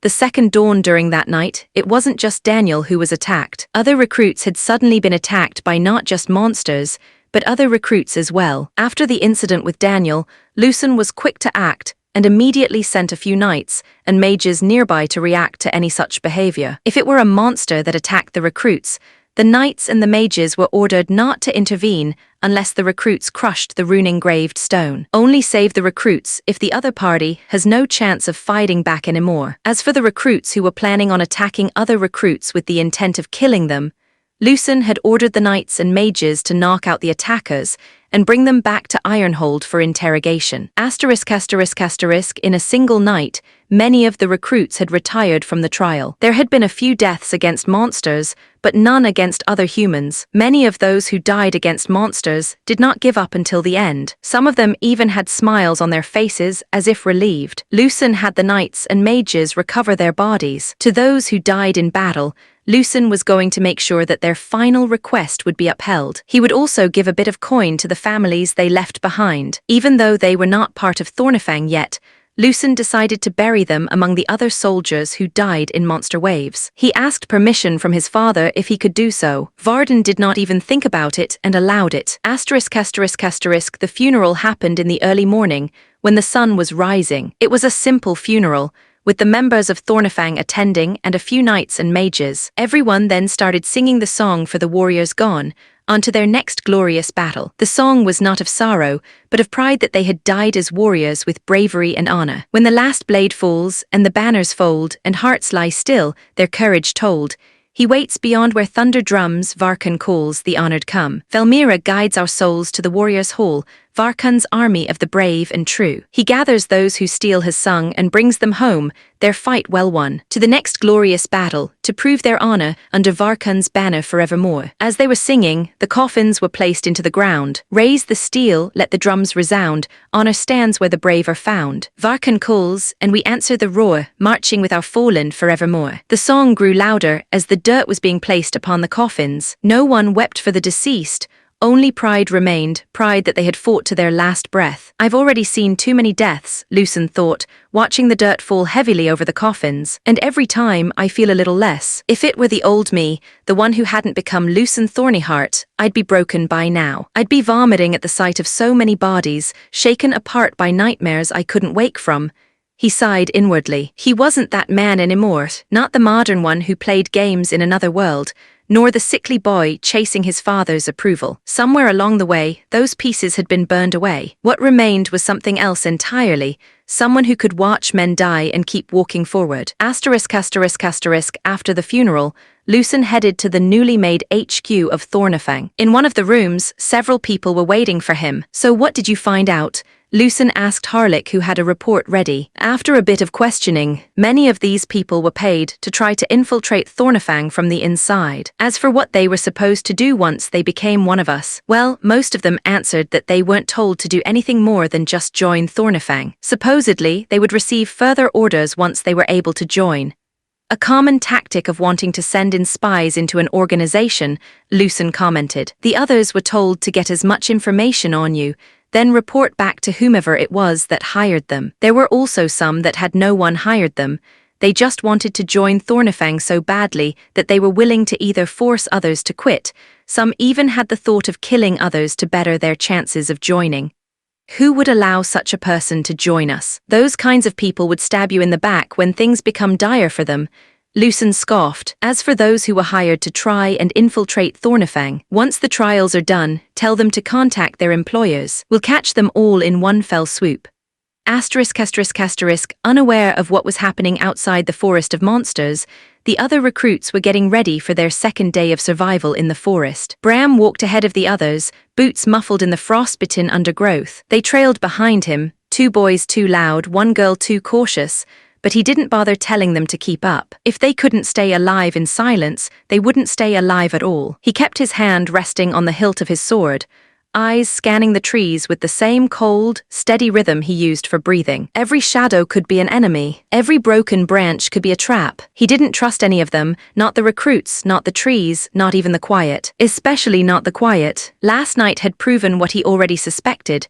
The real danger wasn't the monsters. It was the desperation in men's eyes when the prize was too big and the rules too few. A sudden crack in the distance froze them all mid-step. The others stiffened, looking to Bram like he was supposed to have the answers. Well, he didn't, not yet anyway. But his fingers tightened around the hilt. His heartbeat didn't quicken. It just steadied, like a drum waiting for the first strike. When he walked a little bit forward, he saw that it was just a bird looking for food. Bram did not hesitate and quickly killed the bird so that he could eat it. On the other side of the forest, Veronica moved with a quiet, deliberate grace, her spear balanced across her shoulders as though it weighed nothing. The damp air clung to her armor, and the smell of wet leaves mixed with the iron tang of blood that never quite washed off. She walked at the front of her small band, but unlike Bram, she didn't walk apart. She kept her formation tight, her eyes everywhere, not because she feared the people behind her, but because that was what a leader did. She understood what they had all signed up for. Men fought for glory, power, and survival. And when the prize was worth dying for,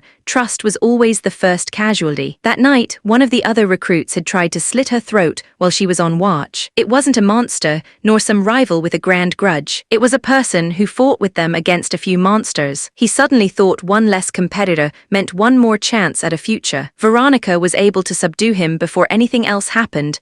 But it wasn't just him. A few of the people with her suddenly attacked the other recruits. It was at that moment that some knights came and easily subdued the attacking recruits, and then they were dragged back to Ironhold. Still, after that, Veronica needed to calm down the remaining recruits. If they were to survive this place filled with monsters, they needed to be able to trust one another with their backs. Veronica sat by the fire with the survivors, her spear propped upright beside her, its shadow stretching long in the flicker of the flames. The faces around her were tight, some pale, some hollow, all of them still shaken. The recruits' eyes flicked toward her, some with doubt, some with a plea. She was young, they all knew it, but right now youth didn't matter. Even if she wasn't the oldest in the group, she knew she needed to take charge. "You saw what happened," she said evenly, her voice cutting through the quiet. Men turned on their own because they thought it would make their path easier.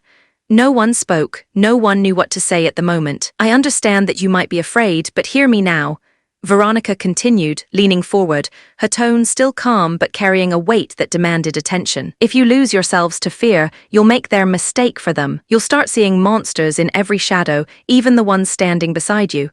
She let that sink in, then jabbed her thumb toward the trees. "The real monsters are still out there. They don't care about your doubts, and they won't hesitate when they find you arguing over who might betray whom. So stay focused, and keep your blade pointed the right way."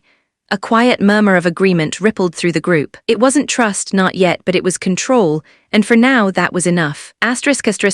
Thrall crouched over the corpse of a horned beast, steam rising from its torn throat into the cold morning air. Blood streaked his knuckles, already drying dark against the pale scars that ran across them. He flexed his hands once, twice. There was no pain, only the dull thrum of impact singing through his bones like a familiar song. While others schemed, Thrall hunted. No steel, no tricks, just flesh, bone, and the clean honesty of a fight fought face to face, with nothing but his body. The night before, screams had carried through the forest, steel on steel, men on men, ambition over dreams. He hadn't gone to check. If they wanted to burn each other down, let them. Less noise for him to deal with later. He stood, rolling his shoulders until they cracked, then wiped the worst of the blood on the beast's coarse fur. He didn't think about plans or politics. There were monsters in the forest. Monsters needed killing, and his hands worked just fine. To Thrall right now, there was only the hunt. In another part of the forest, Daniel was slightly irritated by the morning light. He could hear the varying noises from different parts of the forest. Still, there was nothing near him,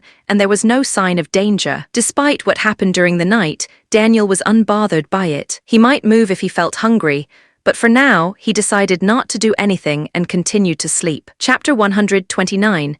Converging the morning mist clung to the trees like cobwebs, heavy and still. Owen walked at the front, hand resting on the sword at his hip, a blade he had forged himself, a weapon shaped not for show, but to survive days like this. Behind him trailed 5 recruits in a crooked line, boots crunching damp leaves. 3 of them were barely out of boyhood, 2 were nearer his age, though none carried the weight of experience. They weren't soldiers, they were dreamers. It was already the 2nd day of the trial, and right now their group was hungry and cold. They had not encountered any recruits wanting to kill them, but they were also in a worse situation than the remaining recruits. Unlike the others who had experienced people leading them, none of them had any. They had only been eating berries and tree bark, but that wasn't enough. The only thing they had hunted was that glacier hare they killed yesterday, and they could not consume monster meat. They needed to find proper food quickly, or they would die under the snow. That was not the kind of death they wanted. They had dreamed of glorious adventure, of battles that would make their names resound throughout the kingdom. If they were to die, they didn't want to die from hunger,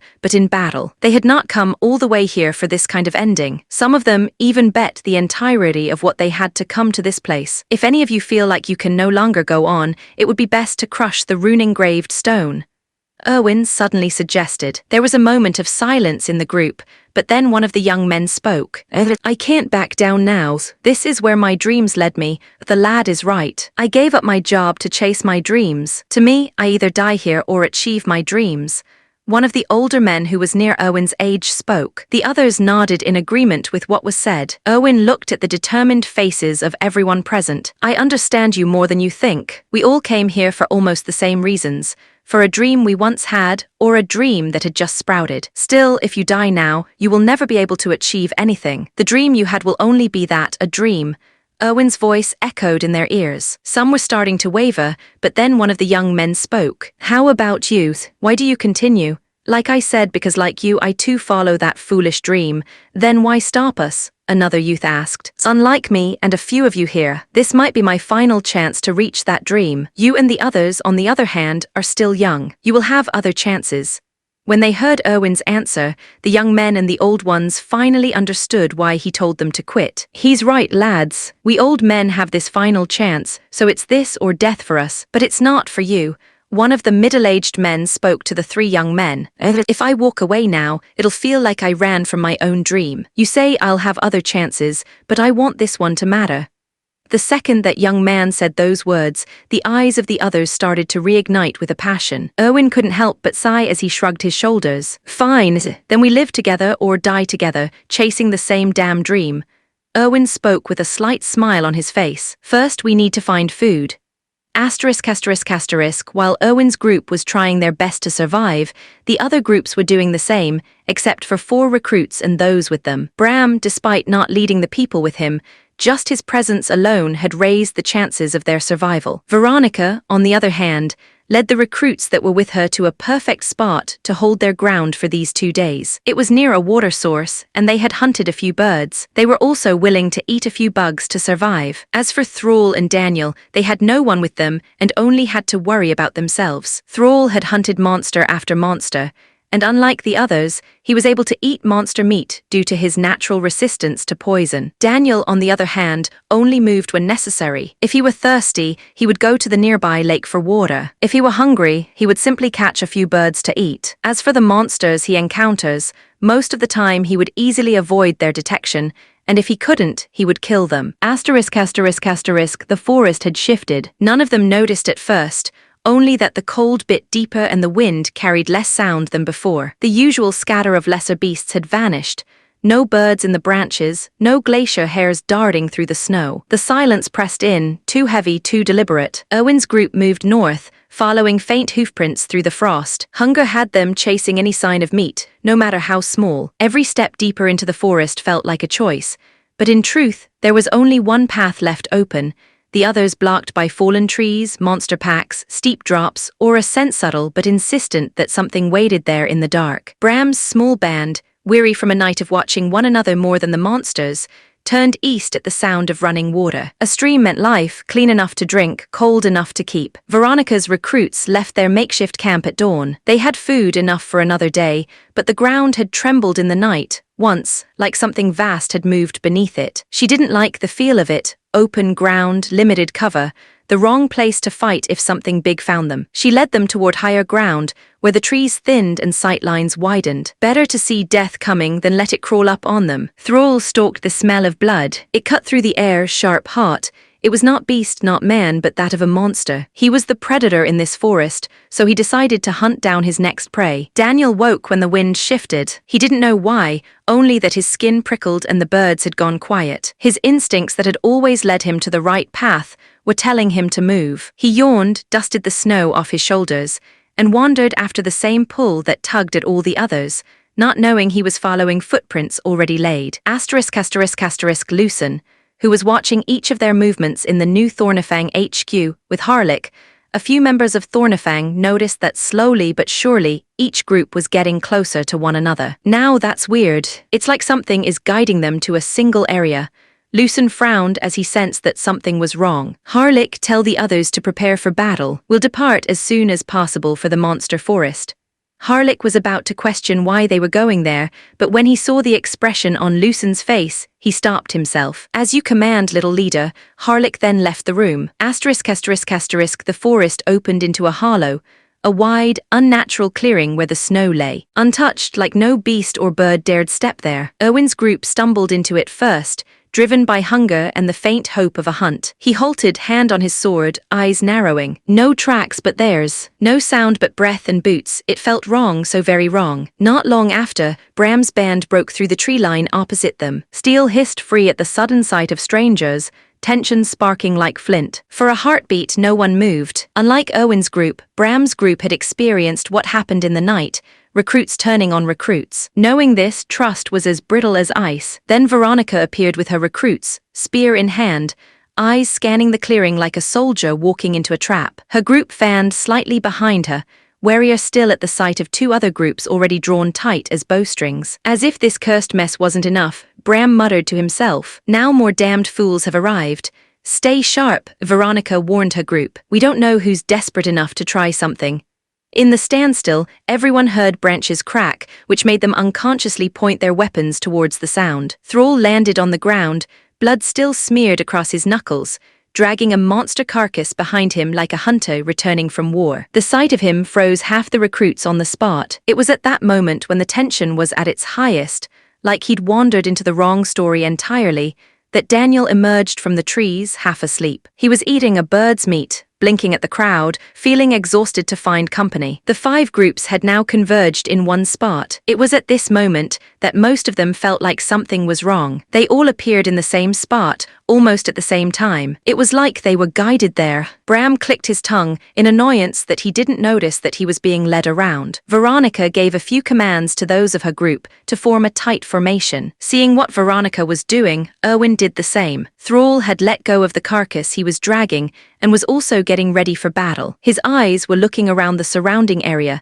his nose twitching as if he was trying to catch the scent of whatever was out there. On the other hand, Daniel was sighing while finishing the bird's meat in his hand. He really wanted to leave and find a spot to nap in, but he knew that it was already too late for that. Chapter 130, True Monster. It was quiet. Too quiet, not even the sound of the birds could be heard. It was rather unnerving. Everyone got their weapons ready. Even the always sleepy Daniel, who most of the time had half-lidded eyes, had his eyes wide open now. The wind shifted. It wasn't louder, but sharper, a soundless edge that made the hairs on their necks rise. Then they heard it. It was a voice.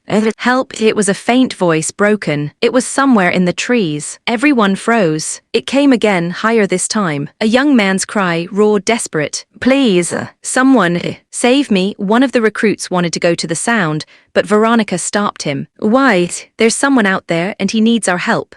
I don't know what's going on, but there's something wrong here, Veronica responded with her hands holding her spear and shield. The smell isn't that of any human. It doesn't smell like anything. Thrall suddenly spoke. When they heard what Thrall said, not only the recruits but even the very forest held its breath. No rustle of leaves and no crunch of snow. Even the wind seemed to die, leaving only the echo of that broken plea drifting through the trees. Help me! It came again, closer this time, though no one saw a thing move. Bram's instincts, honed from multiple life and death situations, were screaming at him to leave, but his instincts were also warning him that the first to run would be the first to die. Bram's jaw tightened, his eyes swept the tree line, every shadow now a threat. He raised one hand slightly, not a word, just a gesture, and the recruits around him froze. Whatever this thing was, he wasn't going to feed it panic. The recruits shifted uneasily, boots crunching faintly in the snow like thunder in the silence. Even that sound felt too loud, too heavy. Daniel stood perfectly still, wide-eyed,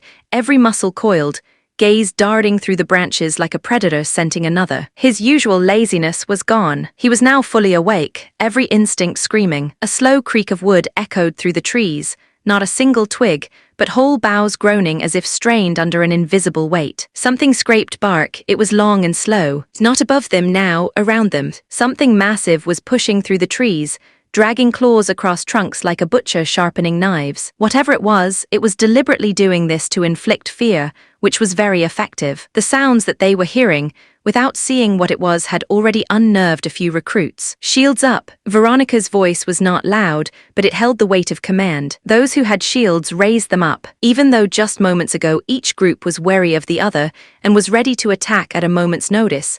They had now trusted one another with their backs and tightened their formation. Even Bram, who was the wariest of them all, understood that in order to survive now, he needed to work together with the people present. Whatever it was suddenly stopped. No voice and no more movement, just the weight of something unseen pressing down on every breath. A soft crunch broke the silence, not snow shifting but bone. A brittle snap, wet, quiet, deliberate. The cry came again, but different this time. Not pleading but markings. Please. Save me. A dozen voices. The same plea, overlapping, high, low, young, old, all sewn together into one wrong, hollow sound. Then there was this eerie laughter accompanied by screams. The laughter and screams died like a blade drawn across a throat, sudden, clean, final. Silence crashed back down. Then the trees groaned, not the sound of wind, but of trunks yielding, bending under something heavy enough to bow them like reeds. Snow fell in soft showers from the canopy, shaken loose by something massive moving just out of sight. A shadow slid between the trees, too tall and too thin. It didn't walk, it dragged itself,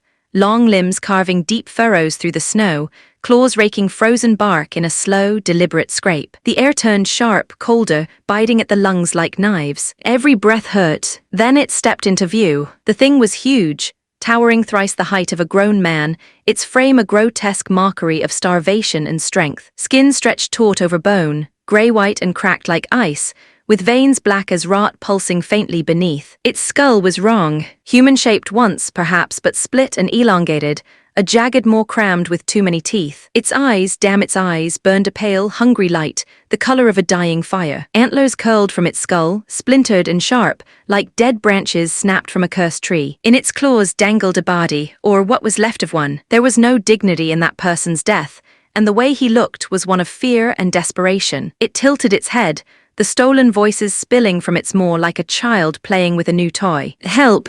Save! Me! Hurt! Its mouth stretched too wide, splitting skin, as it laughed again, a hollow tearing noise like bones grinding together. No one dared to even breathe in its sight. The thing stared at them, its jaw twitching in small, unnatural jerks, head tilting, listening not for sound but for fear. Then it dropped the corpse. The body hit the snow with a wet, heavy thud, spraying red across white. Seeing the sight of the dead recruit, full of fear, made some of the recruits feel an anger like no other, but most were unnerved. It was then that a recruit whimpered. The monster's head snapped toward the noise. It looked at the person who created the sound, then it moved. Snow exploded where it had stood, claws carving through the clearing with impossible speed for something so massive. Trees groaned, bark ripped free in sprays of splinters, as the thing plowed through them like dry stalks. The recruit who had whimpered barely had time to scream. A flash of pale claws, a wet sound, and he was gone, yanked off his feet and slammed into the frozen ground with a force that cracked bone like kindling. Shields to the front. Priest, give us blessings. Mages used every offensive spell you have,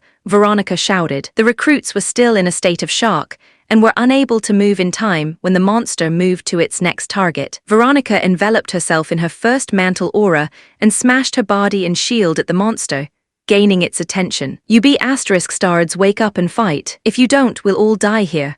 Hearing Veronica's shout, the other recruits finally stopped being dazed as they got into a makeshift formation. The shield bearers stood in front, their bodies shaking, but even then they didn't back down. The priests of different deities started praying, giving every kind of blessing they could to the others. The mages then started chanting their spells. Most of them only knew first circle spells, and started bombarding the monster. Thrall then roared, the tattoos on his body started glowing, and the muscles of his body started expanding. He then charged at the monster and jumped, hitting its head with his fist. The monster's head shook a little, but then it countered by swatting Thrall in the air. Thrall was blown away by the nearby tree. He hit 2 trees, breaking the first one and stomping on the second. The recruits with spears then started throwing their spears at the monster. Some of their spears stuck to the monster's body, but it did not bleed. In fact, it didn't seem like it was that hurt. As the monster was attacking the shield wall, Bram got behind it and was slashed at what looked like its Achilles tendons, but it was too thick. Even with Bram's unnatural strength, it wasn't enough. The monster then set its sights on Bram, who couldn't help but curse under his breath. Damn, it's just one bloody thing after the other. He started fleeing back to the shield wall. Daniel, using his second aura mantle, moved only when the monster's shadow passed over him.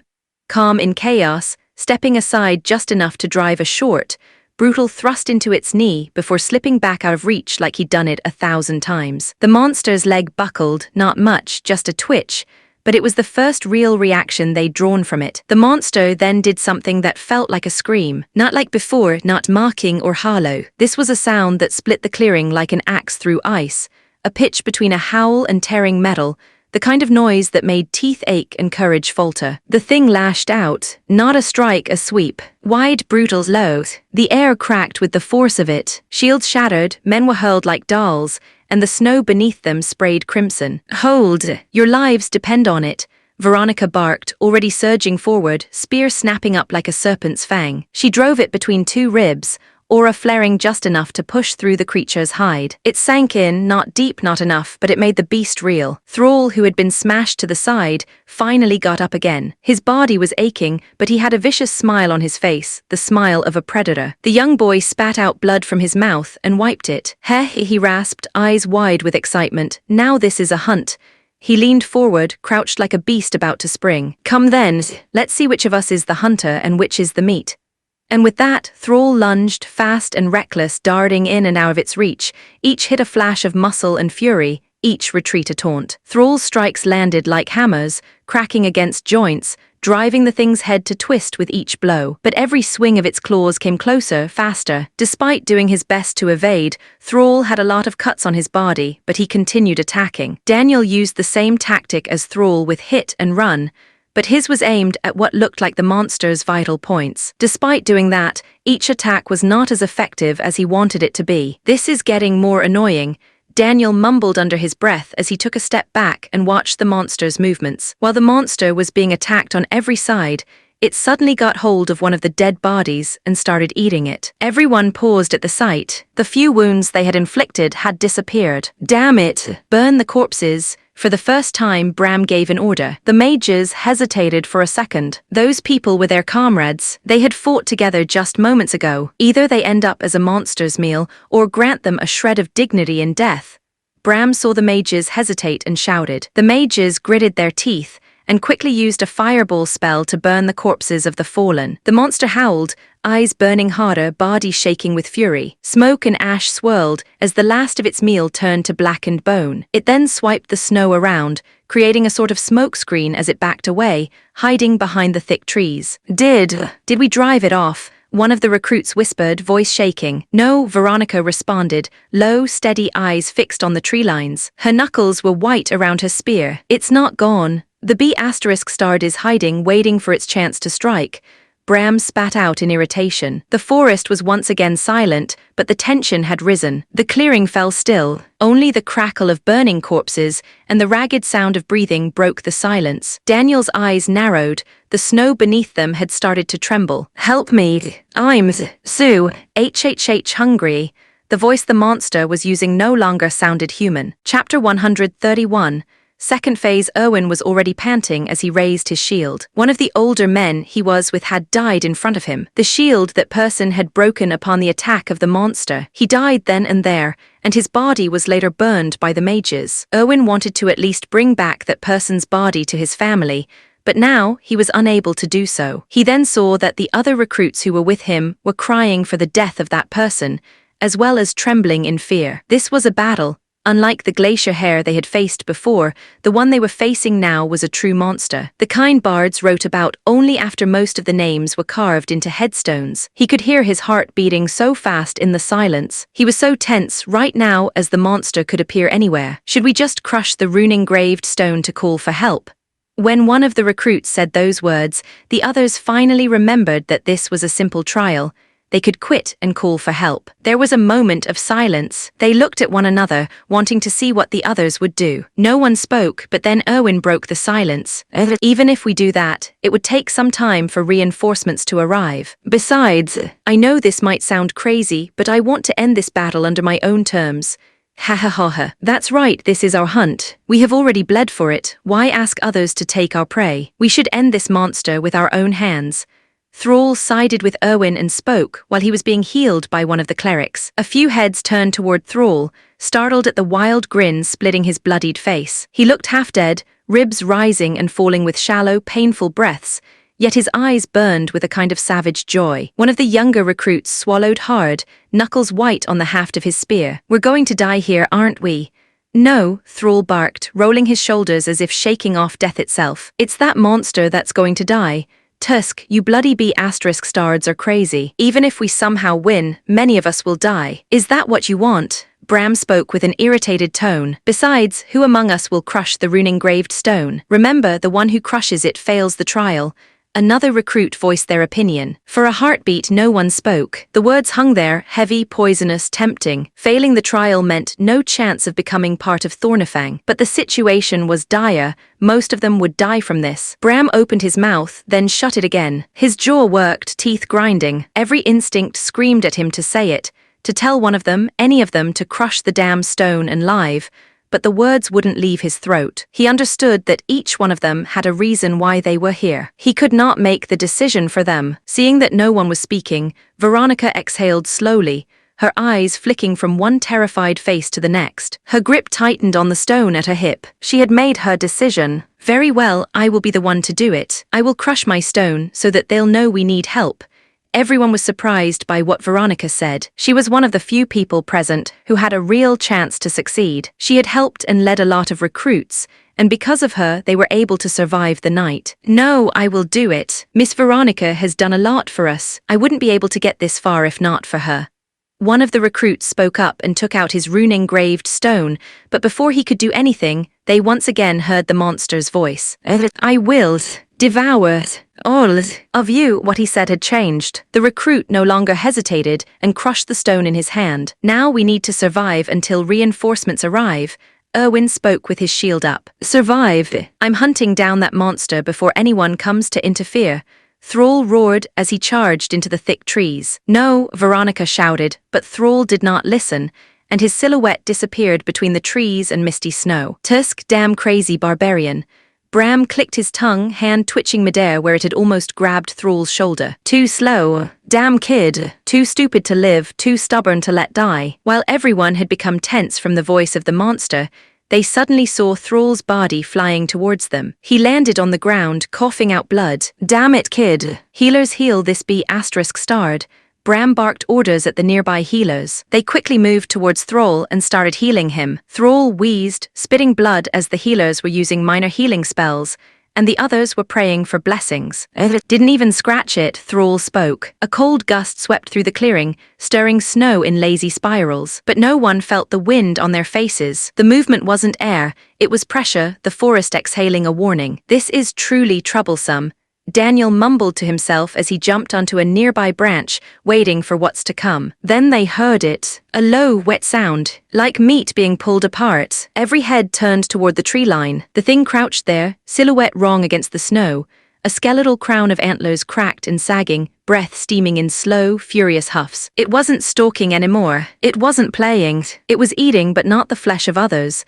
Instead, it was tearing itself apart, eating its own flesh. The creature dug claws into its own ribcage, peeling strips of hide and muscle free like bark from a tree. Black fluid hissed as it hit the snow, each drop steaming like coals in the cold. Bones cracked, shoulders dislocating with wet pops, as if its own body had become a cage it needed to escape. The very sight of it doing that made some of the recruits almost vomit, but they held it in. The sound stopped. The monster went still, hunched low, chest rising once, twice, then it screamed. The scream was so strong it produced a shockwave, making the trees nearby it bend and the ears of some of the recruits bleed. The thing snapped forward. It was not tall anymore, not a looming predator, but lean, coiled and fast. The air itself seemed to lag behind its movements, a blur of pale limbs and black streaks of ichor whipping through the snow. "Everyone hold your positions," Veronica ordered as she stepped forward, her shield raised. But the shield wall shattered before it even struck. A blur of claws tore through wood and steel like paper. A man was there, and then he wasn't,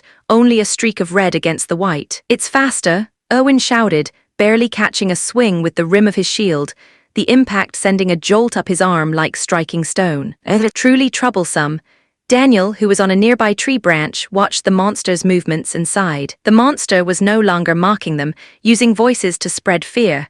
Now it was using overwhelming speed and strength to do so. The monster flickered out of sight, one moment crouched, the next a streak tearing through snow and flesh alike. Screams ripped through the clearing, cut short as bodies fell. "Keep the healers alive," Bram bellowed, parrying a blur that shredded using his sword, but it bent unnaturally now. Bram discarded that sword and took out the extra sword on his waist. Spears jabbed wildly, a desperate hedge against a predator too fast to pin. The air itself seemed to bend around its movements, each strike landing a heartbeat before anyone saw it coming. The mages continued to use every offensive spell they could for as much mana as they had left. Veronica slammed her large shield into the ground, planting her feet wide. Her aura mantle flared, a faint shimmer crawling up the steel like sunlight through water. "Fall back behind me. Regroup," Erwin dragged a bleeding recruit back, shield taking a claw meant for the boy's spine. Sparks flew where steel met bone. The force sent him skidding, boots tearing furrows in the snow, but he didn't drop. "Not this time,"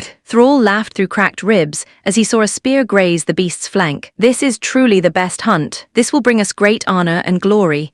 Black ichor steamed where it dripped, hissing on snow like acid. The monster didn't scream. It didn't even turn. It simply stopped, a wrong, jerking stillness, then vanished again. "Where is it?" one of the mages cried, spinning, staff raised, eyes wild. Daniel narrowed his gaze from the treetop, following only the subtle distortion in the falling snow. He then jumped down and stabbed his sword at the monster's head, but it did not pierce deep enough. Daniel was about to jump away when the monster's hand hit him. He was unable to evade and was damaged for the first time in this trial. Daniel was flying through the air, and he used his second mantle aura to protect his body. He then stabbed his sword at a tree he was passing by. That move stopped his momentum, but it strained his arm more than he wanted to. The monster was about to attack one of the younger recruits, but Veronica was able to intercept it. Still, upon getting hit by the monster, even with her shield and her aura protecting her, she was blown away. Her shield flew away from her hand, and Veronica's butt was now on the ground. She wanted to quickly get up,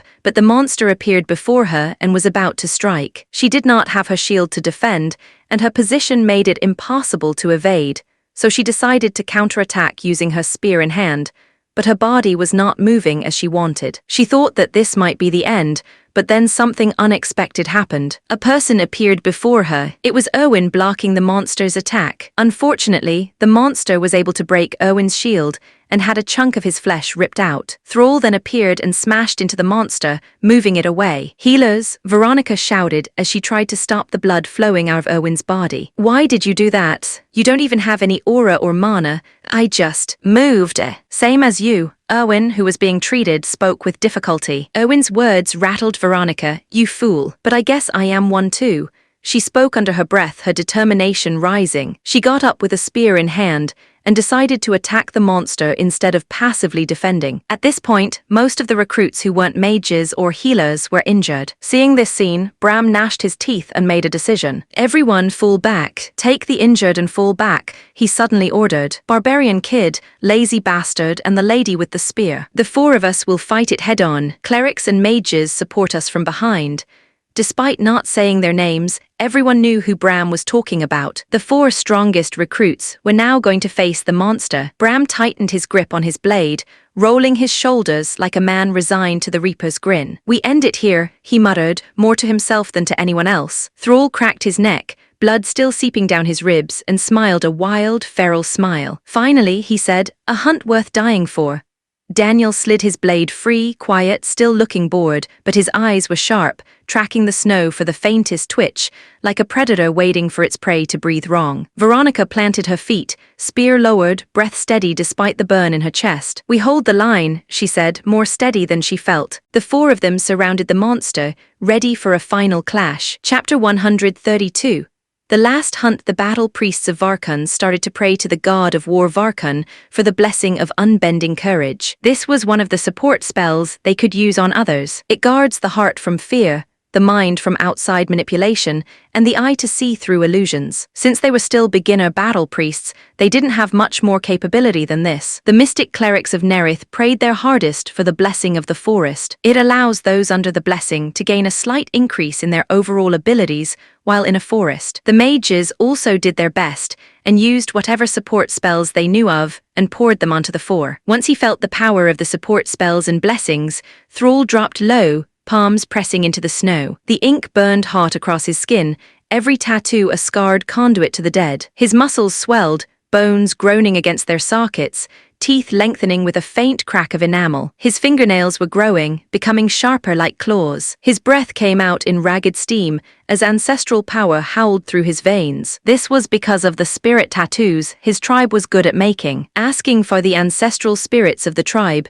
to grant incredible power. Only a chosen few in the tribe would be able to handle the spirit tattoos, and Thrall was one of them. Thrall then dashed forward. His speed was unlike before, and in a blink, he appeared in front of the monster. He started attacking the monster with his claws, and even tried to bite it. The monster started counterattacking as it tried to smash Thrall to the ground. The 2 attacked each other like wild animals. Bram on the side circled around the monster, and, using his unnatural strength, attacked the monster in the rear. Veronica once again picked up her large shield and, with her spear at hand, tried to catch the monster's attention. The monster's claw met Thrall's swipe, the impact cracking like bone on stone. Snow exploded around them, a white haze stained by black ichor and crimson spray. Thrall snarled, fangs tearing into the beast's shoulder, but the creature barely flinched, smashing its antlered skull into his jaw and hurling him aside like a broken toy. Bram's blade came down in a brutal arc, cleaving deep into the monster's flank, or it should have. Instead, the flesh split, hissed, and closed like tar around steel, trapping the sword before Bram wrenched it free with a curse. A blur cut through the mist, Daniel, eyes cold, sword angled low. He slid beneath the monster's lashing limbs, carving across a tendon with surgical precision. The beast staggered for half a heartbeat, just long enough for Veronica to slam her shield into its chest like a battering ram, forcing it back a single step. Yet no matter how hard they hit, all their attacks were only skin deep. Thrall, who had been attacking non-stop since the beginning, was now sweating profusely. He was slowing down, his body was aching all over, the many wounds he received felt incredibly painful, but he continued moving. He continued fighting with a smile on his face. Bram noticed that Thrall was slowing down and knew that the second Thrall disappeared from the battle, the chances of surviving would instantly drop. "Those that can move gather the spears and hand them to me." Several recruits scrambled through the snow, snatching broken shafts and discarded weapons. Spears clattered in Bram's outstretched hand. He then placed them on the ground surrounding him. He spat blood, adjusted his grip, then planted his feet wide. "Lazy ass, shield girl, barbarian boy," he barked, eyes never leaving the monster. "Stop his movements for a second." The very second they heard Bram's command, they did not question it and simply moved. Veronica pounded her spear onto her shield, making a loud noise, attracting the monster. "Come at me, you monster."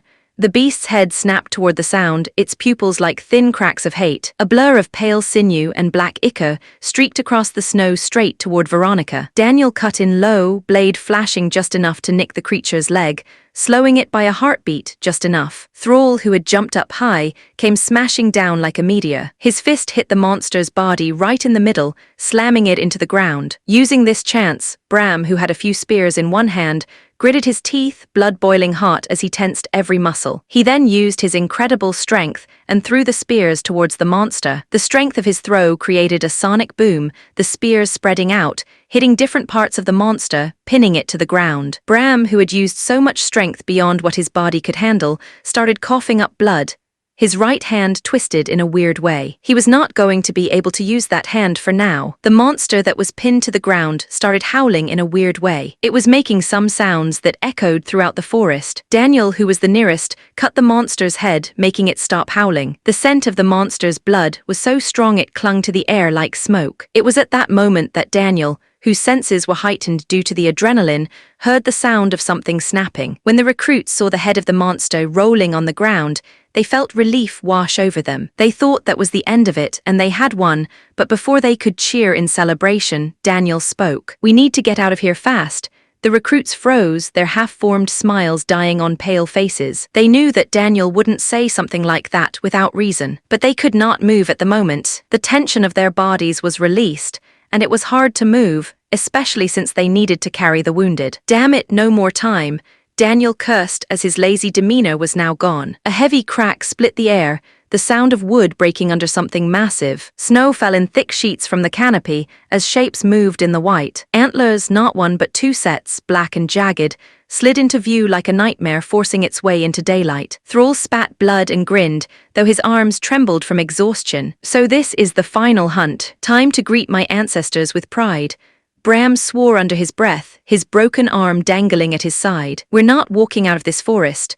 Veronica, who was already panting heavily, closed her eyes. She then opened them and once again got into a fighting stance. The two sets of eyes gleamed in the snow, hollow, hungry, wrong. Their breath steamed black in the cold. The battle priests of Varkun did not falter despite the situation. "Time to show our valor, pride, and honor in this final battle. We all shall meet again in the halls of Varkun's army." The young men and the old who came here for their dreams also stood bravely in front of despair. It might have been a short time, but this was a grand adventure. One of them spoke, holding onto his weapon tightly. Seeing everyone about ready to die, Daniel sighed. The time that had passed since they crushed the rune-engraved stone was not even an hour. Based on the distance from Ironhold, and how fast Lucen came with a few men when he called for them during the night, it would at least take more than an hour to get here. That was assuming they were moving as fast as they could. That would mean a miracle of reinforcements coming at this time would not happen. Daniel scratched the back of his head and sighed again. He then took a step forward, and the two monsters looked at him, the blood of their companion still on Daniel's blade. "You guys run away in different directions. I'll hold them down here." Daniel did not understand why he was doing this, standing up for people he barely even knows. He did not know that their words and actions had somehow moved him. "I won't go. This is my hunt as well." The young barbarian Thrall stood at Daniel's side. Daniel knew that he wouldn't be able to convince Thrall to leave. Based on what he had observed, this boy was obsessed with the hunt in battle. "I shall stay as well." Veronica spoke with shield and spear at hand. "Sorry, but I need you to help the others escape," Daniel said, still eyeing the monsters. Veronica was about to respond when the monsters suddenly moved. They didn't attack them, but instead headed to their dead companion, and they did something no one expected. The monsters started eating the corpse of the monster they had just killed. "Now's your chance. Everyone leave now," Daniel shouted at those present. The sound of teeth grinding through bone echoed through the clearing like branches snapping in a storm. Wet, sucking gulps mixed with the brittle crack of ribs as the two creatures fed on their fallen kin. Despite Daniel's shout, no one moved, no one breathed. Daniel's knuckles whitened around the hilt of his sword. He didn't look away from the feast, not even for a heartbeat. "Move," he hissed. While they're distracted, the recruits hesitated for a while, but in the end they finally stirred. They understood that they would only be getting in Daniel's way if they stayed. Some dragged the wounded by their cloaks, others clutched broken weapons like lifelines. Veronica gnashed her teeth as she fell into a rear guard position, her shield raised, eyes looking at the monsters as she backed away with the others. She didn't want to leave Daniel and Thrall, but she understood that if one of those monsters got past them, then the others would die. "You bloody fools," Bram spoke to Daniel and Thrall. "Tell me your names." Daniel did not understand why Bram suddenly asked, but he answered anyway. "I'm Daniel Cross. I'm Thrall of the Ashfang tribe, Thrall answered without hesitation. Bram chuckled, though blood streaked the corner of his mouth. I'll remember the names. If we survive this, I'll curse you by name for this madness. If not, I'll meet you fools either in Valmira's embrace or Varkun's Hall of Valor. Despite his one hand being unable to move, Bram gave a knight's salute to the two. Daniel gave a faint smirk, eyes still locked on the feeding beasts. Healthy. I'd rather rot in the ground and sleep than sing war songs in Varkun's hall. Thrall only laughed, a raw, broken thing that steamed in the cold. To a worthy death, then. Bram stepped past them, boots crunching in the snow, then stopped just long enough to slap Daniel's shoulder with his good hand. Thrall met his gaze and grinned through the blood in his teeth. Don't make this sacrifice for nothing, Bram muttered, then turned and barked, move. Now, Bram took one more look at the two. May Varkun bless you two bloody fools.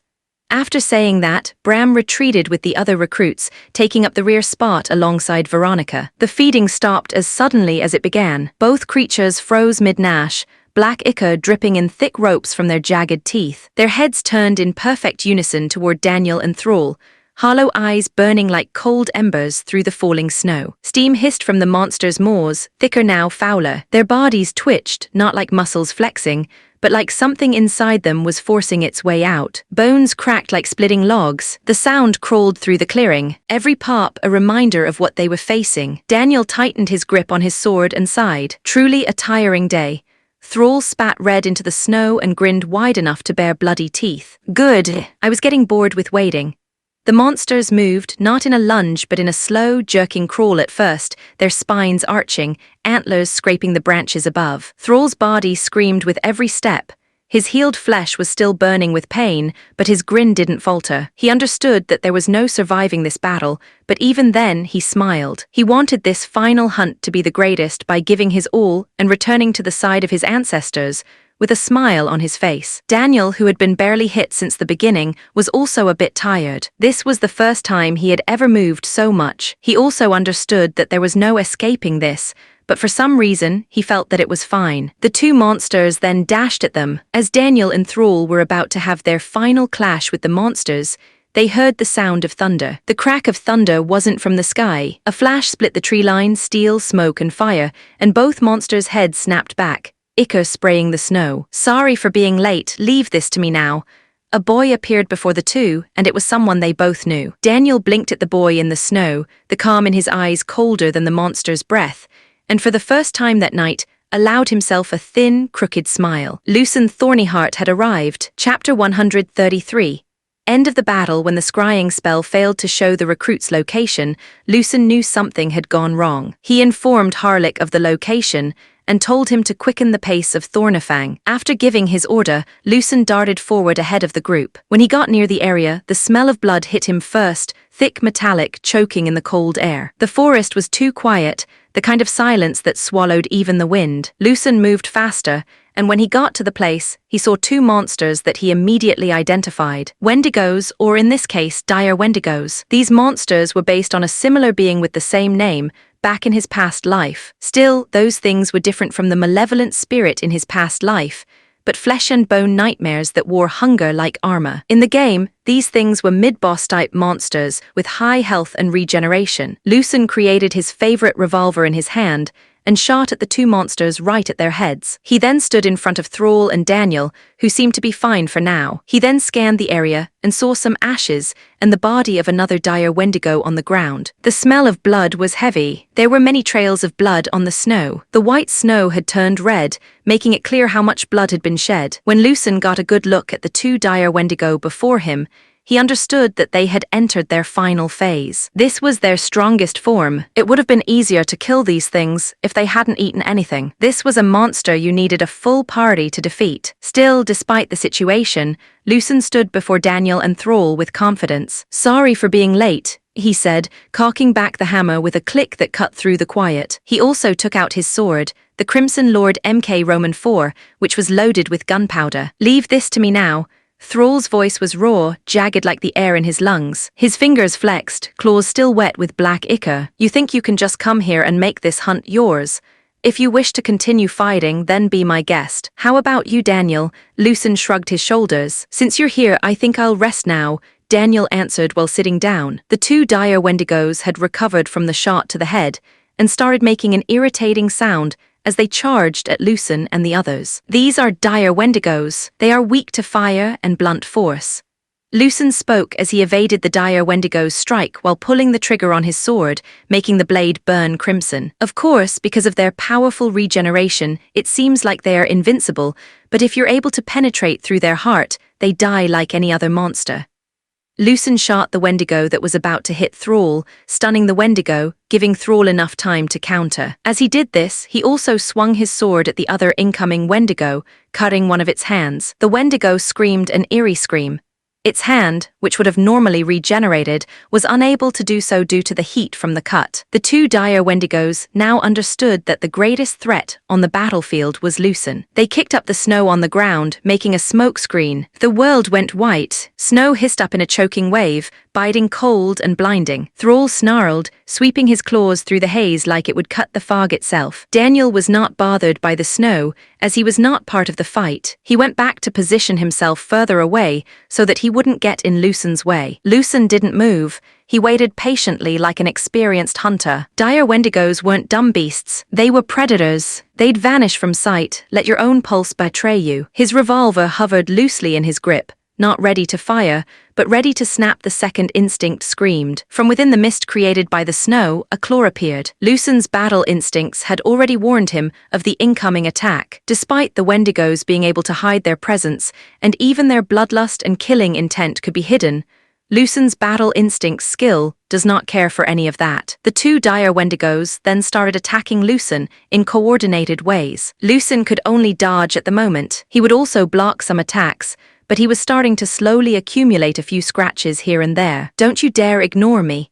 Thrall punched one of the dire wendigos, giving enough time for Lucen to back away and start shooting at a distance for now. Even with Lucen's battle instincts, gun-kata, and marksmanship skills, it was hard to fight the dire wendigos. He was lucky at the beginning to be able to take one hand since they were caught by surprise, but now the monsters were actually acting cautiously, making it difficult to get a hit in. While Thrall was engaging in combat with the two dire wendigos, Lucen gave support fire. He was waiting for a chance to attack, but the dire wendigos were not giving any more openings. It was a stalemate for a while when Thrall was hit in the abdomen and flew back. This time, unlike before, he was unable to get back up. His body had finally reached its limit. "Daniel, take Thrall away." "No," Thrall, who could not stand up, shouted. Unfortunately, even though he had the energy to shout, he could not do anything else. Daniel did as he was told and picked up Thrall, who tried to resist but was unable to do so. Lucen, who was now once again evading the continuous attacks of the two dire wendigos, was now wondering how long he needed to hold out before the reinforcements arrived. As he was wondering about that, one of the dire wendigos was able to smash its palm on Lucen's back. Lucen was pushed forward and needed to stab his sword into the ground to stop his body. "Tusk, I guess trying to be the hero backfired on me." Lucen coughed, the metallic taste of blood rising in his mouth as his vision sharpened from the pain. His back screamed, his aura dampened from the impact, but his hands still held firm on the Crimson Lord's grip. The wendigos circled now, slow, deliberate. They'd tasted his weakness. Snow hissed under their claws. Their breaths came out in short, steaming bursts. They didn't rush. They stalked. Lucen stood up and snapped his neck side to side. "I guess you give me no choice but to use this."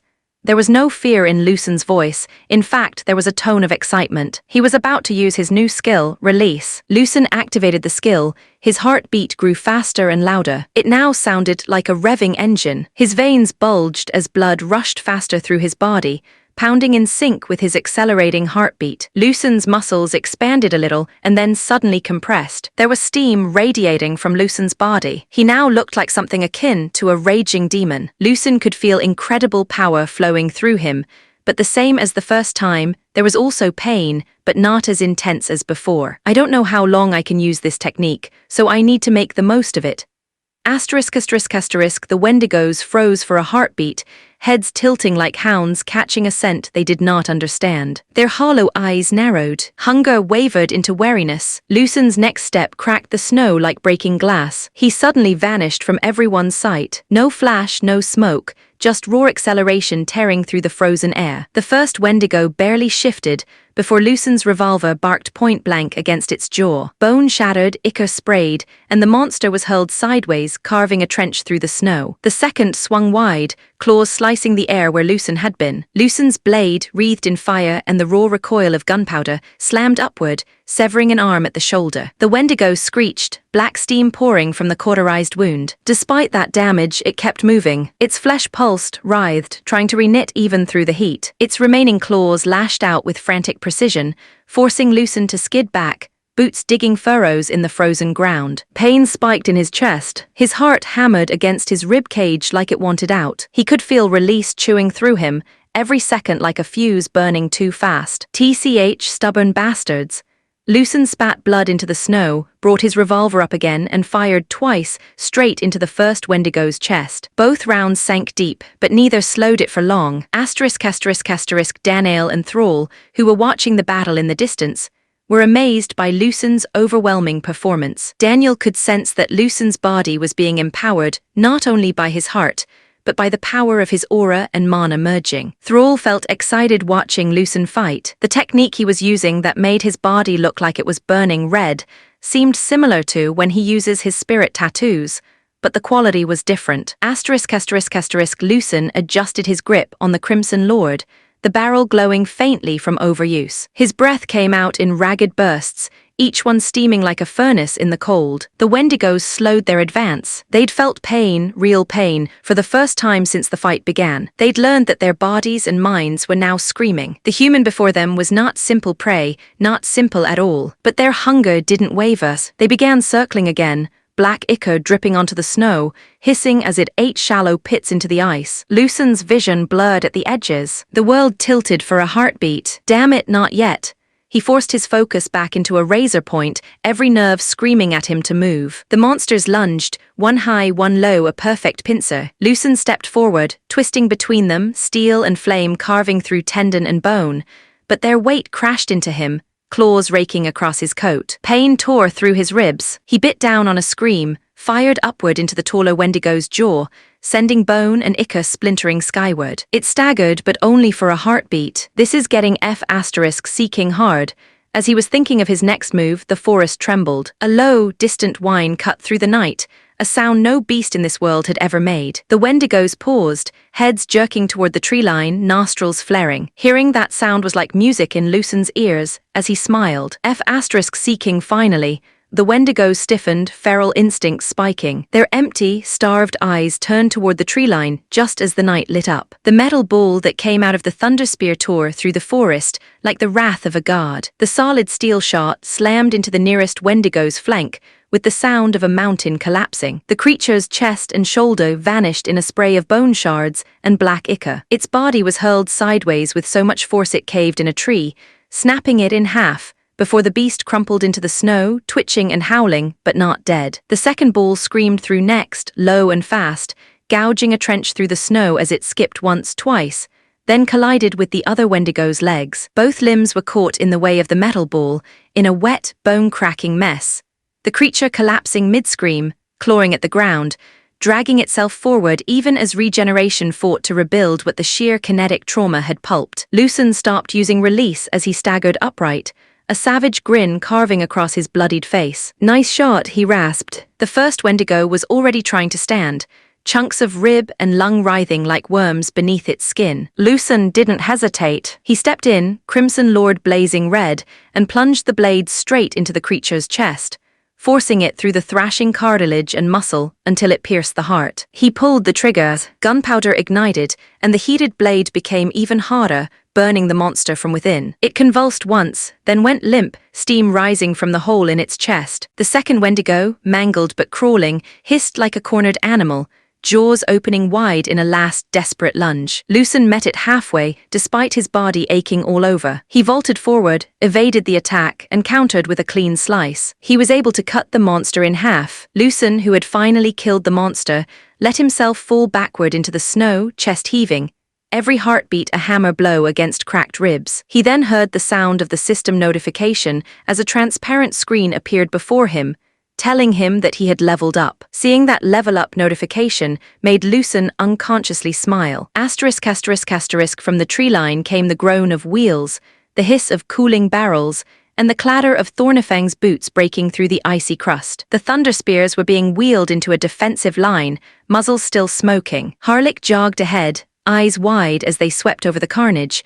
Two dire wendigos torn apart like butchered cattle, Lucen sprawled in the snow, still gripping a sword that dripped black blood and steam. "Little leader," Harlech said, his voice filled with relief. "Glad to see that you're alive," he joked. Lucen spat blood, wiped his mouth with the back of his hand and smirked up at the sky. "Is that all you have to say? You're seeking late. Well, we arrived before you died, so I think we came just right in time." The two looked at each other for several seconds, their smiles widened and they started laughing. Chapter 134. The vow. The second trial ended on the second day, and the recruits who survived were escorted back to Ironhold, many of whom were badly wounded, so Lucen made the new Thornifang base a temporary hospital. He called for all the healers in Ironhold to help. He contacted every cleric in the city to save those that could be saved. The wide hall that had only just been finished days ago was already unrecognizable. The walls, still bare stone without banners or polish, echoed with groans and muffled screams. The air was so thick with the smell of blood, charred flesh, and pungent herbs that it coated the tongue like ash. Straw carts lay crammed together in crooked lines, each one occupied by boys and girls far too young to carry scars like these. Some clutched their sides, biting back whimpers, while others cried openly. There were also the veterans who, despite having more injuries, did not dare make a sound. They remained silent throughout the healing, as if feeling pain was shameful. Clerics drifted between them like pale shadows, whispering prayers of mending, their voices hoarse from overuse. Wounds closed here and there with faint light, but just as many remained raw, sad, and unhealed. Lucen, who had no idea about healing, did not bother going to the place, since he would not be able to help. Instead, he had to prepare for the funerals of those who died. Despite their bodies being turned into ashes, he also needed to prepare to follow the final wishes of the deceased, and inform their families if they had any about their passing. In one of the rooms, Veronica was being bandaged up. Once she was done, she left the room and started looking for the person who took a blow for her. She didn't know his name, and the memory of what he looked like was a blur because of the many things that were happening at the time. Still, she wanted to see if he was all right and thank him for saving her. She wandered through the different rooms, but she could not find the person she was looking for. Everywhere she turned, faces blurred together in a haze of bandages and blood. The groans of recruits pressed against her ears, broken only by the low, rhythmic chant of clerics that made the air hum like distant bees. The metallic tang of blood was so thick she could almost taste it, bitter at the back of her tongue. Smoke from incense and burned herbs curled sluggishly in the air, clinging to her hair and clothes. More than once she thought she had spotted him, only for the man on the cart to turn out to be someone else, someone she didn't recognize. Her hands clenched at her sides. What if he didn't make it? What if I only lived because he died in my place? The thought made her grit her teeth, but she kept moving, pushing through the crowded hall. She would not stop searching, she had to know. As she continued looking around, she saw a familiar figure. It was one of the recruits who was in a group with the person who saved her. "Excuse me, can I speak to you for a second?" Veronica asked, her voice sharper than she intended. The boy turned, bandages peeking from under his torn uniform. His eyes were tired, but he still managed a faint nod. "What is it? There was someone in your group," she said evenly. "He protected me during the trial. I don't know his name, but he took the blow that should have killed me. Do you know what happened to him?" The boy hesitated, then gave a short nod. "You mean Erwin's? He's alive." "Barely. I just left the room he was in." Veronica's lips pressed into a thin line. Relief flickered for a moment, then hardened into resolve. "Where?" The recruit blinked at her tone, then pointed toward the nearby room. "Thank you," she said, already moving. Her chest was tight, but not with fear. Whatever condition he was in, she had to see him with her own eyes. Veronica entered the room. It was near a window, where light shone upon the cot where Erwin lay. There were different types of healers and clerics present, but they were not doing anything and seemed about ready to leave. Veronica understood that meant one of two things. Either that Erwin had been healed and was resting, or that there was nothing they could do. "What's happening here?" Veronica asked one of the healers. "We have done our best, but..." A large part of his abdomen had been torn open. Even after closing the wound, we could not restore it to what it was. There's also a problem with the poison the monster infected him with. It's already spread too far to be healed. While the healer was explaining what the problem was to Veronica, Owen noticed that somebody had entered and spoke. "Who's there?" Veronica straightened her back at the sound of his voice. It was ragged, dry, but it carried enough strength to remind her he was still fighting. She moved closer to his bedside, her boots clicking softly on the stone. "It's me," she said, steady but low. "The one you saved. I haven't told you my name yet. It's Veronica. Veronica Vaynar." Owen turned his head with effort, his eyes glassy but searching. When he found her, a faint smile ghosted across his pale lips. "So you survived?" "I did," Veronica answered firmly, pulling the chair beside his cot and sitting without hesitation. "Thanks to you," he chuckled, a weak sound that ended in a cough. Black flecks stained the cloth at his side. He, it wasn't anything much. You saved more people than me." Veronica shook her head. "Don't belittle yourself. If you hadn't stepped in, I'd be Ash right now. That's the truth." Owen's breath rattled as he tried to laugh again. "I just did the same thing as you. I didn't understand it at the time, but my feet moved on their own. I don't know if it was my instincts or something else, but my mind kept on screaming that I needed to save you. I guess that was the right move." Seeing how weak Owen had become, Veronica bit her lip, anger and frustration burning in her chest. She refused to let him fade without hearing it from her. "I need to say this." She stood, her shadow falling across his cot, and bent her head in a rare gesture of respect. "Thank you, Owens. You didn't just save me. You gave me the chance to keep on moving forward." For a moment, silence. Then Owen's fingers twitched against the sheets, his gaze softening as he took her in. "Heh, I guess this was a good adventure." Owen, who was lying down, looked at the ceiling, but his eyes seemed like they were looking much further away. "It was a short adventure, but for a brief moment, I caught a glimpse of my dream coming true." He saw himself as a knight of Thornifang, fighting alongside everyone. They went on grand adventures, saving people. His name alongside everyone else's were being sung and praised by the people. Owen's face suddenly distorted, and he could no longer hold back as tears slid down his face. Veronica was stunned by the sight and did not know what to do. "I'm sorry. I at least wanted to die with dignity, but I just can't. The dream I wanted to achieve was so close. I simply got a glimpse of it, and now it's over. I wanted to see more. I wanted to go on more grand adventures." Owen's body shuddered as another cough racked him, scarlet flecks staining his lips. His voice was hoarse, but his eyes burned with all the fire his body could no longer hold. Still, he continued to speak what was on his mind. "I wanted to become a knight, to protect people, to stand on the battlefield with pride, to have me, Owen Crun, be part of a story worth telling, a story that would be remembered." His voice broke, tears slipping down his face. His voice cracked, and tears slipped from the corners of his eyes. "But instead, all I have is this glimpse, just a taste of the dream, and now it's slipping away. My dream. The deities are so cruel, to show me just a tiny peek, only for them to take it away. I don't want to die. I don't want to die. When I'm so close to making my dream a reality." Veronica's nails bit into her palms. For a moment, she said nothing, the weight of his words pressing down on her chest. Then she leaned forward, her voice cutting like tempered steel. "Your dream doesn't end here, Owen. You saved me. That act alone will be remembered, because I will remember. I will tell tales of your bravery, and I swear I'll carry your dream forward, no matter what." Veronica grabbed hold of Owen's now weak hands and looked him in the eye. "I will have the grandest adventures. I will protect a lot of people, and I will become a great knight, so that when we meet once again in Varkun's Hall of Heroes, I will tell you of the epic tale that your dream had lived on with me."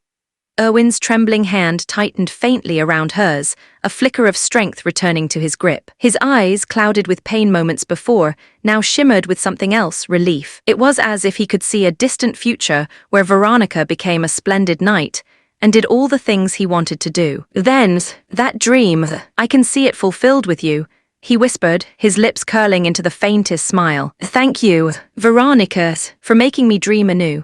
His chest rose with a ragged, shallow breath, then another, each one smaller than the last. The light from the window caught in his eyes as the final breath slipped from him, and then there was only stillness. His hand, once trembling, slid from her grip. The faint smile remained, frozen in peace. Veronica clenched her fist so tightly that blood started to flow out. She closed her eyes for a brief moment before speaking. "May Lady Velmira guide your soul to Lord Varkun's Hall of Heroes, where you may forever be honored. There we will meet again at the end of my own adventure, so we may dine and drink. My friend." She placed his hand gently upon his chest, then stood tall. Her eyes, red but unyielding, burned with the weight of the vow she had made. She would not falter, she could not falter. She was now living not only for herself, but for the deceased Erwin. The clerics had already left. The room was quiet, save for the faint rustle of the curtains. Veronica stood alone with the weight of the dead, and the weight of the promise she now carried. Chapter 135.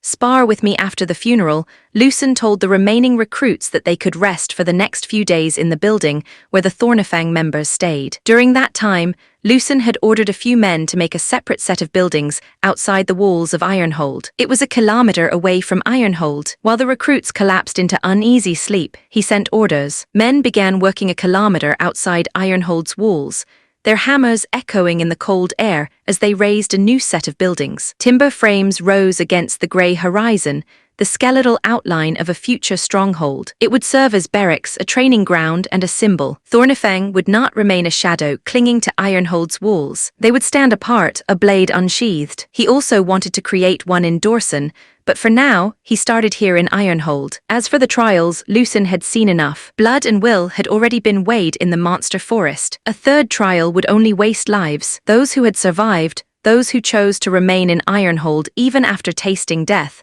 would be the ones he accepted. No more and no less. He would not tell them yet. Let the days ahead reveal who still had the strength to endure, and who would falter before the vow was spoken. He was also dealing with the spies sent to infiltrate Thornifang. They didn't know much, which was expected, but there were ways to capture the people who hired them to do so. Lucen asked for help from some of the knights to capture the people who hired the would-be spies.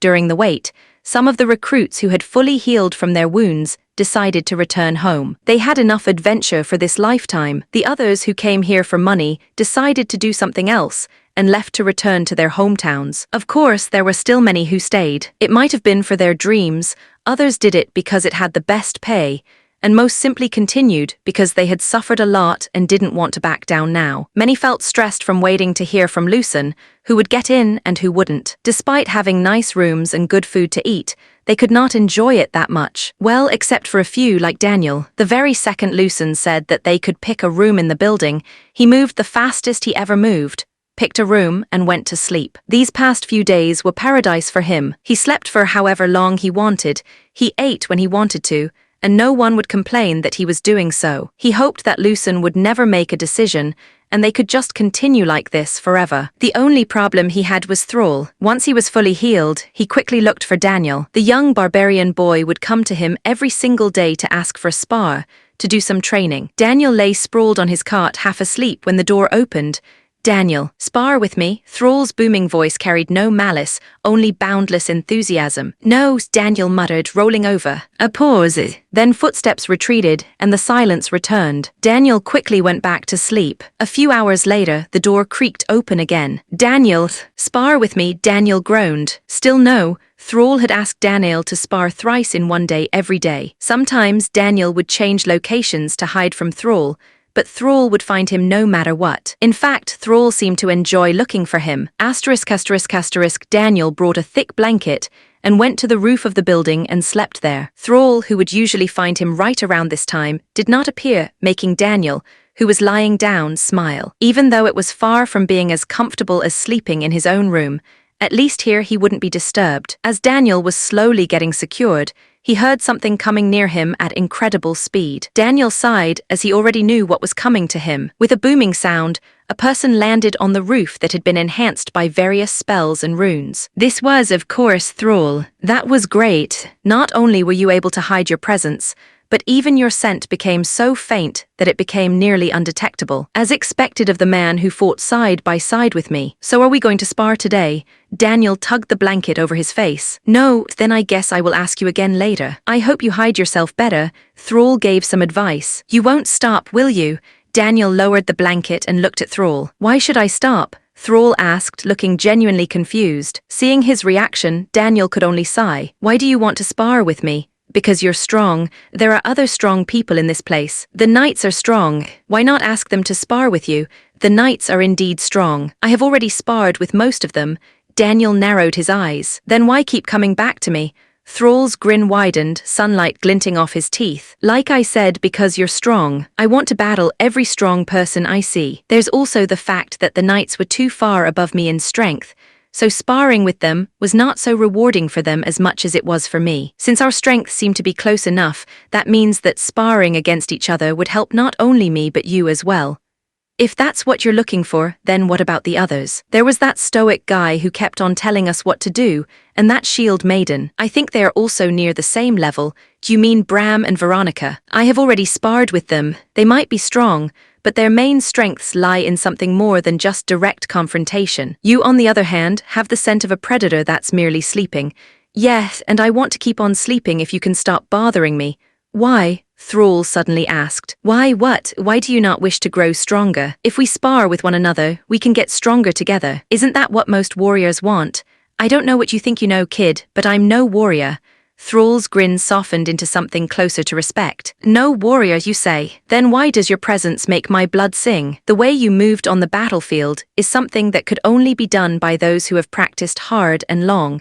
Haven't you heard of geniuses? I don't like to brag, but I'm one of those. I didn't need to work hard to become as proficient as I am.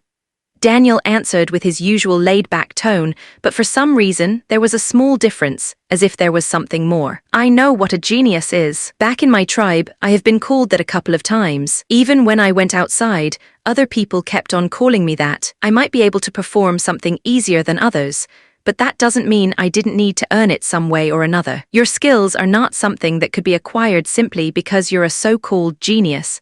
When Daniel heard what Thrall said, he frowned. The young barbarian was rather sharp for someone who only liked to battle. Daniel scratched his head, letting the blanket slide halfway down his face. You sure know how to talk, kid.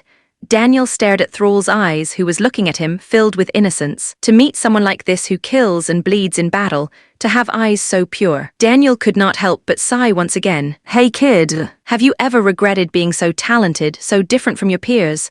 Why regret such things? I was simply born this way. Regretting what you have is like regretting ever living. Daniel let out a dry chuckle, though there was no humor in it. You speak like an old man, but in the end, a kid is just a kid. You don't understand. What should I understand? Daniel sat up slowly, rubbing the back of his neck. His eyes, usually half-lidded with laziness, carried a rare edge. That talent, it makes people look at you with greedy eyes. It makes them have expectations, makes people think you owe them something. A weapon to point, a tool to use. He let out a bitter laugh. They don't see a person, just what you can do. Thrall tilted his head, unbothered. Why should I care what other people think? If I'm strong, then I'll just choose how that strength is used. This body, given to me by my parents and my ancestors, is now mine and mine alone. My fists are mine, this is the body I trained, no one else's. Daniel stared at him, half annoyed, half intrigued. You make it sound easy. It is easy, Thrall said without hesitation. He thumped his chest with one hand. This body listens only to me. If I fight, it is because I want to fight. If I bleed, it is because I chose to bleed. You truly are something else, kid. Daniel shrugged his shoulders. Thrall blinked, then grinned. So will you spar with me now? Daniel froze, caught off guard by the bluntness of the statement. For a moment, he almost laughed, but instead, he lay back down and pulled the blanket over his face again. I don't want to. I'm going back to sleep. All right then, Thrall replied, standing and stretching his shoulders. But I'll keep coming back. I do like a challenge. With that, the barbarian leapt from the roof, landing in the courtyard below with a ground-shaking thud. Daniel lay in silence for a long moment, staring at the inside of his blanket. Stupid kid, yet his lips twitched, almost betraying the ghost of a smile. Chapter 136. Bram and Veronica, the same as Daniel in another room. There was a person who barely stepped outside their own room. The light coming through the window shone upon Bram, who was checking his equipment. His leather jerkin was torn in several places, the metal fittings dented. It was no longer usable and would need to be replaced. The jerkin smelled faintly of blood and sweat, the stench of days-old battle clinging stubbornly to the leather, no matter how long he left it by the window. One of the shoulder straps had been half-severed, held together only by stubborn threads. His fingers traced the gouges on the metal fittings, remembering each strike that left its mark, and each close call that had followed. His main sword was bent a little, but that was easily fixed. The spears he had were all used up, and he had none left. Overall, that second trial had cost him more than he expected. I hope they give me new equipment. Still, this room is pretty nice. Bram looked around the room he took over. It was a better room than what you would see in inns. A bed, a desk, and a few chairs. He sat on the chair near the desk and started cleaning his usable weapons, like his knives. As he was cleaning his weapons, he started thinking about what had happened in the monster forest. He had been to many battlefields all throughout his life, and he had faced monsters every now and then, but mostly people. So when he fought against the other recruits who wanted to kill him, he wasn't that surprised. He had seen his fair share of betrayals, and most of them were usually for greed. He was prepared for that happening, which was why he responded quickly enough. As for the monsters, most of them were a little trouble, but nothing he could not handle, until the dire Wendigo appeared. That was the first time he saw a monster not in the shape of an animal, something that could mimic their voices. That was a true monster. He looked at his hand that had just healed.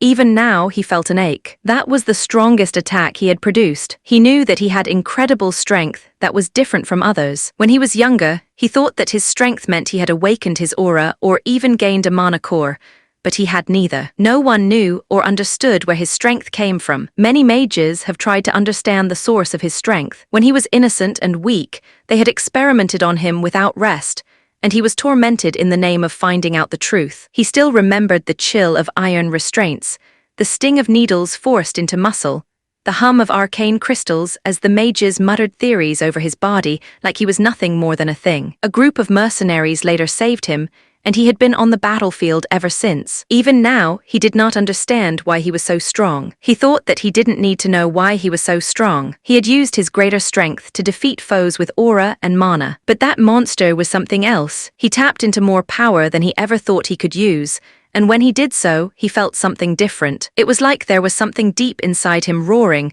burning his body. It gave him incredible strength, but it was not something his body could handle. That was the first time that it happened. How can I have strength that my own body can't handle?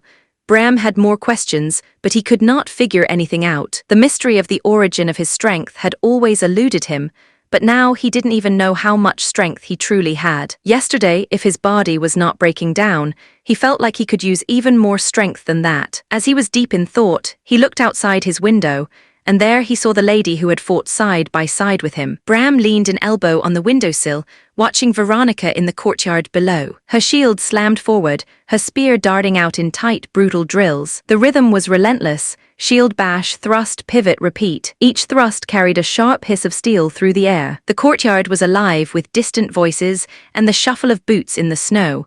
But to Bram, it felt as though all sound was swallowed beneath the rhythm of her training. Sunlight flashed across the spearhead with each strike, a glimmer of silver followed by the dull echo of impact. Sweat traced lines down her jaw, catching the light like molten glass before dripping onto the stones. She had been training relentlessly. It was like she never sleeps. Bram had seen the look on her face and immediately understood. He had seen that look countless times before. It was the look of someone who lost something but gained something more. Whether it be a burden or a gift, that would be determined by the person who carries it. He never truly understood the people who carry the burden given to them by others. He already had his own burdens then, why would he want to add to that? Even if you try your best and carry all the burdens, the dead will remain dead. You gain nothing from doing all that. He wanted to ignore Veronica, but seeing her push herself like that, something deep within him was feeling agitated. That brat's body is going to break down if she continues this pace.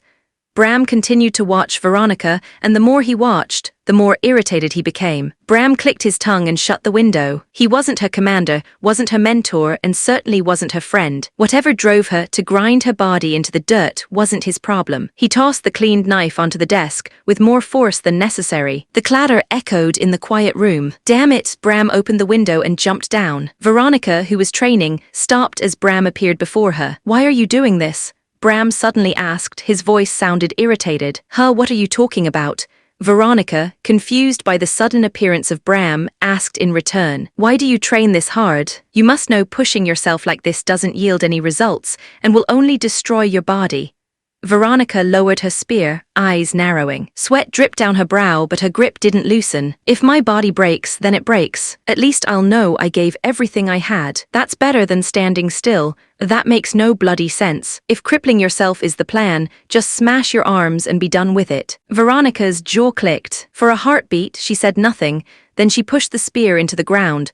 planted her large shield on her back, and looked up at him with something like tired steel. "This is the only way I know to do so that I can fulfill the vow I made." Bram snorted. "I don't know what that vow is, but I'm sure it isn't about you crippling yourself."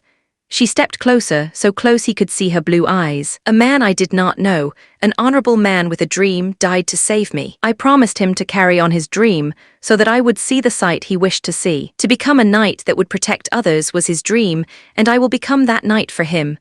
Bram looked at her for a long moment. The courtyard noise, metal on wood, boots, the distant creak of a cart blurred at the edges. Bram studied her face, the blue eyes burning with conviction. He had seen many people take the dreams of those dying men and women, but most were unable to fulfill such dreams. He had seen how strong and capable Veronica was on the battlefield. This girl, who was still in her teens, had talent unlike others. To burden herself with a dream of another was so foolish in his eyes, but he could not deny her conviction. "TCH, if you really want to fulfill your vow to the dead, you'd better stay alive for that to happen. Pushing yourself like this won't help." To others, Bram might be an intimidating person, but Veronica didn't flinch. She stood tall, shoulders squared. Sweat streaked her face, but her gaze was steady, unwavering. "When I first saw you, I thought you were a man who cared for nothing. But I was wrong. You care more than most, you just don't know how to show it. If you're worried about me, don't be. This is my way of fighting, my way of living."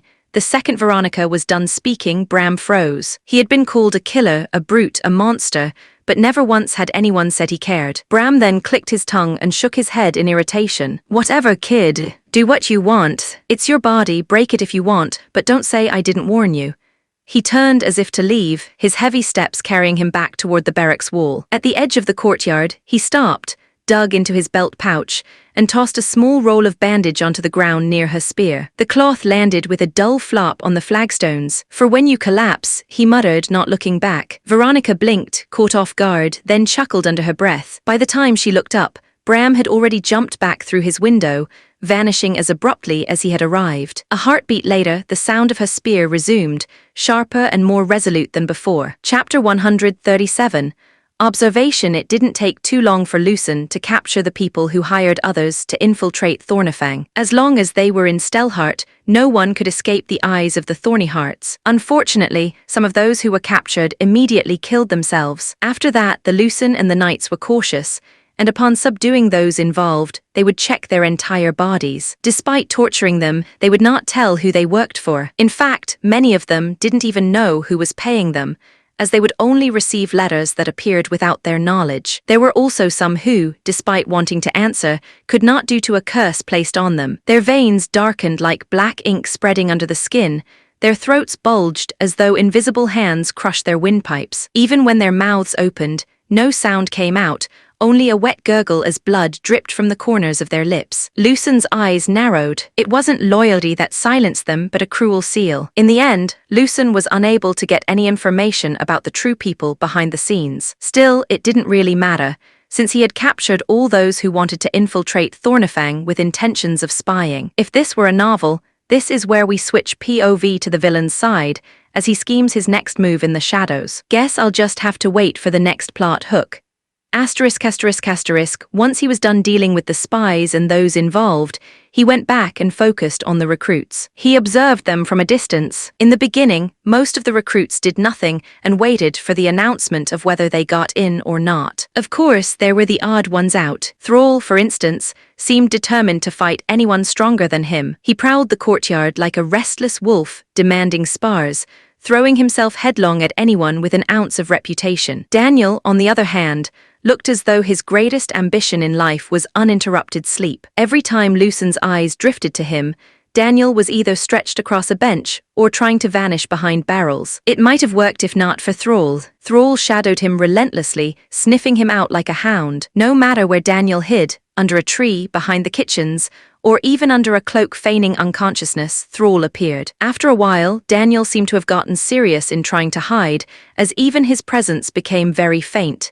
He blended with the surroundings perfectly. Unfortunately for him, Thrall was about to sniff him out despite all that. Lucen found their game of hide and seek very amusing, especially since both parties were anything but normal. Asterisk asterisk asterisk, he also noticed the relentless training of Veronica. The way she was moving was completely different from before. There's a story there, I just know it. Damn it, I miss such an interesting thing because of those seeking spies. I wonder if I can somehow get the story out of her. Should I talk to her and speak in a mysterious way that would make her open up and tell me what happened? While he was thinking of what to say to Veronica to get the hidden story out of her, she noticed Bram was looking at Veronica. Lucen knew enough about Bram to understand that the other party was not some pervert voyeur. He must be thinking about something else. Ho, it seems this hidden story involves multiple characters. These guys are so interesting, I wonder why they weren't part of the main storyline. Lucen was enjoying watching the 4 recruits who stood out the most. It made him feel like he was watching an anime episode as he watched them. Lucen could not longer hold it in and wanted to interact with these interesting people, but before he met with them, he decided to use acting adept. He was already thinking about what type of character would have the most interesting interaction with the 4. But first, he needed to learn what kind of event happened to Veronica, so he decided to start with her. I decided I'm going to use that popular character that practically has invincibility written in his face. Once Lucen had made his decision, he used the trait acting adept to embody the character in his mind. Lucen's demeanor changed into one of extreme confidence with a bit of playful arrogance. Asterisk asterisk asterisk Lucen strolled into the courtyard, hands tucked into his coat pockets, a lazy grin plastered on his face. Veronica was in the middle of another brutal drill, sweat dripping off her chin, spear flashing in steady arcs. Lucen suddenly appeared in front of her, which surprised her, and her spear was about to hit Lucen. She wanted to stop, but she couldn't. Still, Lucen easily evaded the thrust and caught the spear's handle. Lucen had easily taken Veronica's spear, and he started twirling it around. "Those are some sharp movements," he said, his grin widening. Lucen then handed the spear back to her. Veronica unconsciously caught the spear. "I wonder what has you so rattled that your training like tomorrow doesn't exist."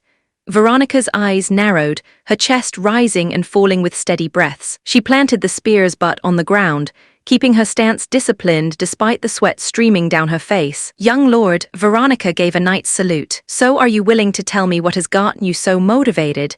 Lucen asked. Veronica stared at the smiling Lucen. It took her just a brief second before she decided to tell Lucen about her vow to the now-deceased Erwin. "So that's it, keeping the dream of another alive with you. That's pretty hardcore," he chuckled, rubbing the back of his neck. "Hardcore, that just means you're doing something great. Still, the way you're doing it seems like this dream has become a burden. You gotta lighten up. If you die before fulfilling that vow of yours, it would be such a shame." Lucen turned around and was about to leave, but before he went, he said one last thing. "I'll be watching your story unfold, so better make it a great one." Veronica stared at Lucen's back for a few seconds before she closed her eyes and then looked at her spear. "This is the second time someone told me I'm training too hard." Veronica sighed as she decided to take a quick break before continuing her training. Asterisk asterisk asterisk. After Lucen got the story he wanted from Veronica, the next recruit he wanted to interact with was Thrall. When he was watching from afar, he understood that Thrall was a battle junkie type character. The best type of interaction someone like this would be with another battle junkie. He decided to use one of the personas he used in the underground arena. This was someone who loves to fight, which would match Thrall's energy. He closed his eyes for a moment, slipping into another mask. His body loosened, his expression sharpening into something feral. His presence shifted, not playful arrogance this time, but raw, suffocating confidence. The air seemed to tighten as he approached, each step heavy with killing intent, like a predator strolling into another predator's den. Thrall, who had just finished sparring, quickly sensed Lucen's overwhelming presence and looked at him. Thrall knew who Lucen was. Lucen was the one who commanded the men of Thornifang. He was something like the child of the chief. When Thrall saw Lucen fight the dire Wendigos in his stead, he always wanted to have a go with him, but Lucen was too busy in the past few days, and Thrall could not find him. Now that Lucen was standing before him, Thrall knew that he could not let this chance go. What should I call this guy again? Oh right, Thrall, who knew a few things about how people outside the tribe act, started thinking of what he should call Lucen. After a brief thought, he remembered. "Young lord, spar with me." Lucen's grin widened, sharp and dangerous. He tilted his head, cracking his neck as if he'd been waiting for those exact words. "So the pup's been itching for a fight with me. Sure, show me what you've got." His tone dripped with amusement, but the weight behind it pressed on everyone in the courtyard. The second thrall heard Lucen. He quickly pounced on the other party. He was a blur of muscle and raw power. His fist tore through the air, fast enough to whistle, but Lucen leaned aside, the punch brushing past his cheek. A smirk curled his lips, too slow. Snarling, Thrall swung again, fists hammering like boulders crashing down a mountain. Lucen danced around them, weaving through the storm as though strolling through falling leaves. When Thrall finally overextended, Lucen's hand shot out, fingers digging into his arm like iron clamps, before slamming him into the dirt. The ground cracked. Dust exploded upward. Several minutes after they started sparring, Thrall was on the ground breathing heavily, while Lucen was standing before him with a wide grin. That was a nice little distraction, but it's not enough. Come challenge me again when you get stronger. After saying those words, Lucen left. Thrall, who was exhausted from just a brief battle, could not respond, but the smile on his face never left. Lucen wanted to try to interact with Bram and Daniel, but he did not want to overuse acting adept too much, since the last time he did so made him feel like he was losing his own personality. Still, overall, Lucen did enjoy these interactions he had with Veronica and Thrall. Lucen stretched, yawning as though he'd just watched a particularly satisfying play. Now that was entertaining, he chuckled. Being part of the show is quite a refreshing feeling. Now I guess that act, one of the meeting with the recruits, is complete. I'd better think of what to do in the next episode. Lucen joked to himself. Chapter 138. A century ahead. After a few more days of waiting, Lucen noticed that the recruits who were doing nothing but worrying started training. When he saw that, he knew that these people wouldn't be leaving, so he decided to officially welcome the remaining recruits to Thornifang. Lucen stood in front of the recruits. Beside him was Harlick. The other members of Thornifang stood behind him, wearing the uniform Lucen had designed. A sleek black trench coat, with deep crimson lining and silver thorn embroidery curling around the cuffs like creeping vines. Underneath the trench coat was light armor with a few rune enhancements. They were carrying their arquebuses. Seeing them line up in formation made for a rather intimidating sight. Congratulations! You have proven yourselves worthy to be a part of Thornifang. I don't know what kinds of reasons you have to join. It could be for your dreams, for money, for honor, or you simply want to go to battles. No matter what your reason is, you are now a member of Thornifang. Lucen's voice carried weight, and it spread to the recruits who were becoming excited. I won't lie to any of you. Joining Thornifang might be something you regret later. The missions might get dangerous, many might die, but I promise you, under Thornifang's banner, you will find glory and honor. You will live and die under Thornifang's banner, but all the members of Thornifang will live and die for each other. Once again, I welcome all of you as official members of Thornifang. The second Lucen was done speaking, the arquebuses roared as one. A jagged flash of fire lit the courtyard, followed by a thunderclap so loud it rattled the stone walls. Smoke curled upward in thick white plumes, stinging the eyes, filling the air with the acrid tang of saltpeter and iron. Several recruits flinched, some instinctively ducking while others stood taller, their blood pounding with the echo of it. Daniel was trying his hardest not to yawn, looking like he wanted to leave. Thrall had an excited look on his face, like he wanted to attack the other members of Thornifang. Bram was looking curiously at the weapons the members of Thornifang were using. Veronica simply had a determined look on her face. After they had been officially recognized as new members of Thornifang, their uniform and equipment were now being made. The older members were going to teach them how to use the arquebuses and the iron spheres. They were also going to start training with Sir Thalos. While the members of Thornifang were training, Lucen noticed something was weird. It had been a few days now since he last saw Robert. Usually, Robert would bother him with a lot of different things, like making him do experiments with him or play territory war with him. Lucen headed to the newly created branch of the Yellow Tower within Ironhold. When he entered, he quickly smelled the different herbs and materials within. He saw a few Yellow Tower mages, but none of them was Robert. Have you seen Robert? Lucen asked one of the mages. Robert? I haven't seen him for a few days now. Actually, what day is it? Lucen asked the other Yellow Tower mages, but none of them had seen Robert. This made Lucen start to worry a bit. Robert Duskwell, the mad genius, was someone with a lot of knowledge and knew the secrets of gunpowder. In the original timeline, Robert was a very powerful mage that few could hope to match, but in this current time, Robert was indeed powerful, but he was not so powerful that he could not be captured. Lucen didn't want to start a panic by suddenly asking people to search for Robert. He just looked in the yellow tower branch. Robert might be somewhere else. Lucen went around the other newly built mage towers to see if Robert had gone there. Unfortunately, none of the mages had seen Lucen. The last person who had seen Robert was a black tower mage. Robert was asking about a few runes, and that happened around 4 days ago. Lucen continued his search for Robert and was not in the forge. As if waiting for him, the second he got close to the forge, he heard the loud sound of an explosion. Lucen quickly moved to the sound of the explosion, and the person he was looking for was there alongside him.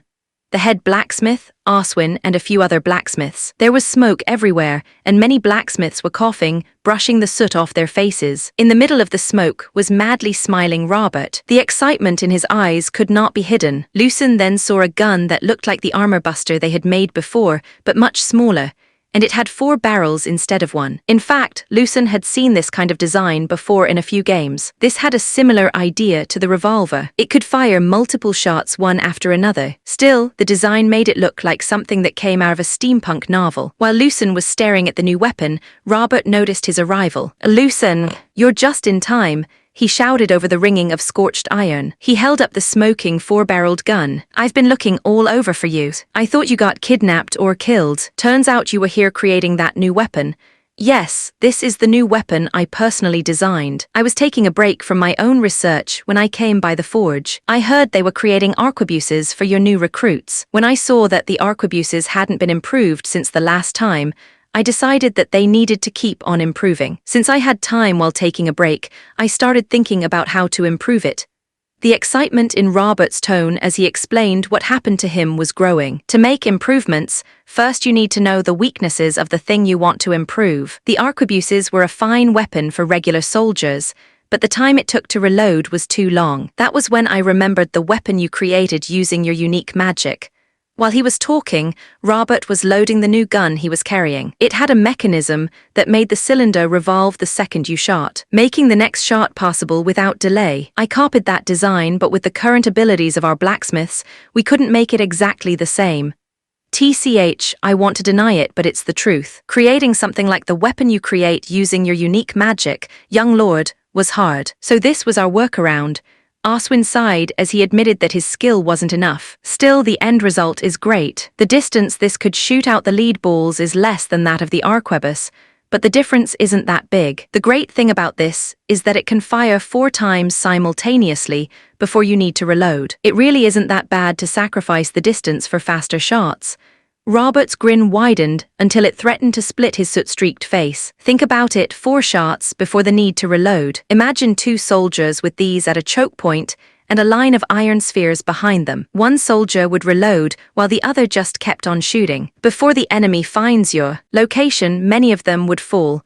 Lucen couldn't help but smile as he shook his head. He already knew that Robert was a once-in-a-lifetime genius. Yet every time he sees Robert, he keeps on creating new things one after another. With just a look at Lucen's revolver, Robert was able to create something like a pepperbox rifle. This guy just skipped a few centuries of ideas. Well, I guess he did have something to base it on, my revolver, but even OS this is incredible. So does that work? Of course. After a few trial and errors, I was able to determine how much gunpowder needed to be placed so that the integrity of the metal work would be maintained. Then what was that explosion about? Oh, I just wanted to push it to the very limit of what it could do, but I guess I made a mistake somewhere since the gunpowder blew up the barrel, Robert answered while shrugging his shoulders. So what do you call that invention of yours? I haven't thought about it much. I guess since it's an improvement of the arquebus, it can fire multiple shots. I want to call the arquebus Thunderstorm, since it will make the enemy think of a thunderstorm when they hear this. That's a pretty good name. So can you create more of this arquebus, Thunderstorm? Lucen asked Oswin. The metalwork is much harder than when we created the arquebus, but yes, we can create more, but it will take a much longer time to make. Even this prototype took a few weeks to make. Still, with the molds in place, we can make it a bit quicker, still longer than making a normal arquebus. Oswin gave his honest opinion. That's good enough. Let's make a few of these arquebuses, thunderstorms alongside the normal arquebuses. Lucen told Oswin. As you wish, young lord.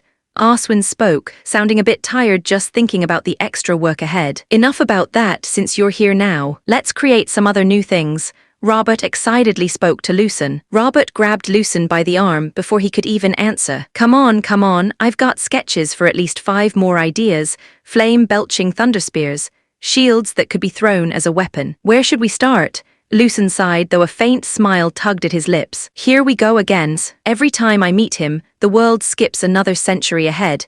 The forge roared to life again, and Lucen couldn't help but laugh. With Robert at his side, the world wasn't just changing, it was accelerating ever forward. Chapter 139. The first time he held a sword, 3 months had passed since the new recruits joined Thornifang. They now each had their own arquebus and uniforms. There had also been a few problems during training with Sir Thalos, and those 2 problems were Thrall and Daniel. Thrall took any chance he got to challenge Sir Thalos. Of course, Sir Thalos agreed and defeated Thrall with overwhelming skill and strength. The problem was that Thrall would attack Sir Thalos during training in unexpected moments. Sir Thalos liked Thrall quite a bit, and found this kind of training for Thrall quite entertaining. Unfortunately, for the other recruits, Sir Thalos and Thrall's sudden fights during training would affect them. As for Daniel, he had little to no motivation to train. In fact, Sir Thalos quickly noticed that he was doing the bare minimum of training, despite having more room for growth. Sir Thalos tried to make Daniel do more, but the other party said he would only train as much as the others. It was unfortunate, but only a few recruits would be able to keep up if Sir Thalos raised the level of training to match Daniel's skills. Despite wanting to train Daniel harder, he could not force the other party to train more than the others. In the workshops, Lucen and Robert were creating new things. Since they were so focused on offensive items before, this time they created defensive items. They created tower shields with gun slots. The idea was that the infantry needed to fire without completely exposing themselves. Lucen, who had modern knowledge, started sketching out tower shields with a small sliding hatch or hole. Robert improved it by having the idea of placing minor heat dispersion runes to make sure the shield would not weaken from repeated gunfire from the slot. Since they were creating so many things, Lucen thought about tanks, a weapon that combined both defense and offense. Unfortunately, with his knowledge, as well as the current rank of his gun knowledge, he would not be able to recreate it. But he did remember a video he saw about something they called the medieval tank, the war wagon. Wooden wagons reinforced with iron, which can form a moving fort. Arquebusiers can shoot from behind them. With the strength of materials and some rune enhancements, Lucen and Robert were able to place at least 3 thunderspears in the war wagon. It was a great advancement. Now, if the future territory war does happen, or even if the monster waves become more powerful, Stelhart will be able to defend itself. The days passed by quickly, and while Lucen and Robert were continuing to improve the war wagon, the old butler Vaughn came to the workshop. Young Lord, the sword ceremony of young Master Kale is about to start. The second Lucen heard what Vaughn said, he was startled. So much time had passed that Kale was now 7 years old. This is the time when his backstory starts. The Thorny Heart sword ceremony, a tradition since before the first Duke's time. I was the only Thorny Heart, unable to awaken aura during his ceremony. On the other hand, I know for a fact Kale will do incredibly. To think I'll be able to watch the actual scene of Kale's sword ceremony instead of just reading about it. Lucen was both excited and a little afraid. This event was the start of Kale's storyline, the true genius of the Thorny Heart family. At this point, the Lucen of the original timeline would have already died from sickness. He was excited to see the event that was only spoken about through text with his very own eyes. But at the same time, he was a little afraid since this was the start of the lonely journey his brother must take to become the greatest swordsman. The journey that ultimately ends in many routes with the sacrifice of his life to protect his companions. Sorry, Robert, you need to continue the research without me. I need to attend this ceremony. TCH, I thought you wouldn't be interested in such antiquated things. I always forget that you're from a warrior family. Fine, if you want to play with swords, you can go, while I'll continue pursuing the future. Sure, you go do that. Lucen waved his hand as he left the workshop and followed Vaughn. The sound of hammers and Robert's manic muttering faded behind him, replaced by the solemn toll of bells echoing through Ironhold's keep. The courtyard had been transformed. Rows of banners bearing the silver thorn crest rippled in the wind. Soldiers and retainers lined the edges, their polished armor gleaming in the sun. The atmosphere carried the weight of expectation. There were many barons and knights present who were under the Iron Duke. These were people who protected the lands of the Dukedom of Stelhart. At the center stood a raised platform where a single sword rested on a stand. It was a simple sword that had been reforged multiple times for hundreds of years. This was the sword that represented the very history of the Thornyheart family. The sword that made a simple farmer rise up from his position to defend his home and become a warrior. This was the very sword the first Thornyheart to awaken aura once used. And now, after hundreds of years, all Thornyhearts had held this sword in hopes of awakening their own aura. Lucian's gaze lingered on the sword. The metal bore faint scars from centuries of reforging, its surface uneven in places, but its presence was undeniable. It wasn't just a weapon. It was the family's heartbeat, pulsing with the weight of every ancestor who had raised it. Lucian's hand twitched at his side. The last time he stood there with the eyes of anticipation directed at him, he ended as the first failure of the Thornyheart family since the ancestor to have acquired aura. The gathered barons and knights, the very men and women who had shed blood on Stelhart's borders, stood with arms crossed, their sharp eyes fixed on the boy about to step onto the platform. These were not courtly nobles who traded words in gilded halls. They were warriors bound to the Iron Duke's banner, their loyalty paid in steel and blood. To them, the Thornyheart line was not just a ruling family. It was the bulwark that had kept the northern lands alive through centuries of waves and raids. Lucian remembered their eyes on him years ago. The same men and women who now waited in stern anticipation had once stared at him with thinly veiled disappointment when he failed to awaken aura. Even if they never spoke it aloud, he could still feel the sting of that judgment lingering like frost in the marrow of his bones. Still nowadays, the looks they gave him were no longer of pity or disappointment, but of pride and anticipation. Lucian stopped looking at them as he shifted his attention to the star of the show. On the platform, Kale stood straight-backed. His small hands were steady at his sides, his expression calm, far too calm for a boy of 7. The gaze of his deep blue eyes never wavered as he stood before the sword of the Thornyheart warrior. Varden stood in front of his second son, the same way he stood in front of Lucian years ago. He had the same stoic expression as his son Kale. After a brief look at his second son, he spoke. "By the oath of the first aura user of Thornyheart, by the very blood that flows through our veins, my son Kale Thornyheart stands before the sword of oath, the sword of blood, the sword of the warrior. May the strength of our ancestors recognize him. Now, Kale Thornyheart, pick up the sword and show your worth." The courtyard fell into silence. Only the flutter of banners and the distant cry of a hawk broke the stillness. Kale stepped forward without hesitation. His small hand closed around the hilt of the reforged blade. The second he held the blade, he felt a sort of kinship towards it. He swung it a little bit and could sense the edges, despite not touching them. He then remembered the stances that were taught to him. He got into a stance and started dancing with the blade. It was a beautiful scene to watch. The young boy was swinging the blade as if he were dancing under the Thornyheart banners. It was then that a burst of energy came from within him and then outward. He not only awakened his aura, but he was now at his first mantle. Even Lucian, who had awakened his aura a year ago, had not gained a mantle even now. Yet his younger brother was able to reach such a state upon gaining an aura. This was something no one had ever heard of happening. Everyone was speechless at the sight before them. Lucian, on the other hand, was a little emotional because this scene was something he had only heard from other people in the game about Kale, but he never got to see it. Witnessing the very moment the genius of the sword came to be was truly a sight any fan of the game would have wanted to see. This is the start of his story, the sword that protected the hero and his companions to the very end. Lucian thought to himself. The silver aura wrapped around Kale like a mantle of dawn. He looked at his father and brother with a rare smile on his face. Varden also had a smile as he nodded in affirmation of his son. Lucian, who was among the crowd, also showed a smile on his face, and even though he knew Kale wouldn't understand what it meant, he gave him a thumbs up. The crowd of barons and knights then erupted into cheers. Praise to the genius Kale, glory to the Thornyhearts. The sound of their cheering, clapping, and stomping of their feet echoed throughout the entire hall and even outside. Today was a day they would never forget. They had witnessed the start of a future legend. Chapter 140.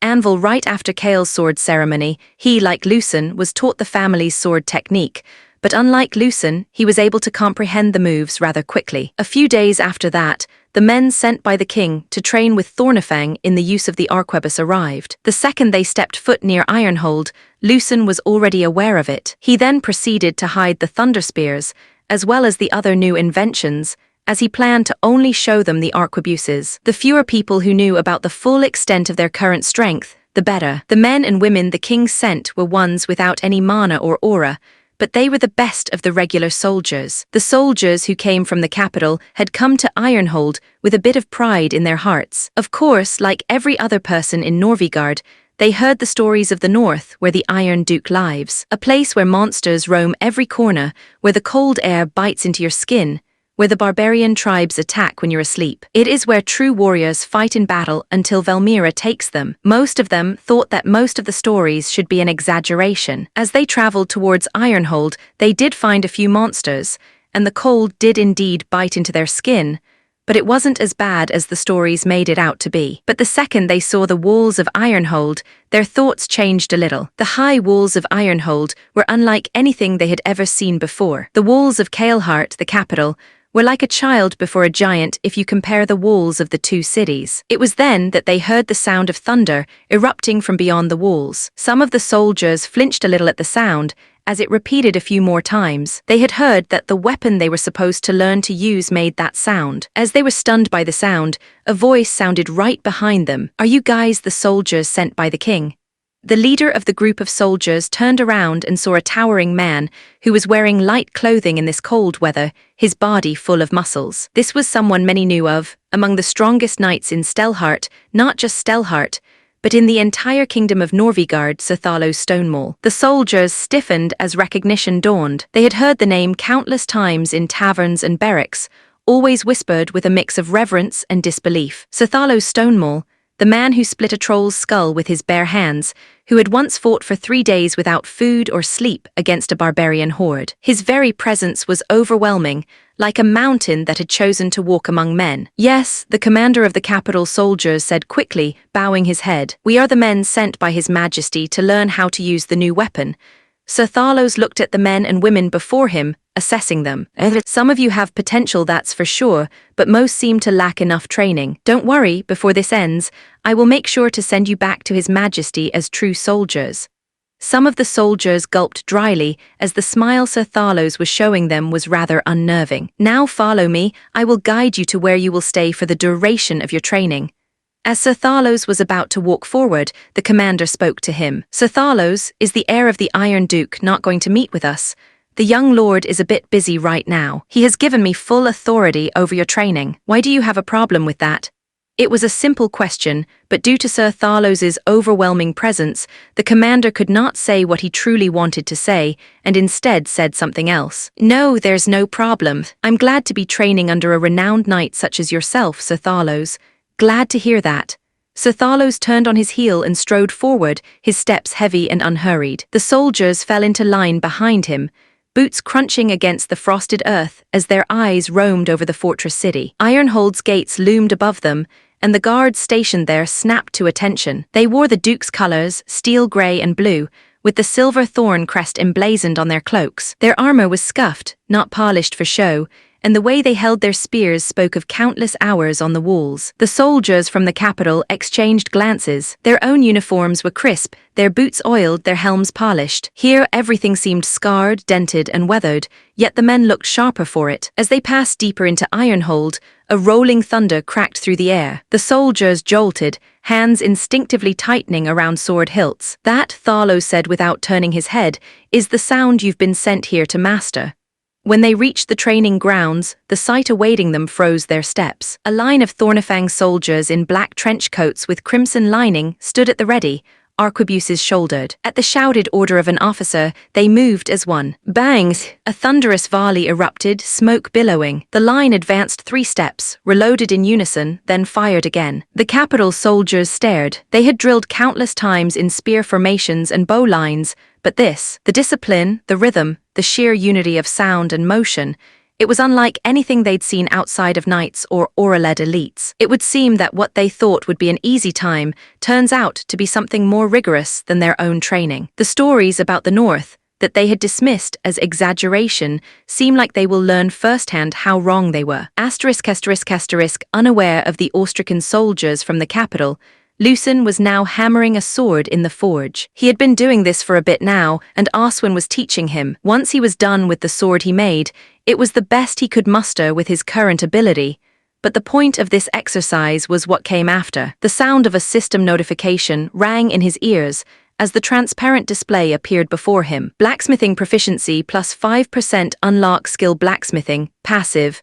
Novice, the second he unlocked the blacksmithing skill, a torrent of information came rushing into his mind. Now he had acquired more knowledge and skill in the art of blacksmithing. He could now create a few weapons of decent quality. Upon unlocking the skill, Lucen did the first thing any gamer would do, of course.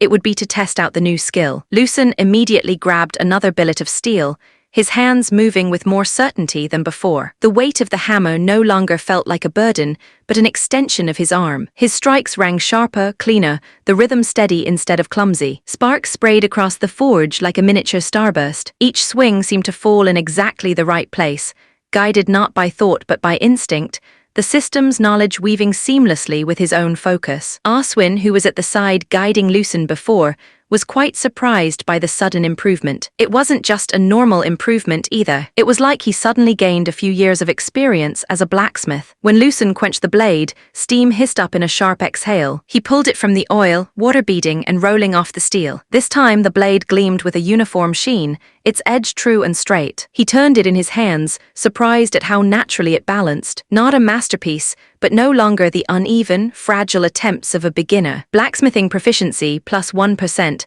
Aswin finally broke the silence, gruff voice, tinged with something dangerously close to respect. That's not work a novice should have hammered out.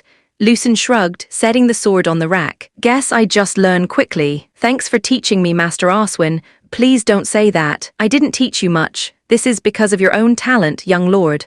Aswin sighed as he shook his head. So are you going to continue making more things? No, that's enough for now. I'm going to head back to Robert's lab. That man might blow it up if I'm not present. When Lucen stepped into Robert's lab, the first thing that greeted him was smoke, acrid, metallic, and laced with a hint of a gassy smell. Robert's muffled bang answered from the back of the room, followed by a string of curses that blended alchemical jargon with language foul enough to make a warrior blush. Lucen hurried forward, already half expecting to see part of the wall blown open. Instead, he found Robert hunched over a workbench, wearing his favorite bird beak mask, his hair sticking up at angles that defied gravity. On the table was the charred remains of whatever it was he was trying to create. "You're back sooner than I expected," Robert said without looking up, voice oddly cheerful for someone surrounded by shattered glassware. "Good, now let us continue pursuing the path towards the future." Lucen exhaled, eyeing the charred mess on Robert's table. "You call that the future?" Robert adjusted his bird mask with a huff. "Every failure is one step closer to revolution." Lucen gave a wry smile, placing the sword he forged earlier next to Robert's smoldering scraps. "I don't know if future historians will curse at us for making these weapons, but it's what we need. So let's make sure this future is a bit more explosive, shall we?" The two locked eyes, one smudged in soot, the other still reeking of forge smoke. The two smile at one another, getting excited to make something new. Beyond the walls, arquebuses fired, cracked like thunder. Within, forge and flame birthed new steel. The people of Ironhold carried on unaware, but in the sparks of the forge and the echoes of thunder, Lucen was already preparing for War Chapter 141. The incoming threat the days continued in a certain pattern. The new recruits of Thornifang, alongside the soldiers from the capital, could be heard training under Sir Thalos early in the morning until late at night. Sir Thalos drove the capital soldiers and the Thornifang recruits as if they were iron being forged on an anvil. Dawn saw them marching until their legs trembled. Midday had them firing volley after volley with arquebuses until their shoulders bruised, and night was for drilling in discipline until their arms hung heavy like lead. The capital soldiers, once proud of their crisp uniforms, soon found themselves soaked in sweat, mud, and powder smoke. More than one cursed under their breath, but none dared voice it where Sathalos could hear. Lucen and Robert continued creating and improving various things. The sound of explosions and manic laughter could be heard every now and again. At times, he was at the forge where Lucen worked beside Aswin. His hammer rose and fell, sparks leaping like fireflies with every strike. The ring of steel against steel echoed through the forge, steady and unrelenting, a rhythm that sank into his bones. Sweat stung his eyes, but his grip did not falter. Each blow shaped the glowing metal closer to the vision in his mind. The blacksmithing skill whispered corrections at the edge of his senses. Adjust the angle, temper the strike, feed the forge with more air. It was as though unseen hands guided his own, turning clumsy motions into practiced craft. In another wing of the fortress, Kale's sword rang against steel. He moved with fluid grace, each step deliberate, each strike echoing the Thornyheart family's centuries of tradition. Where Lucen had struggled to grasp the rhythm of the blade, Kale seemed to breathe it. While everyone was doing their thing, the days continued onward, until one day Varden called for Lucen. "I have something to ask you. Do you wish to go to the Royal Academy?" When Lucen heard the name Royal Academy, he was momentarily stunned. The Royal Academy was the main area around which the story of the protagonist Alexander revolved. Of course, right now, most of Alexander's companions were too young to attend, as they were near the same age as Lucen's young brother Kale. If Varden asked him if he wanted to go to the Royal Academy a few years from now, when the Alexander would be attending, Lucen would immediately agree. But at the current time, he didn't feel like going. He had the memories of his past life, where he was a college graduate. The knowledge he possessed would be more than that of most of the teachers in that school. "Do I need to go?" "If you don't wish to go, you don't need to go," Varden answered, which surprised Lucen, who thought that the other party would push him to go. Lucen studied his father's expression. Varden's face was, as always, carved from stone, but the fact that he was asking, not ordering, made Lucen hesitate. "Then why did you ask me, father?" Varden crossed his arms, his shadow filling the chamber like a looming fortress wall. "Because sooner or later, you'll need to step onto the stage of nobles with the other heirs. You can forge all the weapons you like here, but without recognition, without influence, even steel will rust unseen. The Royal Academy is where reputations are tempered." Varden then closed his eyes while tapping on the desk. As he opened his eyes, he continued speaking. "Still, with your current knowledge, I doubt that you would learn much in that academy. The only real reason would simply be among your peers. As you may know, I disdain the hypocrisy of the other nobles, how they scheme without any regard for the people. But you are not me. If you wish to go to the academy to gain allies for the future, then you may do so." Lucen leaned back slightly, arms crossed. His father's words echoed with weight. The Royal Academy, a nest of politics, heirs and schemers, a place where blades were hidden behind smiles. There's really no point in wasting 4 years in the academy. Since none of the main cast would be there, and the events I know of aren't happening yet, there would be nothing to do there at the moment. There's also the fact that the hidden weapons currently available there aren't better than the equipment I have now. If I have a choice, I don't wish to go. I already have the allies I need right here. Even without the help of the other nobles, I promise I will protect Stelhart. HMPH, Varden's stoic gaze stared right at Lucen. "You shouldn't only protect Stelhart, but the entirety of Norvigard." Lucen met his father's gaze without flinching. The Iron Duke's words pressed like a mountain upon his shoulders, yet he didn't look away. "Then I will do just that." The corner of Varden's mouth twitched, so faintly it might have been an illusion. He gave a single nod, slow and deliberate. "Good," Varden spoke and then paused for a few seconds before continuing. "It would seem that you are more like me than I thought. Of course, I am your son after all." The faintest sound, something between a chuckle and an exhale, escaped Varden, gone as quickly as it came. "See that you do not forget it," the Iron Duke said, his tone once more cold and commanding. "A Thornyheart's oath is not made with words, but with deeds. We are the shield that protects Norvigard. Remember that when the time comes." Lucen gave a firm nod. "I will. One last thing, since you decided not to attend as a student in the Royal Academy. They had asked me to tell you that you would need to at least join the Academy's tournament." Lucen blinked. "The tournament," Varden gave a slow nod. "Once every 2 years, the Academy hosts it to measure the heirs of noble houses. It is not only students who may enter, but also those invited by the crown. Since you refused to enroll, they at least wish to see the measure of the Iron Duke's heir with their own eyes. So in other words," Lucen muttered, "they want to test me." Varden's gaze hardened like steel cooling in the forge. No, they want to weigh you. When is it? A year and a half from now. He paused, then added, show them that you are my son. Lucen bowed his head not out of subservience but respect. I shall. I will make them never forget who I am. The conversation ended there, as abruptly as it began. That was Varden's way, no lingering, no indulgence. He turned his attention back to a stack of reports, dismissing his son without a word. Lucen bowed slightly, then left the chamber. In the next few days, everything continued as before. Even after learning about the tournament, Lucen didn't really change his routine. He continued to train as always, and did not add anything to his training. Varden once again called for him. This was the first time his father had called for him, just a few days after the last time they talked. When Lucen entered the study, there was something different. The atmosphere, which was always intense, was more intense today. Even Varden's stoic look was different. There was something more to it. Lucen couldn't tell what it was, but he knew that this conversation was much more serious than the last time. Good, you're here, Varden spoke. His voice had a bit more intensity to it than usual. I'll get straight to the point. The knights stationed near the border of the Forbidden Zone have noticed some peculiar monster movements. It seems like a monster wave is coming. Lucen's expression sharpened. A monster wave? Varden gave a slow nod, his hand resting on the desk, fingers tightening against the wood. As you already know, one of the main reasons our family is stationed here is to deal with the monster waves. Every generation of the Thorny Heart had to deal with monster waves, and the intensity is becoming worse. As the future Duke of Stelhart, I need you to experience the monster wave. So this time, you and your Thornifang will be coming with me to repel the monster wave. Lucen did not flinch at his father's words. His grip merely tightened at his side. So it's finally here. You don't look surprised, Varden remarked, eyes narrowing. It's as you said, father. One of our duties is to deal with the monster wave. I knew sooner or later that I would need to fight against a monster wave.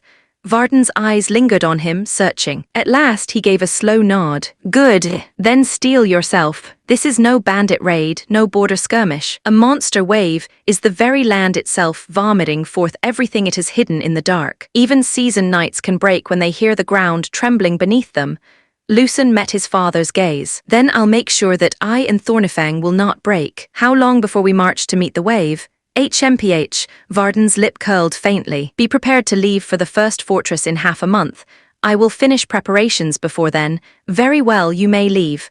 Lucen gave a knight's salute before exiting the study. Once he was outside walking through the hallways, he could hear his heart beating faster than ever. He was unsure if this was the monster wave that weakened Stelhart greatly, which gave the other nobles a chance to pounce on the dukedom. Even if it wasn't that, he had prepared for this day, and now he'll be able to test the true worth of his firepower. Chapter 142.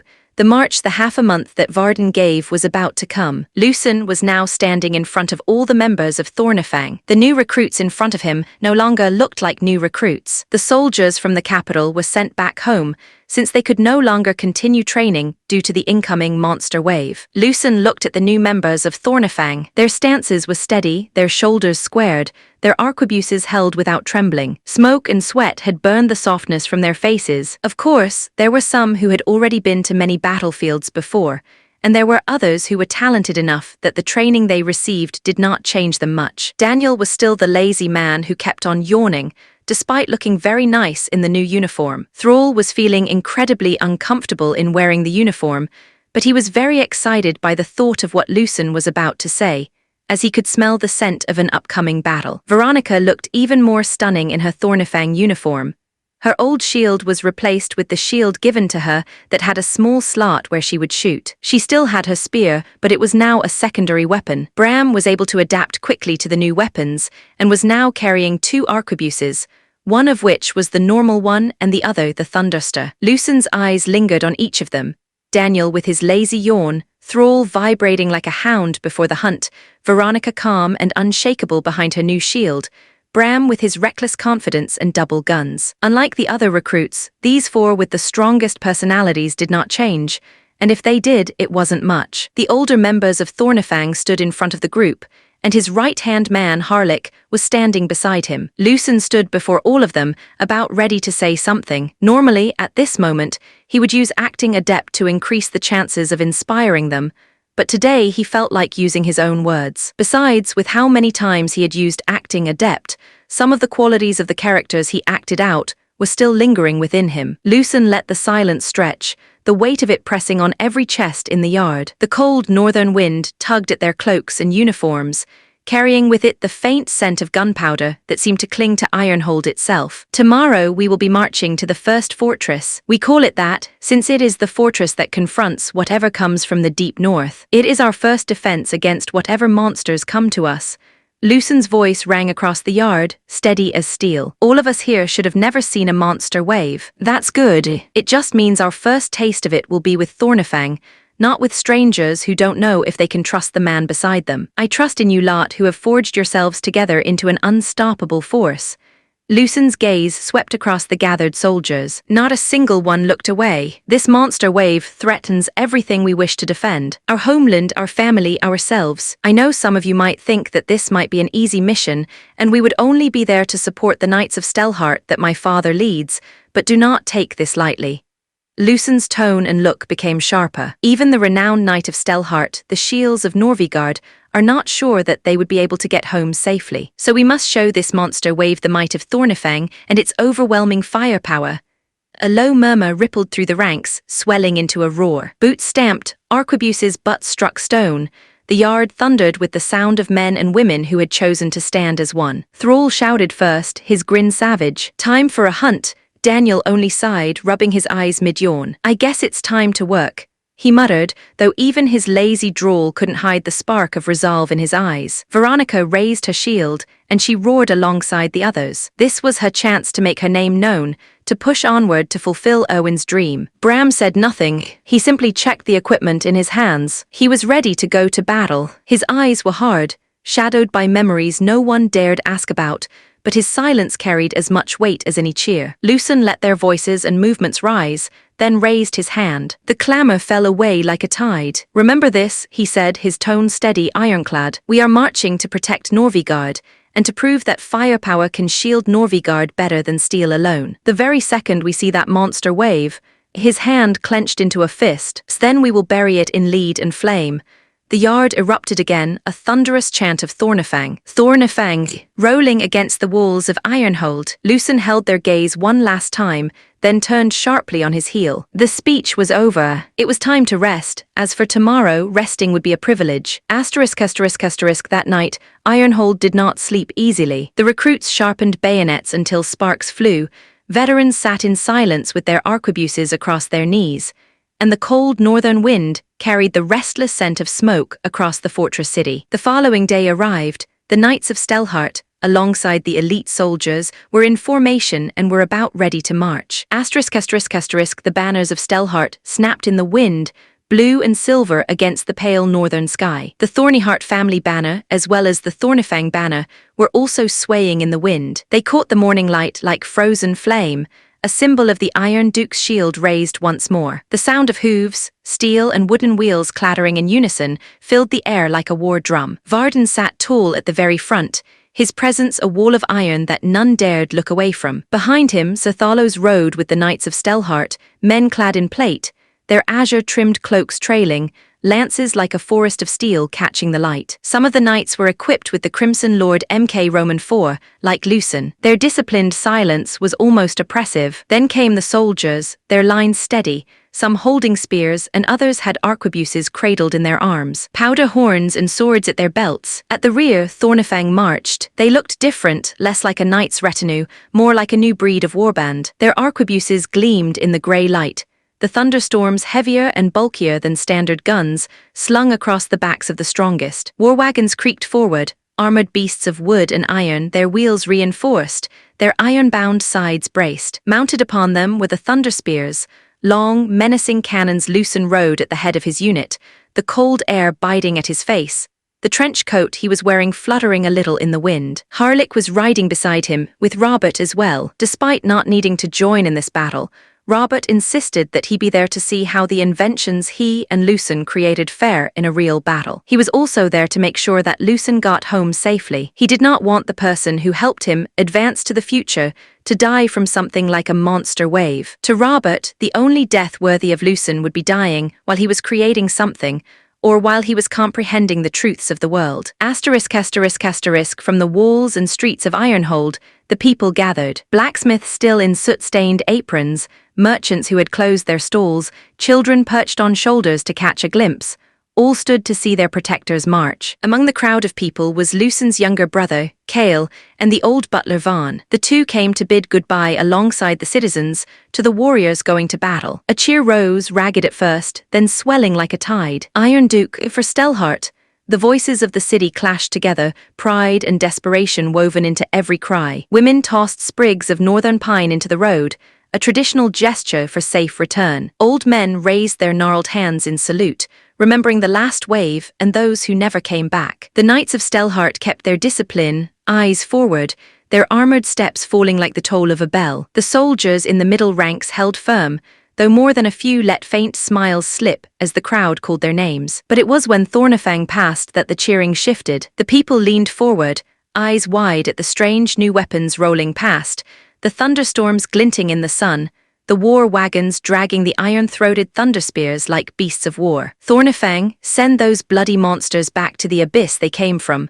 Unlike the knights and soldiers under Duke Varden, the members of Thornefang properly waved at the crowd, cheering for them. Thrall grinned like a wolf, baring his teeth to the crowd. Daniel tipped his head and yawned. Veronica lifted her shield so that people would remember her, her spear resting at her side like a banner. Bram never looked away from the road ahead. Lucen smiled at the sight before him. Getting such a celebration as they were going to battle made him feel excited. It was like a truly beautiful cutscene with the falling snow. The people's cheers followed them long after they had crossed the outer gate, fading into the distance until all that remained was the creak of wagons and the steady rhythm of marching boots. The time to protect what they hold dear was upon them. It was time to face the monster wave. Chapter 143. The first fortress. The march continued onward without much of a problem. The usual monsters that roam around the area could not be found, and neither were the normal animals. This was something that happens when a monster wave approaches. Even the warlike barbarian tribes, reckless as they were, had already pulled back, leaving the path clear for the tide of horrors to come. But unlike the tribes, who could vanish into the wilds at a moment's notice, the people of the kingdom had no such freedom. Their homes, their fields, their very lives were bound to the soil they worked. They could not run, they could only endure what was coming. This was why Stelhart was an important location to the people of Norvigard, as they were the ones who stood between the monsters and the people of Norvigard. By midday, the land before them split open into a vast gorge, a wound in the earth carved by ancient glaciers. Its walls plunged down in jagged cliffs of black stone, veined with ice that glittered like pale glass. At the bottom, a frozen river groaned under the weight of snow, the faint rumble of water still moving beneath the ice echoing like a heartbeat through the gorge. There it stood just ahead of them, the walls of the first fortress. It rose at the narrowest point of the gorge, its walls carved into the cliffs themselves, towers like frozen sentinels staring down from the heights. Ballistae jutted from the walls, their silhouettes stark against the snow-filled sky. The banners of Norvigard snapped in the wind atop its battlements, blue and silver of Stelhart, black and steel-grey of Thornyheart. A bastion of stone and ice, built not only to defend the north, but to stare down the abyss itself. This was the fortress built after the first monster wave that General Richard Veilguard, Edric Thornyheart, and Lunavar Eromont faced. This place has withstood every monster wave that came after. In this place, many a warrior, mage, and devout believer have died. The fortress had been rebuilt several times, but not once has a single monster from any monster wave been able to pass. Lucen reined in his horse, eyes narrowing as he took it all in. This location was a place not accessible in the game. In the game's timeline, this fortress had long fallen, and mighty Ironhold had also disappeared from the map. The majority of the north had become infested with monsters, many of which were too powerful to repel without the help of an army. The fortress gates groaned as they opened, heavy with frost and age. From the battlements, the garrison soldiers looked down. They were lean, scarred men and women, their armor battered and their furs patched 100 times. These were not soldiers of parade ground discipline, but of survival. Their eyes, sunken with sleepless nights, yet sharp with vigilance, took in every detail of the arriving force. They had seen the signs first, the silence of the land. The snow carried no animal tracks, the way the ice in the gorge groaned too often, too deeply, as though something stirred beneath. Varden rode at the front, his presence cutting through the men's fatigue like a blade. Sir Thalos followed, stern as ever, the knights of Stelhart behind him. Then came Thornefang, their war wagons rattling, their strange weapons glinting with cold promise. These people have been in this fortress guarding for years.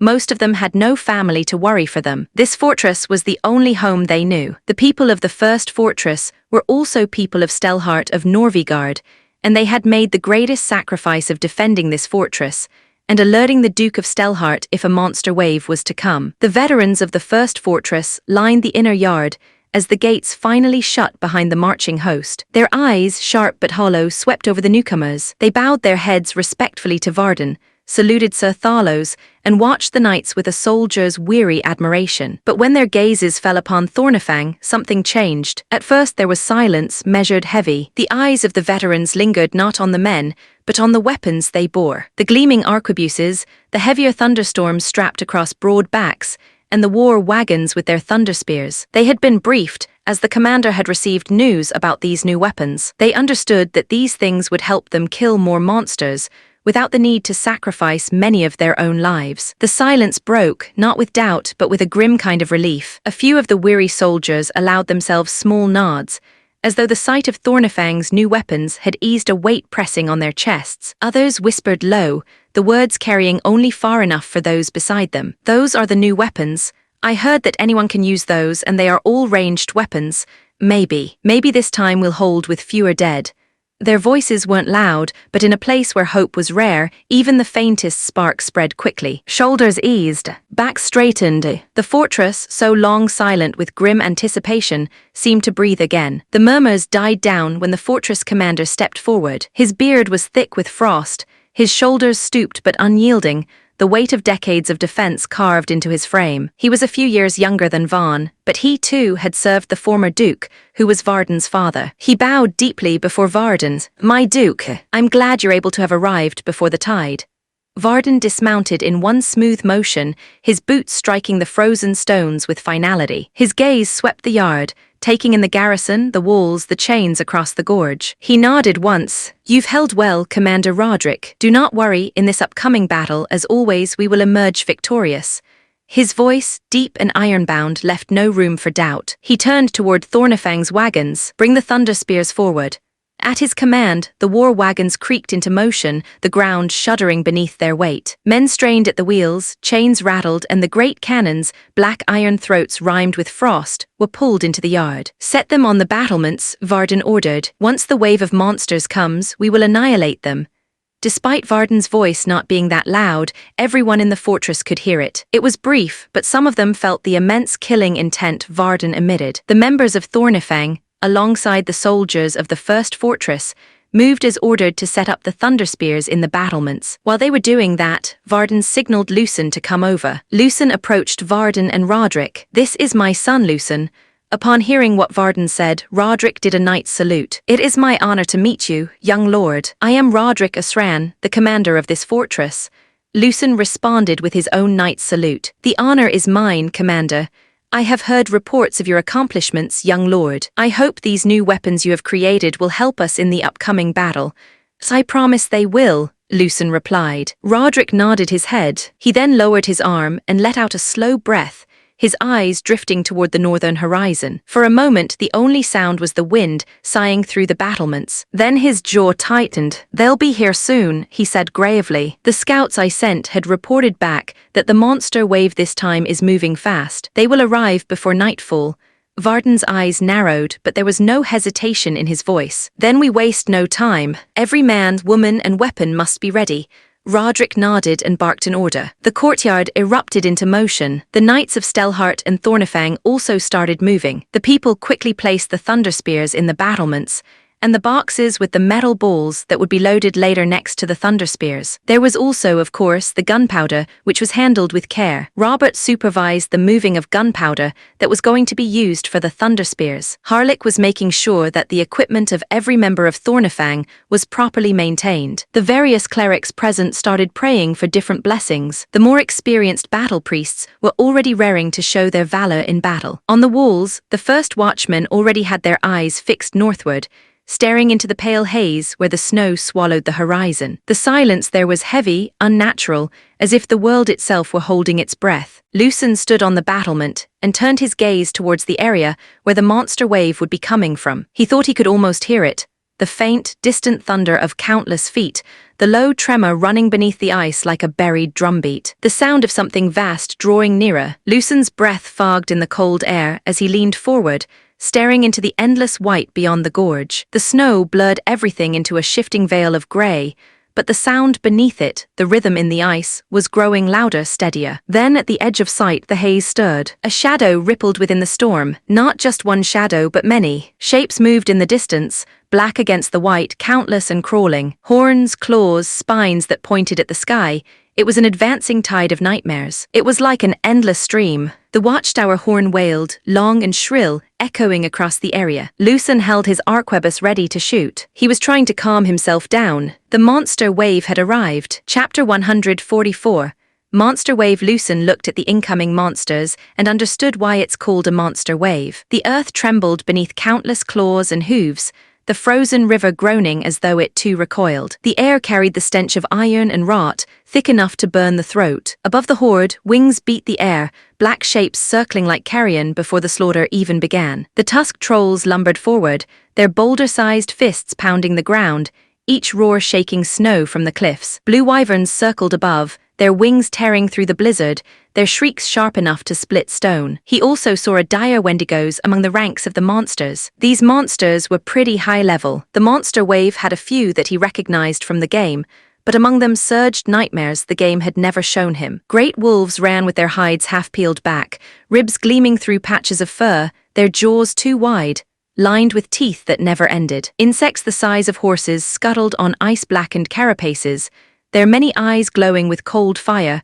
mandibles clicking in a rhythm that scraped at the ears. Farther back, rising above the mass like jagged towers, were creatures that bent the rules of flesh. A horned giant whose arms dragged along the ground, each step leaving cracks in the ice. A serpent with no eyes and many mouths all along its body, snapping and shrieking in a chorus of hunger. The horde was a living nightmare, every shape more twisted than the last. Lucen's hands tightened on his arquebus, his gut coiling tight. He had already prepared his mind and imagined the worst possible image he could imagine.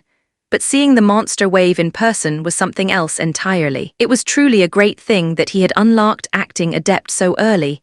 Now his emotions were hard to grasp. Despite the fear that was trying to overwhelm him, he was able to act like it was nothing. On the other hand, Robert beside him was never unnerved. He was actually looking at the monsters and thinking about the materials he could gain from them. Daniel, who was among the members of Thornifang, was also looking at the monster wave, not in fear, but in exasperation as he sighed. This was going to be a lot of work. Veronica, on the other hand, was looking at the monster wave with a burning determination to make her mark on this battlefield. Then there was Thrall, who was getting even more excited to toss away the arquebus in his hand, jump down the battlement, and charge at the monster wave. Of course, most of the people present were feeling tense as they waited for Varden's orders. The horde pressed onward, a tide of flesh and claw that blotted out the horizon. The ground itself seemed to crawl with them, the thunder of their march shaking frost loose from the battlements. Their roars and shrieks meshed into a single sound, an ocean of hate crashing against stone. The veterans of the first fortress stood rigid at their posts, but even they could not keep their knuckles from whitening on spear and bow. Some muttered quick prayers beneath their breath, others clenched their jaws until blood beaded at their gums. Today we will once again defend our home and our loved ones from the monsters that come to harm them. Varden's voice was, as usual, firm and unafraid. Now show me warriors of Norvigard, the courage of a warrior, and roar. Hearing Varden's confident voice filled the people around him with confidence as well. It was unclear who spoke out first, but a single voice echoed through the fortress, making the others shout as well. For Norvigard, the sound of their voices was loud enough to offset the rumbling from the monster wave that was incoming. For the Iron Duke, their cheers turned into roars as they readied their weapons. The aura users were now bursting out their mantles, enveloping them. The mages started chanting, getting ready to unleash powerful spells. The archers readied their bows. Those with arquebuses started loading their guns. The clerics prayed to the deities they believed in to help everyone in battle. The fortress itself seemed to awaken. Chains rattled as the gates were barred. Ballista crews cranked their winches, and the newly mounted thunder spears were being loaded with gunpowder and heavy metal balls. From the north, the monster wave drew closer, shadows now visible as individual forms, their snarls and shrieks carried on the cutting wind. The frozen river beneath them cracked and groaned, spiderwebs of fractures racing along the ice as though the land itself wanted to flee. Lucian's pulse hammered in his ears, steadying only when he gripped his arquebus tighter. Harlech barked final orders down the line, Thornifang members snapping into formation with unnerving discipline. Beside him, Robert tilted his head, murmuring half to himself, "Carapace chitin, scales from the blue wyverns, skin of the grey serpent. Truly quite the collection." Robert spoke as he then wore his favorite mask with a beak. Daniel muttered something about overtime work as he checked the iron spheres at his waist. Thrall laughed low in his throat, eyes shining like a beast set loose. Veronica and Bram, alongside the other members of Thornifang, got ready to shoot down whatever was to come. Then the horns of the first fortress sounded, long and low. The first batch of monsters had reached the arquebuse's range. "Arquebuses, front rank ready," Harlech roared as he too got ready to shoot. Lucian raised his weapon, the weight of it grounding him. Around him, dozens of barrels angled toward the blizzard, and he could hear the sound of the ignition. "Get the thunder spears ready to shoot," Harlech gave another order. The monsters broke into view, tusks and claws glistening with frost, eyes burning with hunger. Lucian's voice carried over it all, filled with passion. "Now let's show this monster what overwhelming firepower means. Fire upon the signal." The sound of the arquebuses and the thunder spears made a loud, booming sound. In the distance that no arrow without the use of aura could reach, several monsters fell as metal balls, were either piercing their bodies or ripping apart their flesh. This was the first time the soldiers of the first fortress saw the new weapons in action, and it was truly a sight to behold. These powerful new weapons were things that can be used by anyone, without any need for aura or mana. To think something like this was created by their young lord. As the soldiers were still in a state of awe, some monster got past the first volley and got within arrow range. "Archers," Commander Roderick's voice cut through the blizzard. "Knock!" The soldiers' focus came back as 100 bowstrings creaked in unison. Loose, a black rain of arrows fell, vanishing into the white. Distant shrieks answered, some cut short, others only enraged. The wave did not slow. "Continue firing," Lucian barked as he got ready to shoot again. The battlements shook again as another volley roared. Smoke clung to the walls, acrid and stinging, curling around the archers as they loosed arrow after arrow into the blizzard. From the white haze, the first trolls crashed forward, their tusks wet with frozen spittle, their boulder-sized fists pounding against the chains drawn across the gorge. Arrows bristled from their hides, arquebus balls had torn bloody holes in their flesh, yet they kept coming, roaring, their rage drowning pain. The mages who were finished chanting their spells bombarded the monster wave with fire, earth, and blades of wind. "Reload!" Quickly, Harlech's voice cut through the chaos, his own arquebus spitting fire and smoke. Thornifang moved like clockwork, ramming powder and lead with practiced precision. But the monsters were not idle. One of the wyverns screamed overhead, its icy breath cascading down like shards of glass. The wards flared, thin light shielding the walls, but soldiers stumbled as the ground beneath them iced over. "Ballisti, bring it down," Roderick thundered, bolts the size of spears launching skyward. One struck true, piercing the wyvern's wing. The beast shrieked, spiraling down, crushing its own kind beneath its fall. It was then that a grey serpent reared from the horde like a tower of writhing flesh, its many mouths snapping and screeching, each voice a jagged blade on the ears. The thing surged forward, its coils ploughing through lesser monsters as though they were nothing more than grass before a scythe. Thalos, enveloped in his aura mantle that was like a burning flame, smashed his fist onto the grey serpent. His punch, which was at full strength, made the grey snake coil in pain. Thalos then continued to pound at the grey snake until it could no longer move and eventually died. Two wyverns were getting too close to the battlements while everybody else was firing. Most had no time to react as they were already so close. As the wyverns came closer, Varden got into a stance and, with a simple swing of his sword, at a speed that was barely visible to the naked eye, the wings of the two wyverns were sliced as they came crashing down to the ground. Lucian was amazed by the skill his father used as he shouted commands to Thornifang. "Again, keep firing, don't stop." The chain across the gorge groaned as the trolls slammed into it,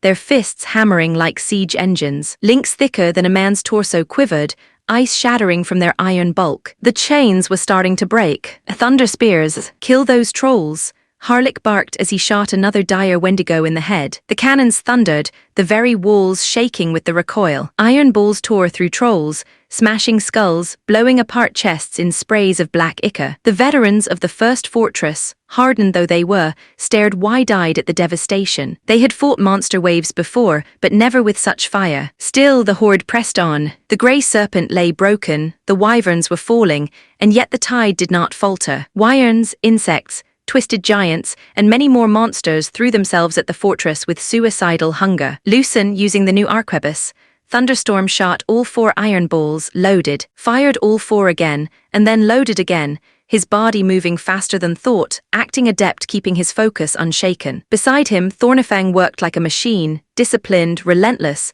their shots ringing out as one. Amidst all of that, Lucen was receiving many system notifications, but he had no time to listen to or read them. Even a single second of distraction could mean death on this battlefield, so he simply continued firing. Still, the roar of the monster wave drowned all else. The ground shook again, this time heavier, deeper, the kind of sound that rolled through bone. From the white haze of the blizzard, something vast began to emerge. At first, Lucen thought it was a mountain moving. Then he saw its eyes, 2 burning coals set in a skull of jagged ice and horn. Each breath it exhaled froze the very air, the mist curling around its titanic frame. It was a F***-seeking frost titan. The fortress walls themselves seemed to groan at its approach. Even the veterans, men and women who had stared down wave after wave, were visibly shaken. Seeing this near-endgame monster appearing here made Lucen curse in his mind. It was then that the frost titan roared, a sound that split the blizzard in two. Chapter 145.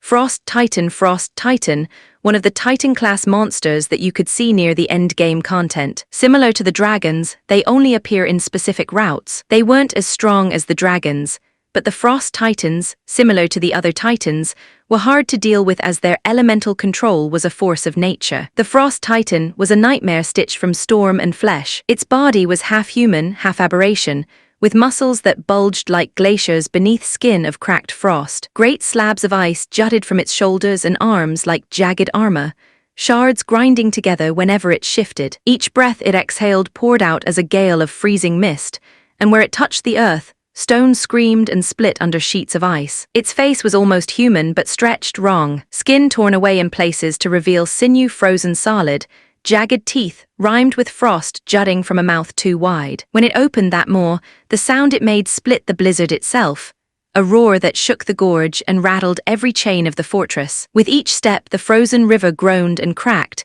spiderwebs of ice racing outward. Smaller monsters scattered before it, only to be crushed beneath its stride, their corpses freezing solid in an instant. It was less a creature and more a living calamity, an ancient hunger wrapped in ice and hate. Once upon a time, these creatures were not called monsters at all, but deities. Villages in the far north whispered their names in the dark, offering food, firewood, or even blood to keep the ice lords from descending from the peaks. Hunters spoke of titans who could cool down a storm with a gesture, who could freeze a river just by crossing it. To see one was an omen that an age was about to end. Later, when the true deities revealed themselves and humans learned power enough to kill these beings, the reverence turned to hatred. Of course, in the past and even now, these walking calamities were hard to kill. They were nature incarnate. The air itself froze around it. Soldiers on the walls gasped as their breath turned to brittle frost in their lungs, teeth aching from the sudden cold. The blizzard bent with its stride,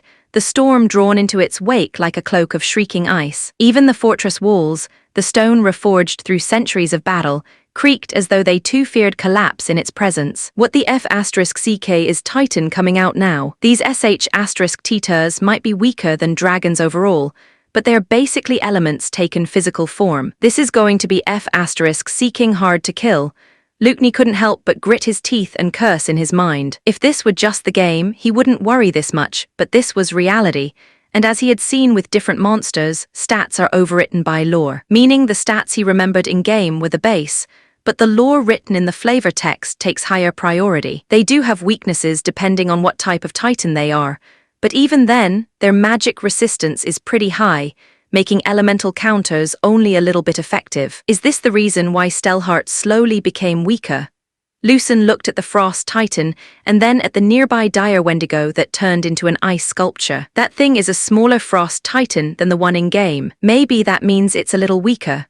Lucen then looked around the battlefield. Despite the Frost Titan turning the monsters near it into ice sculptures, the other monsters did not flee. Instead, they continued attacking. Still, this isn't all that bad. That Frost Titan is killing off the other monsters by simply getting near them. In a way, it is helping us reduce the enemies. Now we can focus more on it.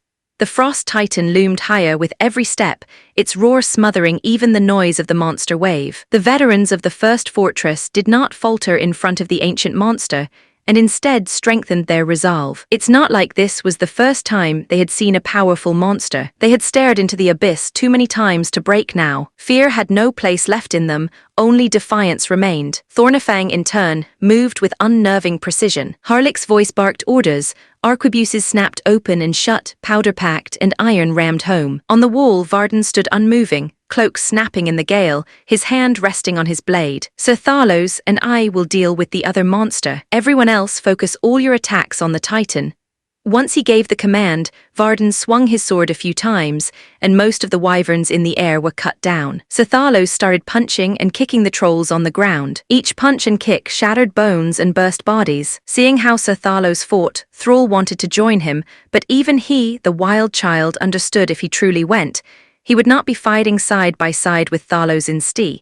He would only be in the way. The Frost Titan halted mid-stride, its burning eyes narrowing as though it had finally noticed the fortress in full. Its chest expanded, ice plates grinding like avalanches. Then it exhaled. A blizzard erupted from its maw, not mere snow, but razors of frozen wind, each shard howling like a banshee as it shredded through the sky. The ward screamed, light flaring as cracks spidered across the runes etched into the stone. Soldiers staggered back, frost racing up the walls, freezing weapons in their hands. Thunder spears. Fire, Lucen's command stirred everyone into action. The cannons roared. Metal balls, blazing with powder's fury, tore through the gale and slammed into the Titan's chest. Several of the metal balls hit, but when they got close, they seemed to slow down a little. The metal ball made the ice that was like armor surrounding the Titan shatter. The ice-like armor bore the damage, and it was being recreated at a speed visible to the naked eye. Still, before it could recreate it, the mages bombarded the Frost Titan with fire spells, making it take a step back. As the Frost Titan staggered, steam rose where fire clashed against frost. It was hurt, but the fire that was created by several dozen third circle mages and a few fourth circle mages disappeared. Then the creature roared, and the sound was different this time. It was laughter, mocking, jagged and cold. The shattered plates of ice along its chest knitted together once more, frost crawling like living veins, until the wounds were nothing but pale scars. Its hand swept outward. The frozen river answered. Shards erupted skyward in a forest of spears, skewering monsters in their path. Some of the ice spears were able to bypass the runes and the other defenses, injuring and killing a few men. One tore through the chains stretched across the gorge, iron snapping like twine. The fortress shook, walls trembling under the strain. Lucen, using his skill battle instincts, was able to dodge the inchoing spears of ice. He also shot down a few using the arquebus, thunderstorm. Varden made a move. His sword flashed, arcs of silver cutting through the storm itself, cleaving spears of ice before they could impale the wall. Each strike was precise. His mantle, as ice-cold as the north itself, enveloped him. Below, Thalos was no less relentless. He leapt, fist crashing into the ground, shattering a line of ice spires before they reached the gate. Blood steamed from his knuckles, but he only grinned, eyes burning brighter. "Don't stop firing. Keep on attacking."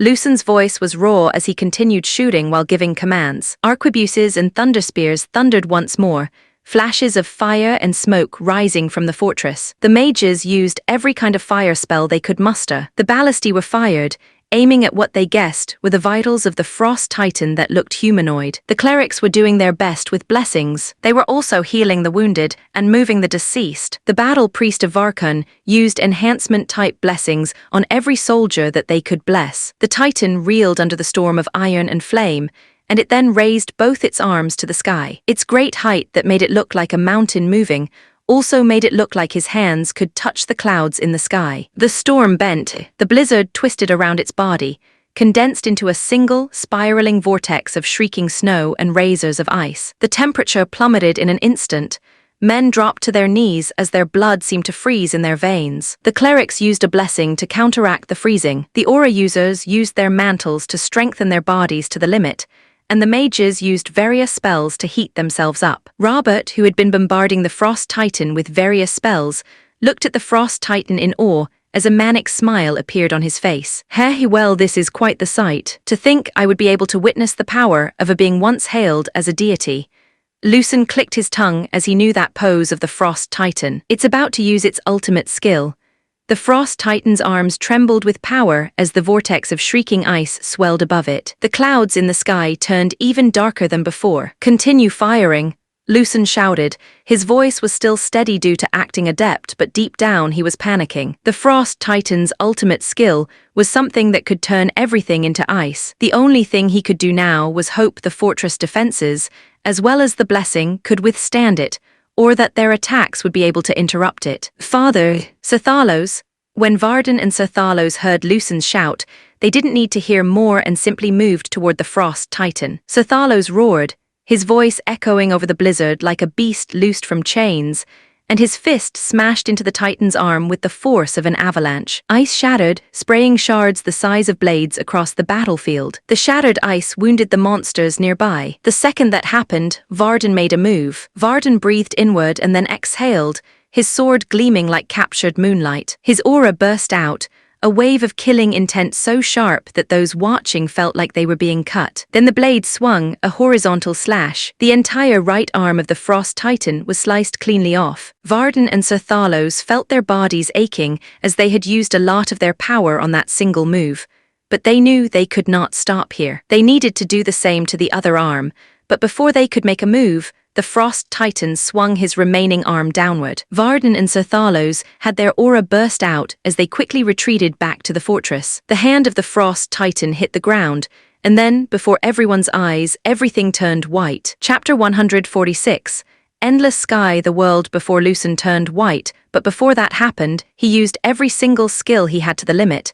He even used release. He was unsure if the fortress that was enhanced with runes would be able to withstand the Frost Titan's ultimate skill, Eternal Frost. Still, because the Frost Titan was only able to use a singular arm, the power of the skill should have lessened. The world Lucen was seeing right now was simply white, a suffocating blankness that pressed in from every side. Sound had vanished. It was as if he couldn't even hear his own thoughts as his mind was rattled, and the heat was no longer there. Even the sensation of his own body dulled, swallowed by the eternal frost. For a very brief instant, he thought this was death. He should have experienced death before, but he could not remember it. Then the pain suddenly came back all at once. His vision swam back in fragments, shards of ice-piercing stone, walls groaning, men groaning through frozen throats. The fortress, wrapped in runes and prayers, still stood, but it was blanketed in frost thick enough to swallow whole battlements. Some soldiers were statues now, entombed, their faces still ready for battle,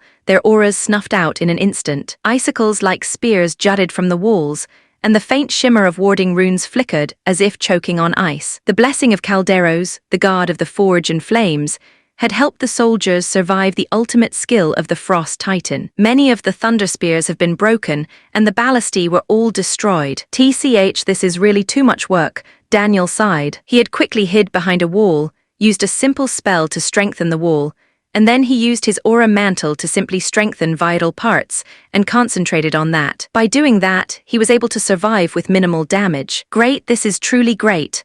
Thrall, whose spirit tattoos were glowing brightly, was grinning from ear to ear. He was excited that he was once again facing a foe that was impossible to beat by himself. It truly was the right idea to join Thornifang.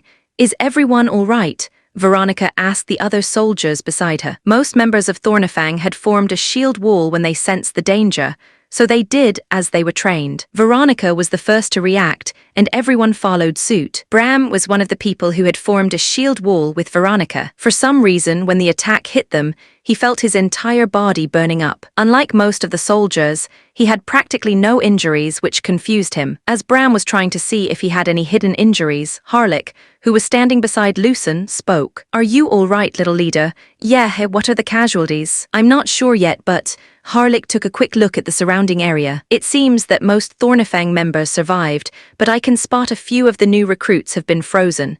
"I see. As Lucen was about to give a command, Robert, who was standing behind him, was suddenly trembling. Ha ha ha ha! Robert's manic laugh suddenly echoed through the fortress. That was amazing. A monster that could control the elements like it was a part of his body. The way the man flowed was incredible. Robert extended his hand forward, and the mana started flowing in a similar way to when the Frost Titan was getting ready to unleash his ultimate skill. Just a bit more, and I will grasp it.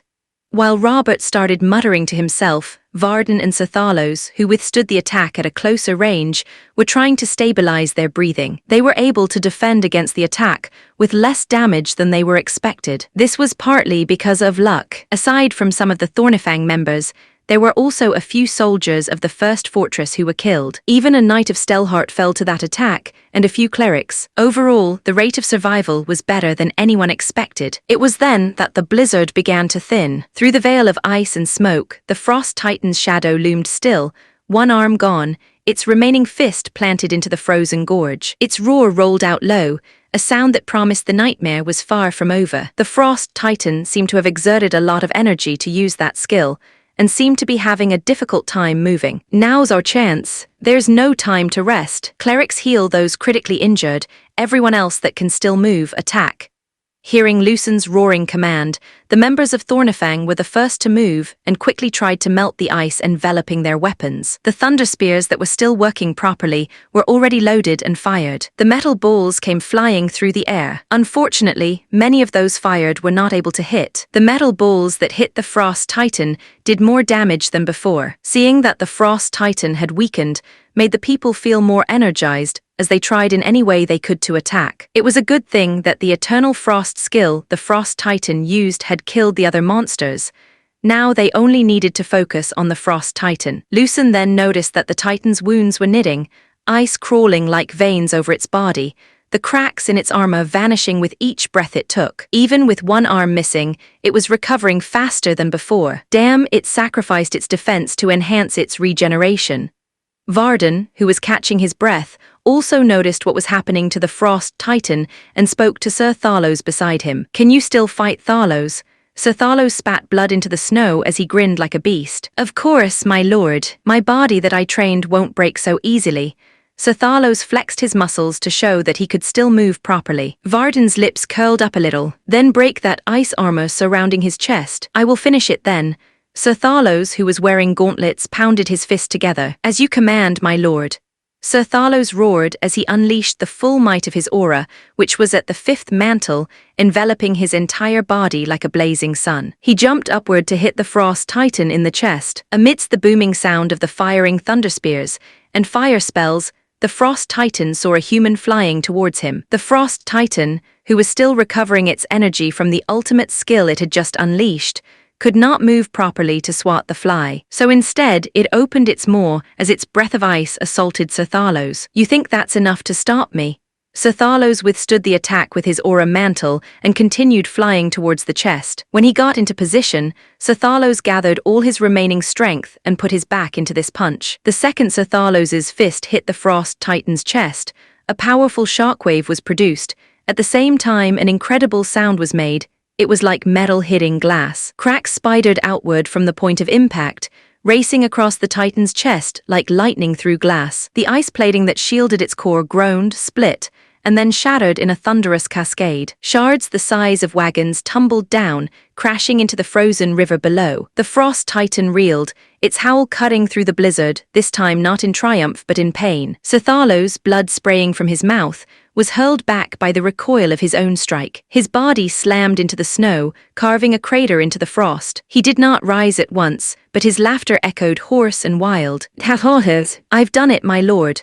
Varden, who was positioned right in front of the Frost Titan, looked like an ant facing a giant. He held his longsword with a two-handed grip. Thank you for your hard work, Thalos. Now let's end this, Varden mumbled to himself. He was then ready to use the ultimate technique of the Thornyheart swordsmanship, a technique created by the very first Duke of Norvigard, Edric Thornyheart, a technique that at full power could cut the very sky itself. Varden had his sword over his head, and his entire aura was now gathered upon the sword. He swung the sword downward. It looked like a simple sword strike, but it had so much more to it. The way the aura flowed through the body to the sword, It was like the sword itself became a part of Varden's body. Thornyheart sword art, final form, endless sky. Varden's blade cut through the blizzard and the frost titan. The blizzard split just enough for a thread of pale light to pierce through, a fleeting glimpse of sky. If it was Edric Thornyheart who did that attack, the very sky would seem like it parted, and everything in front of him would have been sliced in half. The frost titan's chest, already fractured by Thalos's strike, split wide as the sword light tore through it. Shards of ice and flesh cascaded down, the monster's roar breaking into a ragged bellow that shook the gorge. Varden the Iron Duke was now on his knees, using his sword as a cane. He had used too much of his aura in that single attack. His stamina was barely holding on. The Frost Titan, even though it was gravely injured, was still alive and was planning to attack Varden, who had injured it. As it was about to use an elemental attack, the mana flow broke, and the Frost Titan was unable to unleash its attack. I finally understood the flow of your mana. Now for a brief moment I can hinder you. Robert excitedly reported that he did just as he said. Lucen, who also saw that the Frost Titan was still alive, took charge of one of the Thunder Spears. He loaded the Thunder Spear, and with his marksmanship skill, he aimed at the Frost Titan's deep wound. He adjusted the Thunder Spear's angle and fired. The metal ball tore through the air and hit the Frost Titan's wound at a perfect angle, making the metal ball sink deeper into the Frost Titan and pass through its body. The deep wound made by Varden's sword grew because of the metal ball. The Frost Titan was now desperately trying to regenerate. Unfortunately, Lucen, with the help of Harlick, was able to reload the Thunder Spear fast enough for a second shot soon after. The metal ball with incredible precision pierced through the wound again, making it even bigger. The Frost Titan was now unable to roar anymore, as it was like a mountain falling down. Thalos was already running towards Varden and helped him move away. The Frost Titan's body lurched, a shudder running through its colossal frame. Cracks raced down its legs, as if the very ice it was born from could no longer hold it together. For a moment it swayed, towering above the fortress like a leaning peak, then it fell. It was a good thing that both Thalos and Varden were able to move away far enough to avoid the falling Titan. The impact was cataclysmic. The frozen river buckled, fracturing in jagged lines that screamed outward in all directions. A sound like mountains grinding against each other tore through the gorge, deafening and raw. The fortress walls trembled, stones rattling loose, men stumbling as the ground itself convulsed beneath them. A thunderous boom rolled across the battlefield, echoing for miles. Snow and ice geysered skyward, a blizzard born from the monster's death throes, before raining back down in a suffocating veil. The air reeked of ozone, of frost and blood mingled together, thick enough to sting the lungs. When the haze began to clear, only the Titan's carcass remained, half buried in the shattered riverbed, its single arm sprawled like a toppled pillar, parts of its frozen body shattered on the ground. Chapter 147. Unlock skills. Since there were no living monsters present, everyone started helping the wounded. Lucen felt a sense of relief wash over him. The very second he stopped using release, the relief shattered. His body screamed all at once. It was as if every tendon in his body had been twisted until they snapped, each muscle fiber screaming as though torn by unseen hooks. His veins pulsed like rivers of molten metal, every heartbeat a hammer striking against fragile glass. His vision darkened at the edges, and then came the coughing, wet metallic. Blood splattered across his hands, then more as his whole frame began to convulse. His knees buckled, and he was about to fall to the ground. Every nerve was on fire, yet at the same time numb, like his body couldn't decide whether to break or freeze. Little leader, Harlick was the first to notice what was happening to Lucen, as he tossed aside his arquebus and caught Lucen before he fell. Harlick's voice was that of panic, which was something he had never heard from the other party before. The second Harlick shouted his name, everyone in the surrounding area turned their heads to look at what had happened. "We need a healer over here." One of the clerics rushed towards Lucen's side and tried to use a healing spell, but it did nothing as Lucen continued to convulse in pain. The cleric proceeded to use a cure spell, but there was no effect. She then proceeded to check Lucen's injuries. She looked everywhere, but aside from a few bruises, there wasn't any wound to heal from. She couldn't understand what was happening to Lucen, so she couldn't treat it. The cleric's hands shook as she pulled back, her expression paling. This isn't a wound. There's nothing to heal." Other clerics came to help and check Lucen's condition. He was not heating up, nor was he too cold.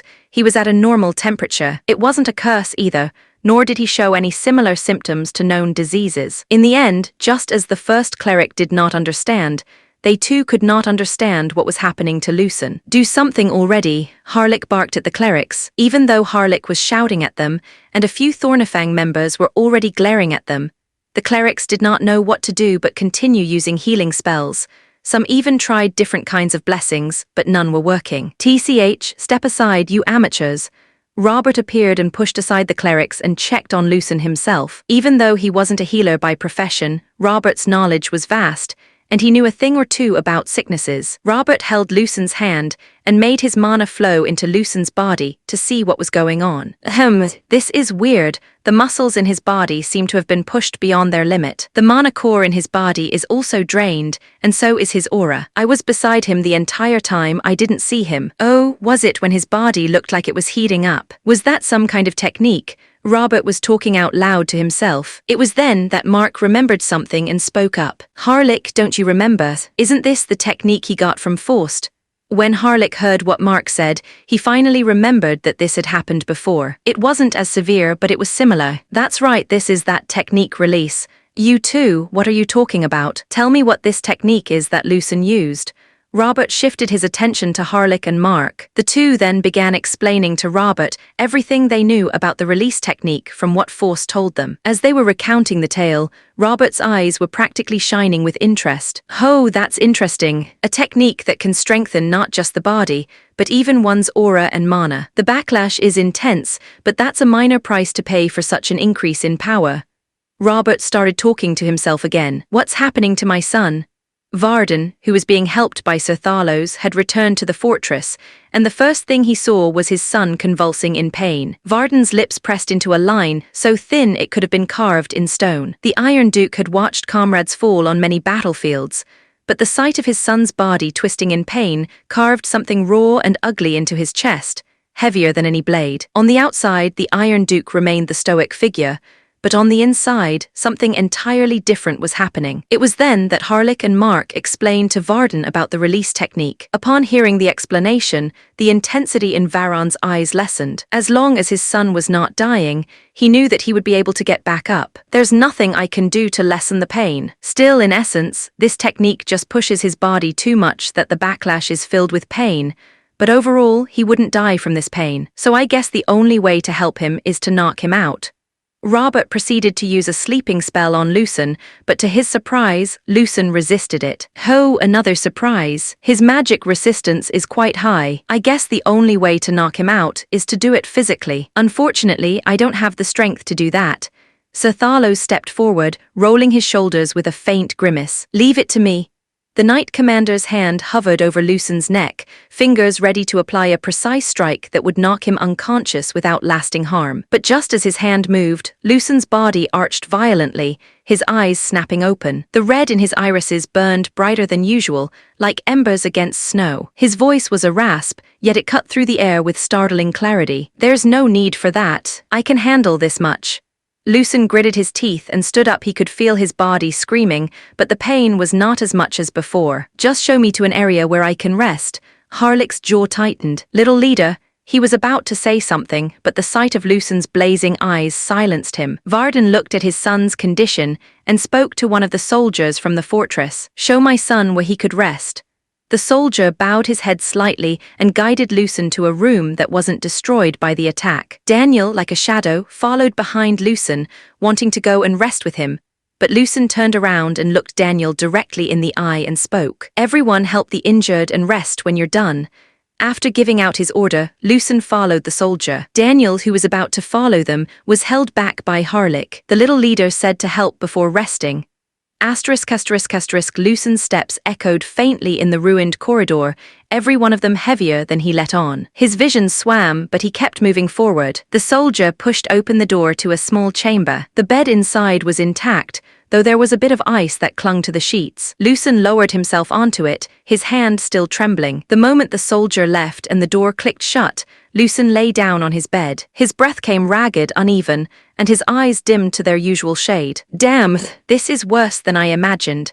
Lucen could no longer move a single muscle in his body. His aura and mana were unusable at the moment. Basically, for now, he could only stay in bed. Since I can't move, I'd better check on those system notifications that I ignored during the battle. The The second he did so, he saw a few notifications of leveling up. He was now level 13, his level caught up with his age. There was also a different kind of notification that he hadn't seen before. Acquired 1 skill point, you have reached level 10. You may choose 2 skills to unlock. Lucen was excited to read that part. But then he saw he could only unlock 2 skills and felt a little frustrated. They had given him a lot of choices, but he could only unlock 2 skills. Lucen then started reading what kind of skills he could unlock. Active skill, elemental bullet. Imbue your bullet with fire, water, earth, wind, lightning. Strength of the element will depend on how much mana is poured. Active skill, rune engraved bullet. Inscribe runes into ammunition to create random negative status effects, e.g., paralysis, silencing, and other such effects. Strength of the status effect depends on luck. Active skill, recoil step. Uses the gun's recoil combined with mana to propel the gun mage in any direction. Passive skill, kill zone. When there are multiple enemies targeting the user, it increases accuracy and chance for critical hits. Strengthens agility and dexterity depending on how many enemies one is facing. Passive skill, Eagle Eye, extends the effective range of all firearms, increases clarity when aiming at distant targets, even in poor visibility. Passive skill, Iron Sights, focusing on a target steadies both body and mind, slightly boosting resistance to fear, charm, or illusion while aiming. Passive skill, Suppressive Presence. Enemies instinctively hesitate or falter under the sound of the user's gunfire. Passive skill, Cold Focus.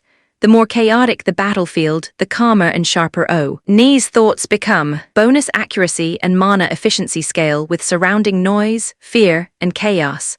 When he was done reading the skills that he could unlock, Lucen became more frustrated because he could only unlock 2 of them. Still, there were some skills here that were overlapping with the skills he already has. Iron Sights was like a weaker version of his Dragon Killer's Resolve, which grants him immense resistance to fear and intimidation. I guess it does a little bit more since it can also help resist with charm and illusions. Better check my current status screen before I choose. Lucen then opened his status screen. Status window name, Lucen Thornyheart age, 13 class, gun mage level, 13. Health, 500/1150 mana, 70/350 aura, awakened, first mantle mana core. First circle skill points 1 skills plus bullet creation active, intermediate, plus gun creation active, intermediate, plus gun knowledge passive, novice, plus marksmanship passive, intermediate, plus gun kata passive, intermediate, plus alchemy passive, novice, plus battle instinct passive, intermediate, plus regeneration passive, novice, plus flame resistance passive, novice, plus poison resistance passive, novice, plus release active, novice, plus ricochet active, novice, plus blacksmithing passive, novice, plus ice resistance passive, novice, traits Thornyheart lineage dormant, foreign soul unique, plus training adept rare, plus grit normal, plus acting adept rare, plus Dragon Killer's Resolve epic. When he checked the status screen, he was happy to see that he finally gained a mantle and he also had a new skill, Ice Resistance. Now, since I can't move, I have time to think about which skill to unlock. Also, which skill would I use the skill point on? Chapter 148. Choosing skills. Lucen started thinking about what skill to unlock. This made him feel like he was back in his old room, looking through forums on how to make the best build for a character. Unfortunately, there were no forums about his gun mage character, as the skill choices were different from the ones he remembered this character had. Still, even this process had a kind of old-school charm to it, picking a skill based solely on instinct, without knowing if it would synergize with later skills. Despite his body being in great pain, he was actually enjoying thinking about what skill to unlock. As for the 1 skill point he gained, he already knew which skill he would be placing it into. Since I'm still thinking about what skill to unlock, I'd better use my skill point now. Lucen did not hesitate as he selected gun knowledge and used his skill point. The second he did so, the gun knowledge skill upgraded from novice to intermediate. A lot of knowledge came flooding into Lucen's mind, but due to the physical pain he was already feeling, the pain from the torrent of information wasn't much. The torrent of knowledge was dizzying. Blueprints, measurements, the metallic scent of gun oil, even the echo of unseen firing ranges rattled inside his skull. Revolvers, bolt-action rifles, Gatling guns, his head spun with possibilities. He now had complete knowledge of guns up to 1900. That means he also has knowledge about things like steam engines, since there were some people who made guns with that knowledge. Unfortunately, there was nothing in there about tanks. Still, he now had knowledge about how to make things like Gatling guns. With this much new knowledge, and with magic, maybe I can turn this world into something like a steampunk world now. Lucen was immersed in the gun knowledge he acquired and noticed something. Damn, and some of these guns can't be made with the current level of our blacksmiths. It would be better if we had dwarves present. With those guys, any weapon, even weapons that I could only imagine, can be created. Lucen remembered that in this game, the best weapons were created by dwarves. Still, the dwarves he knew only appeared mid-game, after the Rockton Empire started attacking the neighboring countries in earnest. The emperor in the mid-game changed into one who advocated human supremacy, so the vassal kingdoms that had other races changed their treatment of non-human races, forcing many races to run to different countries. I wonder, maybe there are already dwarves somewhere in Norvigard. Still, dwarves are a proud race. They were not just craftsmen but warriors. Based on what I remember about them in this game, they liked the barbarians better than those living in kingdoms and empires. I guess that makes sense, since the non-human policies of the Rockton Empire have exploited them. The dwarves in this game had great similarities to Tolkien's dwarves, so they would most likely either live underground or near mountains. I guess I can hire somebody to search for them, or maybe Robert of Father already knows where they are. Lucen muttered under his breath. I'll ask them when I get the chance. Lucen stopped thinking about the dwarves and once again focused on what kind of skills he should unlock. Okay, I at least know I'll unlock one active skill and one passive skill. First, let's see the active skills. Lucen once again read all the active skills and what they could do. Elemental Bullet is pretty useful and is a diverse ability, but the same thing could be said of Rune Engraved Bullet. One skill is powered by mana, and I can control the element I can use, while the other is based on luck. It gives out status effects that might help against powerful enemies, and since it's random, they won't see it coming, since I don't even know what will be coming. Lucen then shifted his attention to the last active skill. The last available active skill, Recoil Step. It's a good skill that could help in dodging. It can also be used to charge an opponent and catch him by surprise. The first two skills add diversity and enhance my firepower. The last one, a movement skill, is good for maneuverability. Now what to pick? Lucen thought hard about what to pick, since he wasn't sure if he would get the same choices later on. If I use it well enough, maybe I can recreate the recoil step by using Elemental Bullet, like creating a small explosion to propel myself in any direction I want. Since the gun creation skill makes the weapon incredibly durable, this might actually work. He pictured a low-yield flame round detonating just after it left the barrel, the backwards force timed to a step, careful, predictable, repeatable. It would eat mana, sure, and require exact blast geometry, but with his new gun knowledge and his marksmanship skill, the math for blast vectors seemed doable. If I had this system back in my past life, I wouldn't have taken a bachelor's in arts course, and instead would have taken something from the Bachelor of Science. Lucen had finally convinced himself and unlocked the Elemental Bullet skill. Skill unlocked, Elemental Bullet Active Novice. Bullets may now be imbued with elemental mana, fire/water/earth/wind/lightning. Element strength, area and stability scale with mana invested. Okay, now that I have chosen my active skill, it's time to pick a passive skill. Lucen checked the passive skills, and unlike the active skills, there were more of them. Kill Zone seems incredibly useful, especially thinking about the future when there will be more wars going around. Still, if it came to the point that I'm the only one left facing multiple opponents, it means I already failed. Still, it might be useful if I'm facing assassins attacking me when I'm alone. It increases my dexterity and agility depending on how many opponents are attacking me. That's kinda OP, especially since this is most likely at the novice level. Imagine when I have it in the highest level. Also, thinking about a last stand seems kinda badass. Lucen started thinking about every other scenario in which he would need to face multiple opponents at once. Eagle Eye, this skill increases the range of any firearm and also increases clarity at distant targets, even with poor visibility. Now, if I use this in tandem with my marksmanship skills, I might become someone like that sniper girl from that virtual reality death game anime. There's also that Simo Heihe, the White Death, he's cool. Anyway, snipers in any genre are pretty badass, killing enemies without even being seen. Lucen then shifted his attention to the next skill before he started geeking out about other snipers he remembers. Iron sights steadies both body and mind while aiming, even helps resist fear, charm, or illusion. That's nice, but I already have Dragon Killer's resolve for fear, and acting adept for illusions if I roleplay hard enough. Charm resistance though, yeah, that could be handy if some succubus or manipulative noblewoman tries anything. Still feels redundant though. His eyes slid down to suppressive presence. This one's like killing intent or bloodlust. Every shot makes enemies hesitate, instinctively flinch. I don't even need to hit them. The sound of my gunfire becomes a weapon. This thing is good for psychological warfare. It would work if the opponents are intelligent enough, but against monsters, it might not be as effective.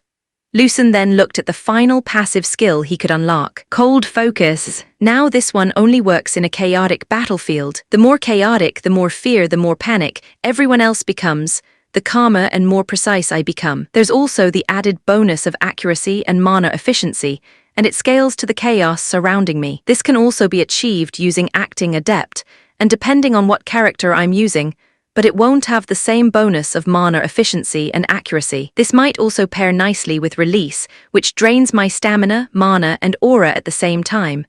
Lucen closed his eyes to focus more on his thoughts. Unlike the active skills, which were only 3, these ones each had great advantages that the others can't replicate. There's also the fact that most of these skills can synergize with his existing skills, so my choices are epic last stand ability, me against dozens or hundreds, becoming a sniper legend, killing enemies before they even know I'm there, turning into a psychological terror that messes with people's heads, or becoming an efficient killing machine. What to choose, all of them seem like good choices. Lucen opened his eyes practically burning with irritation. TCH, why can't I just choose all of them? Why can't my system be something like the one in Skyrim, which I can basically max out everything? Lucen once again looked at all the passive skills, and after much frustrating deliberation, he narrowed it down to 2 options. So it's either a killing zone or cold focus. Both of these skills are great, and they become more powerful the more enemies there are. Killing zone would work even if I'm not alone, and the enemies are focusing their intent on me. As for cold focus, it can work either way as long as the battlefield is chaotic enough. Now the question is, which is better, the increase in agility and dexterity, or the increase in mana efficiency and accuracy? Lucen thought about it for a long while, and he finally reached a verdict. After thinking about it for a bit, it's obvious that between these two, one benefits me the most based on my style of fighting. Then I choose you. Lucen then picked one passive skill. Chapter 149.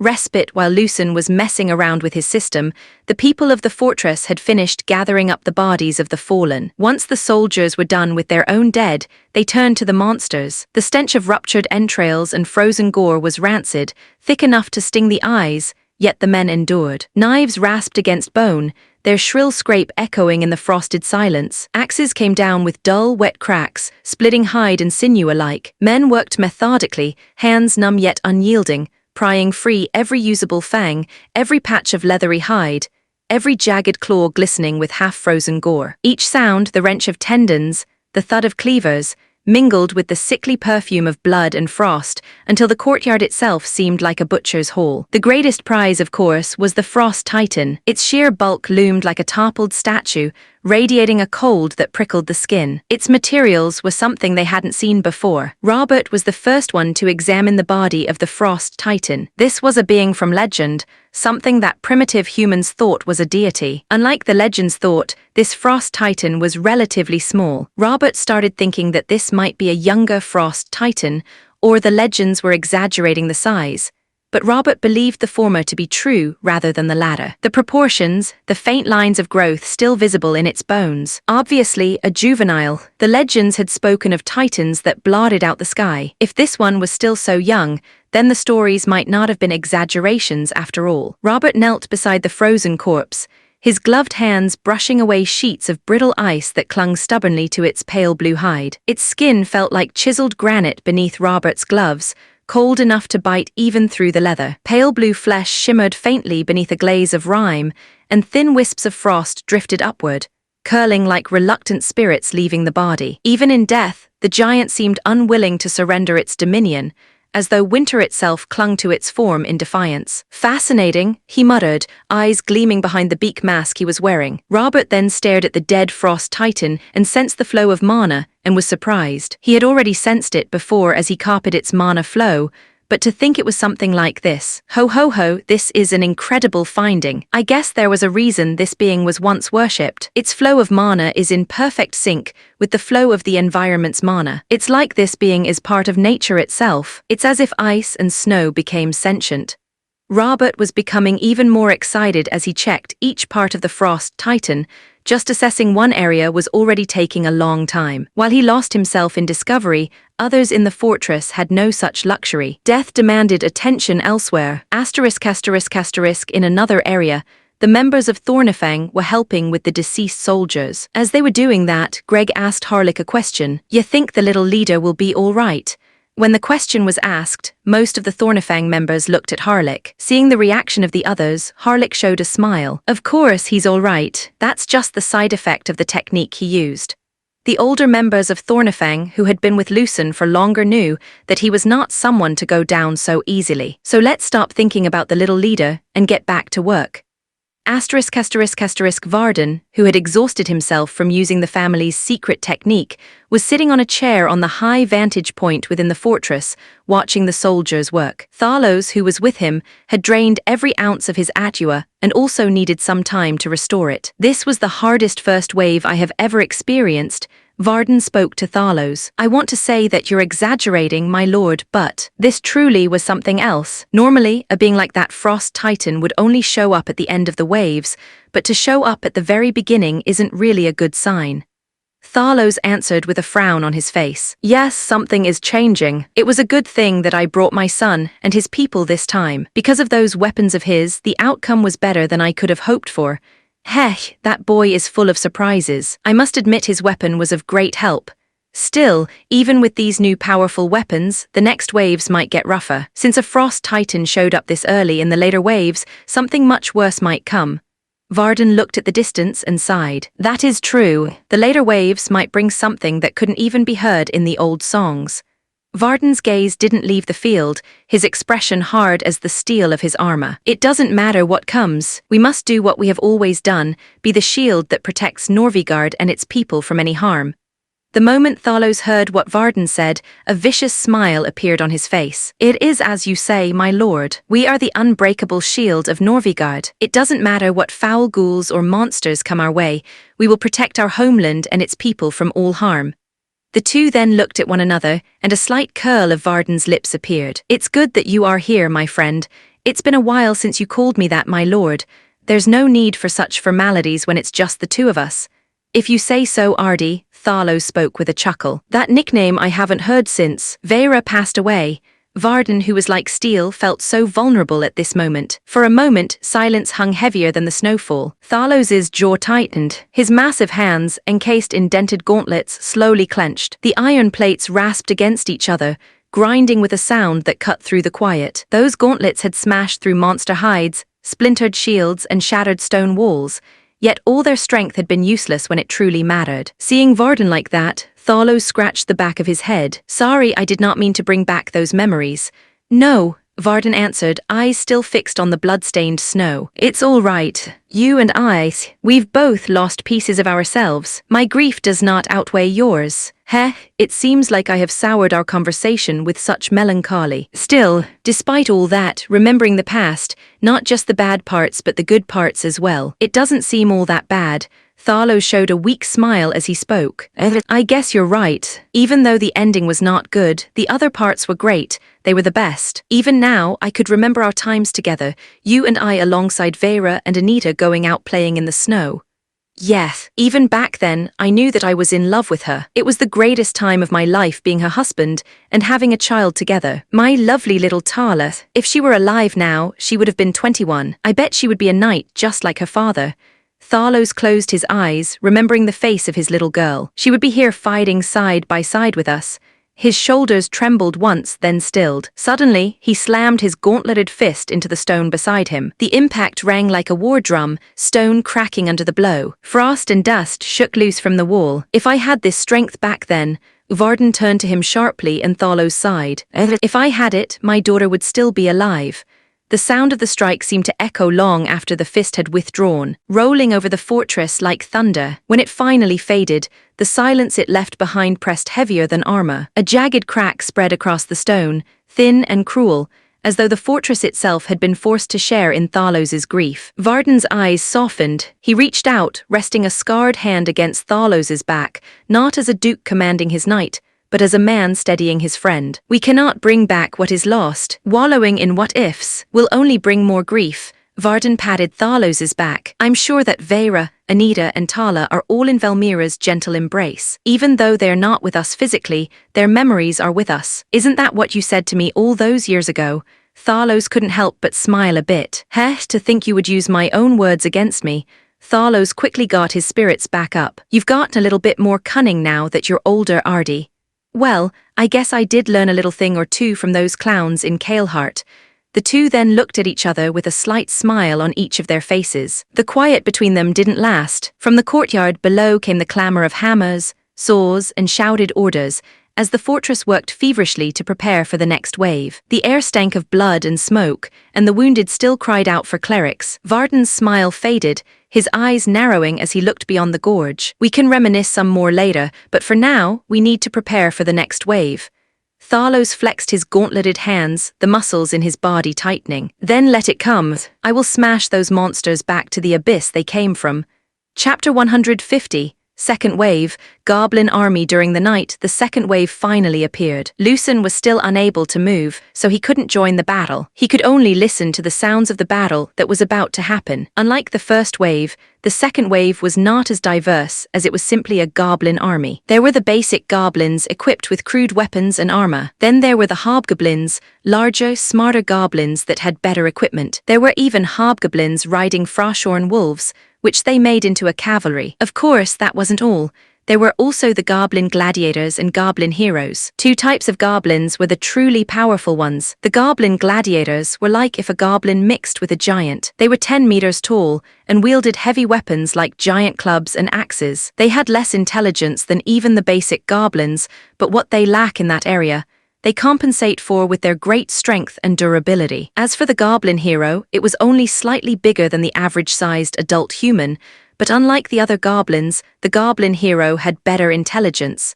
In fact, some of them even knew how to communicate. Not only that, among the goblins, the goblin hero was the best equipped, and they knew how to use sword techniques. Finally, in the far back of the wave were the three most powerful goblins. Each one of those three were a rare breed of goblin that was so rare to find that seeing them all together was incredible. Among the three was the only goblin species that could harness the powers of mana, the goblin mage. Its power does not come from a mana core like a human, but from the mana in the environment. The next one was the powerful goblin general, another highly intelligent goblin. It is similar to the goblin hero, but is not as good in direct battle. It's able to control the basic goblins and hobgoblins, and coordinate them using a sort of spiritual link. Finally, in the middle was the strongest and rarest species of goblin, the Goblin King. This goblin has all the abilities of every other goblin species, and has the added skill of being able to make any other goblin species submit to it. The Goblin King raised its jagged sword high,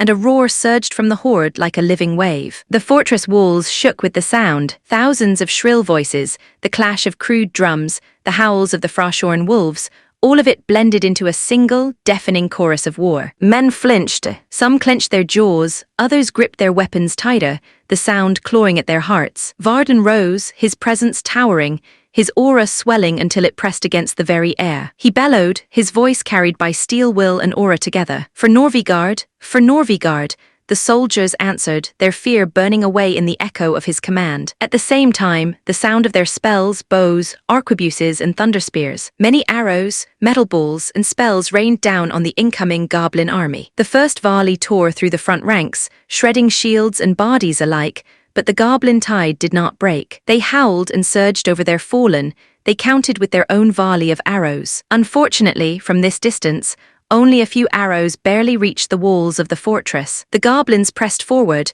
their green tide writhing like a flood of vermin. The hobgoblin riders broke from the mass, wolves frothing as they bounded toward the fortress. The soldiers who were outside before the wave got into formation, pressing together as they formed a wall of shields with their spears sticking out. The ground trembled as the frost-shorn wolves closed in, their claws scraping sparks against the frozen earth. The riders shrieked, voices high and cruel, the sound carrying like knives in the dark. The shield wall did not move. Boots dug into snow-packed stone, knuckles whitened on spear shafts. The first impact came like a thunderclap. Wolves crashed against shields, jaws snapping over the rim, breath steaming hot against frozen steel. Spears punched forward, biting into fur and flesh, snapping bones. Men grunted, cried out, but the wall held. Hold the line, someone roared, voice nearly lost beneath the frenzy of battle. Steel rang, wood splintered. The night erupted with the screams of men and beasts alike. It was at that moment that the gates of the fortress opened. Retreat, Roderick roared from within the walls. The men and women began to fall back toward the fortress gates.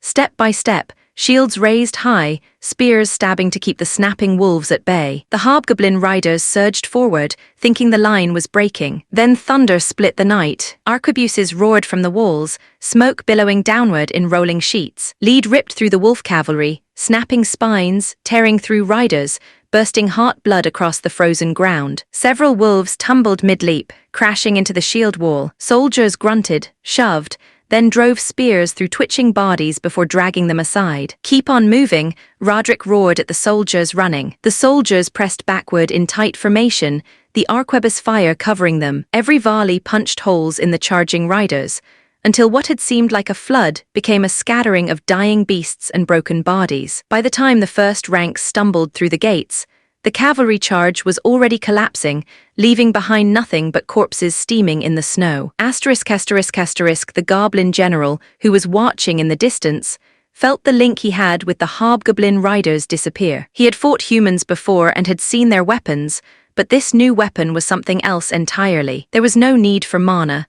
There were a few of the new weapons that could fire 4 times at once, and the others had a delay before the next shot. The power it had and the distance it could kill were greater than any bow. There was also the fact that it made a loud noise that unnerved many of the goblins. Then there was the bigger weapon that shot out larger pieces of metal, and everything it hits gets devoured. The goblin general was impressed by the ability of humans to create new things, but the goblins will take that from them. It doesn't matter if the humans had better weapons, they outnumber them greatly. They will eventually fall. The goblin general flexed his clawed hand, tightening the spiritual link that bound him to the horde. Thousands of lesser minds throbbed against his will, obedient, expendable. But beyond that link were the goblins he could not control. The goblin gladiators moved of their own accord, unshackled by his command. They were creatures of hunger and rage, their massive forms swaying as they roared, stomping forward without discipline. He could not rein them in, nor would he try. Their madness was both a curse and a weapon. They were the very definition of what the original goblins were like, before gaining any form of intelligence. The goblin heroes were far worse. They stood apart from the tide, steel gleaming in their hands, not mindless brutes, but killers with thought in their eyes. A few barked orders in broken tongues, rallying nearby goblins through fear alone, their voices carrying over. These goblin heroes were the goblins that wanted to be more human. They have great skill, and their martial prowess is unmatched among goblins. They even gained the concept of honor and dignity, which was not something a goblin should have. They were once hobgoblins that evolved into goblin heroes. The swords and armor they wore are from knights and warriors they have defeated in what they called honorable combat. The goblin general did not understand their concept of honor and dignity, but he did have some respect for the goblin heroes who were able to face against humans who used aura and mana, which usually needed a horde of goblins and hobgoblins to do, they could do by themselves. Let them indulge their fantasy of honor. Every corpse they left behind still fed the king's war. His attention shifted to the gladiators. Already, one of the towering brutes smashed its club into the earth, flattening goblins too slow to scatter. The general did not flinch. The fodder were nothings. What mattered was that each earth-shaking step carried the giant closer to the fortress walls. Yes, let the gladiators batter the stone. Let the heroes carve through the disciplined lines. He would fill the gaps with the rest, swarms of green bodies, endless, unyielding. The fortress would drown, one crack at a time. Still, his lip curled as his gaze flicked back to the walls,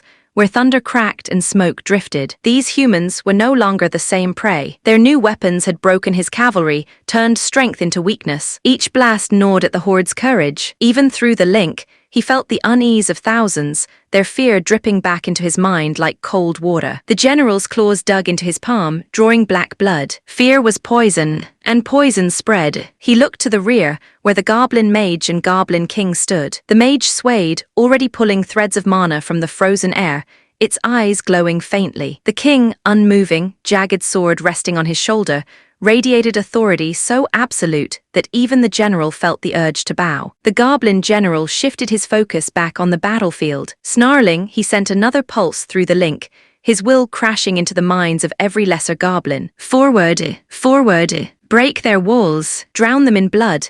Like a tide, the army of goblins surged forward. The humans had fire and thunder, but he had numbers. Their numbers will overwhelm even that fire and thunder. Then he would take that fire and thunder to continue the king's war. Chapter 151. This is my lab and you are my test, subjects. The goblin gladiators roared as they charged, each step shaking the frozen ground. Arrows cracked uselessly against their thick hides. Lead balls sank into muscle, drawing blood but failing to slow them. Even the thunder spears struggled to track their lumbering speed. Varden and Thalos were not making a move, yet since they were still trying to recover as much as they could. Those look like some sturdy experimental subjects. Robert, who was watching the charging goblin gladiators, smiled. I need to get a bit closer to test it out. Robert took out a vial from his jacket. He then looked at Harlick, who was standing beside him, and spoke. Cover me. The second he said those words, he did not wait for Harlick to reply and jumped down from the battlements. Before he hit the ground, he cast a minor wind spell to break his fall. Robert then proceeded to use physical enhancement spells to dash forward. Harlick, who was stunned by the sudden actions of Robert, finally spoke. That bloody bee asterisk starred. Everyone kill the enemies getting close to Robert. Harlick commanded the others. Asterisk.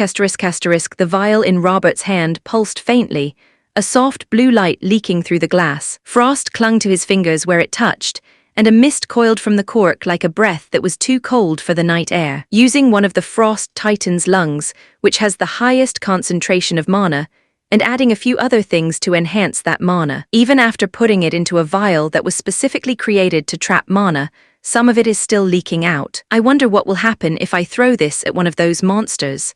Robert muttered to himself as he dodged an arrow coming his way. He was dashing through the battlefield. His focus was on the charging goblin gladiators. Robert was looking at them not as enemies, but as experimental subjects to use his new toy on. The goblin gladiators thundered closer, their clubs raised like falling towers. Every impact of their feet made the icy ground tremble. Instead of being afraid, Robert grinned wildly. Perfect, he breathed. He twisted, avoiding a spear hurled by a hobgoblin, and continued to dash toward the goblin gladiators. Once he was close enough, he threw the vial in his hand. When the vial was in front of the goblin gladiators, Robert fired a small, concentrated amount of mana at the vial. The vial exploded in front of the roaring goblin gladiators. A storm was born. Frost and wind erupted outward, shrieking like a blizzard loosed from the mountains. The temperature plummeted in an instant. It was already cold before, but now the breath froze in midair. Steel hissed and cracked, and even the ground glazed over in jagged ice. The lead gladiator, caught in the blast, howled as its massive body stiffened. Crystalline veins of blue light raced across its hide, freezing flesh and bone alike. Its swing faltered mid-arc, the club dropping from its fingers with a thunderous crash. The gladiator's body convulsed, skin splitting as shards of ice burst outward. Nearby goblins screamed as they were skewered by frozen shrapnel, their bodies twitching before falling silent. One gladiator fell to its knees, then toppled sideways, frozen solid. Another staggered backward, half its body encased in rime, every step cracking its own limbs. Robert's eyes gleamed behind his mask. Oh, how marvelous! A hybrid reaction, partial crystallization, volatile mana discharge, collateral fragmentation. That Frost Titan was truly something out of legend. If the juvenile had this much power, I wonder what an adult can do. He muttered faster, nearly giddy. If only I had more time to create more variations. I could have tested it on these beautiful, sturdy test subjects. As he was muttering to himself, Robert's body was still moving. This time, he was moving to the next targets. He had a few more items he wanted to test out. A few arrows and spears came his way, but he dodged them with ease. In the battlements, Harlick and the other Thornifang members who were firing at whoever the enemy was closest to Robert were quite amazed by how fluid his body movements were. The crazy bee asterisk starred, just what does he think he's doing?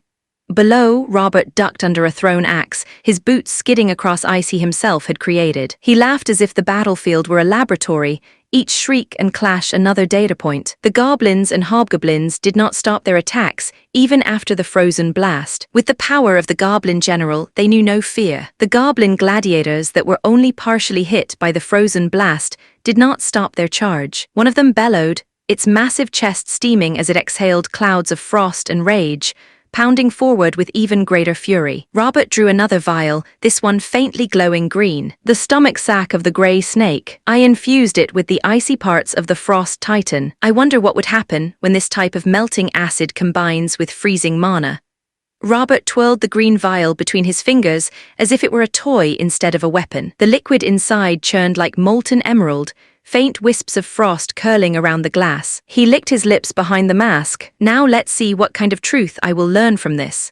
He spotted another goblin gladiator nearing the fortress wall and decided to test his toy on it. Robert hurled the vial at its chest and snapped his fingers, releasing a needle of mana. The vial shattered. What poured forth was no simple frost nor venom, but something altogether different. A flame was born, but it burned blue-green, cold enough to crack stone, hot enough to melt steel. It hissed and roared like fire, yet the air froze around it, brittle and sharp. The cold fire clung to the gladiator's chest. Its roar faltered as flesh blackened and froze, then peeled away in steaming tatters. Every swing, every breath only fanned the strange flames, which spread across its hide like a living frostfire parasite. Nearby goblins shrieked as tongues of cold fire attacked them. Their bodies froze from within, then shattered into brittle pieces, but their armor dripped and warped as if half-melted. The gladiator staggered, one arm breaking off in a spray of shards, while the other dissolved into sludge, its hulking form collapsing with a seismic crash. Cold fire devoured its corpse for a moment longer,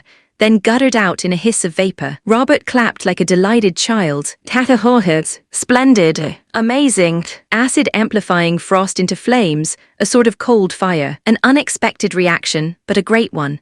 When Robert was enjoying the experiment he was doing, a goblin hero approached him and pointed his sword at Robert. The goblin hero's blade gleamed under the moonlight, its stance upright, practiced, almost regal compared to the chaos around it. Vile human, it snarled, voice guttural yet clear enough to carry meaning. I challenge you to a duel, one warrior against another. No tricks, no cowardice.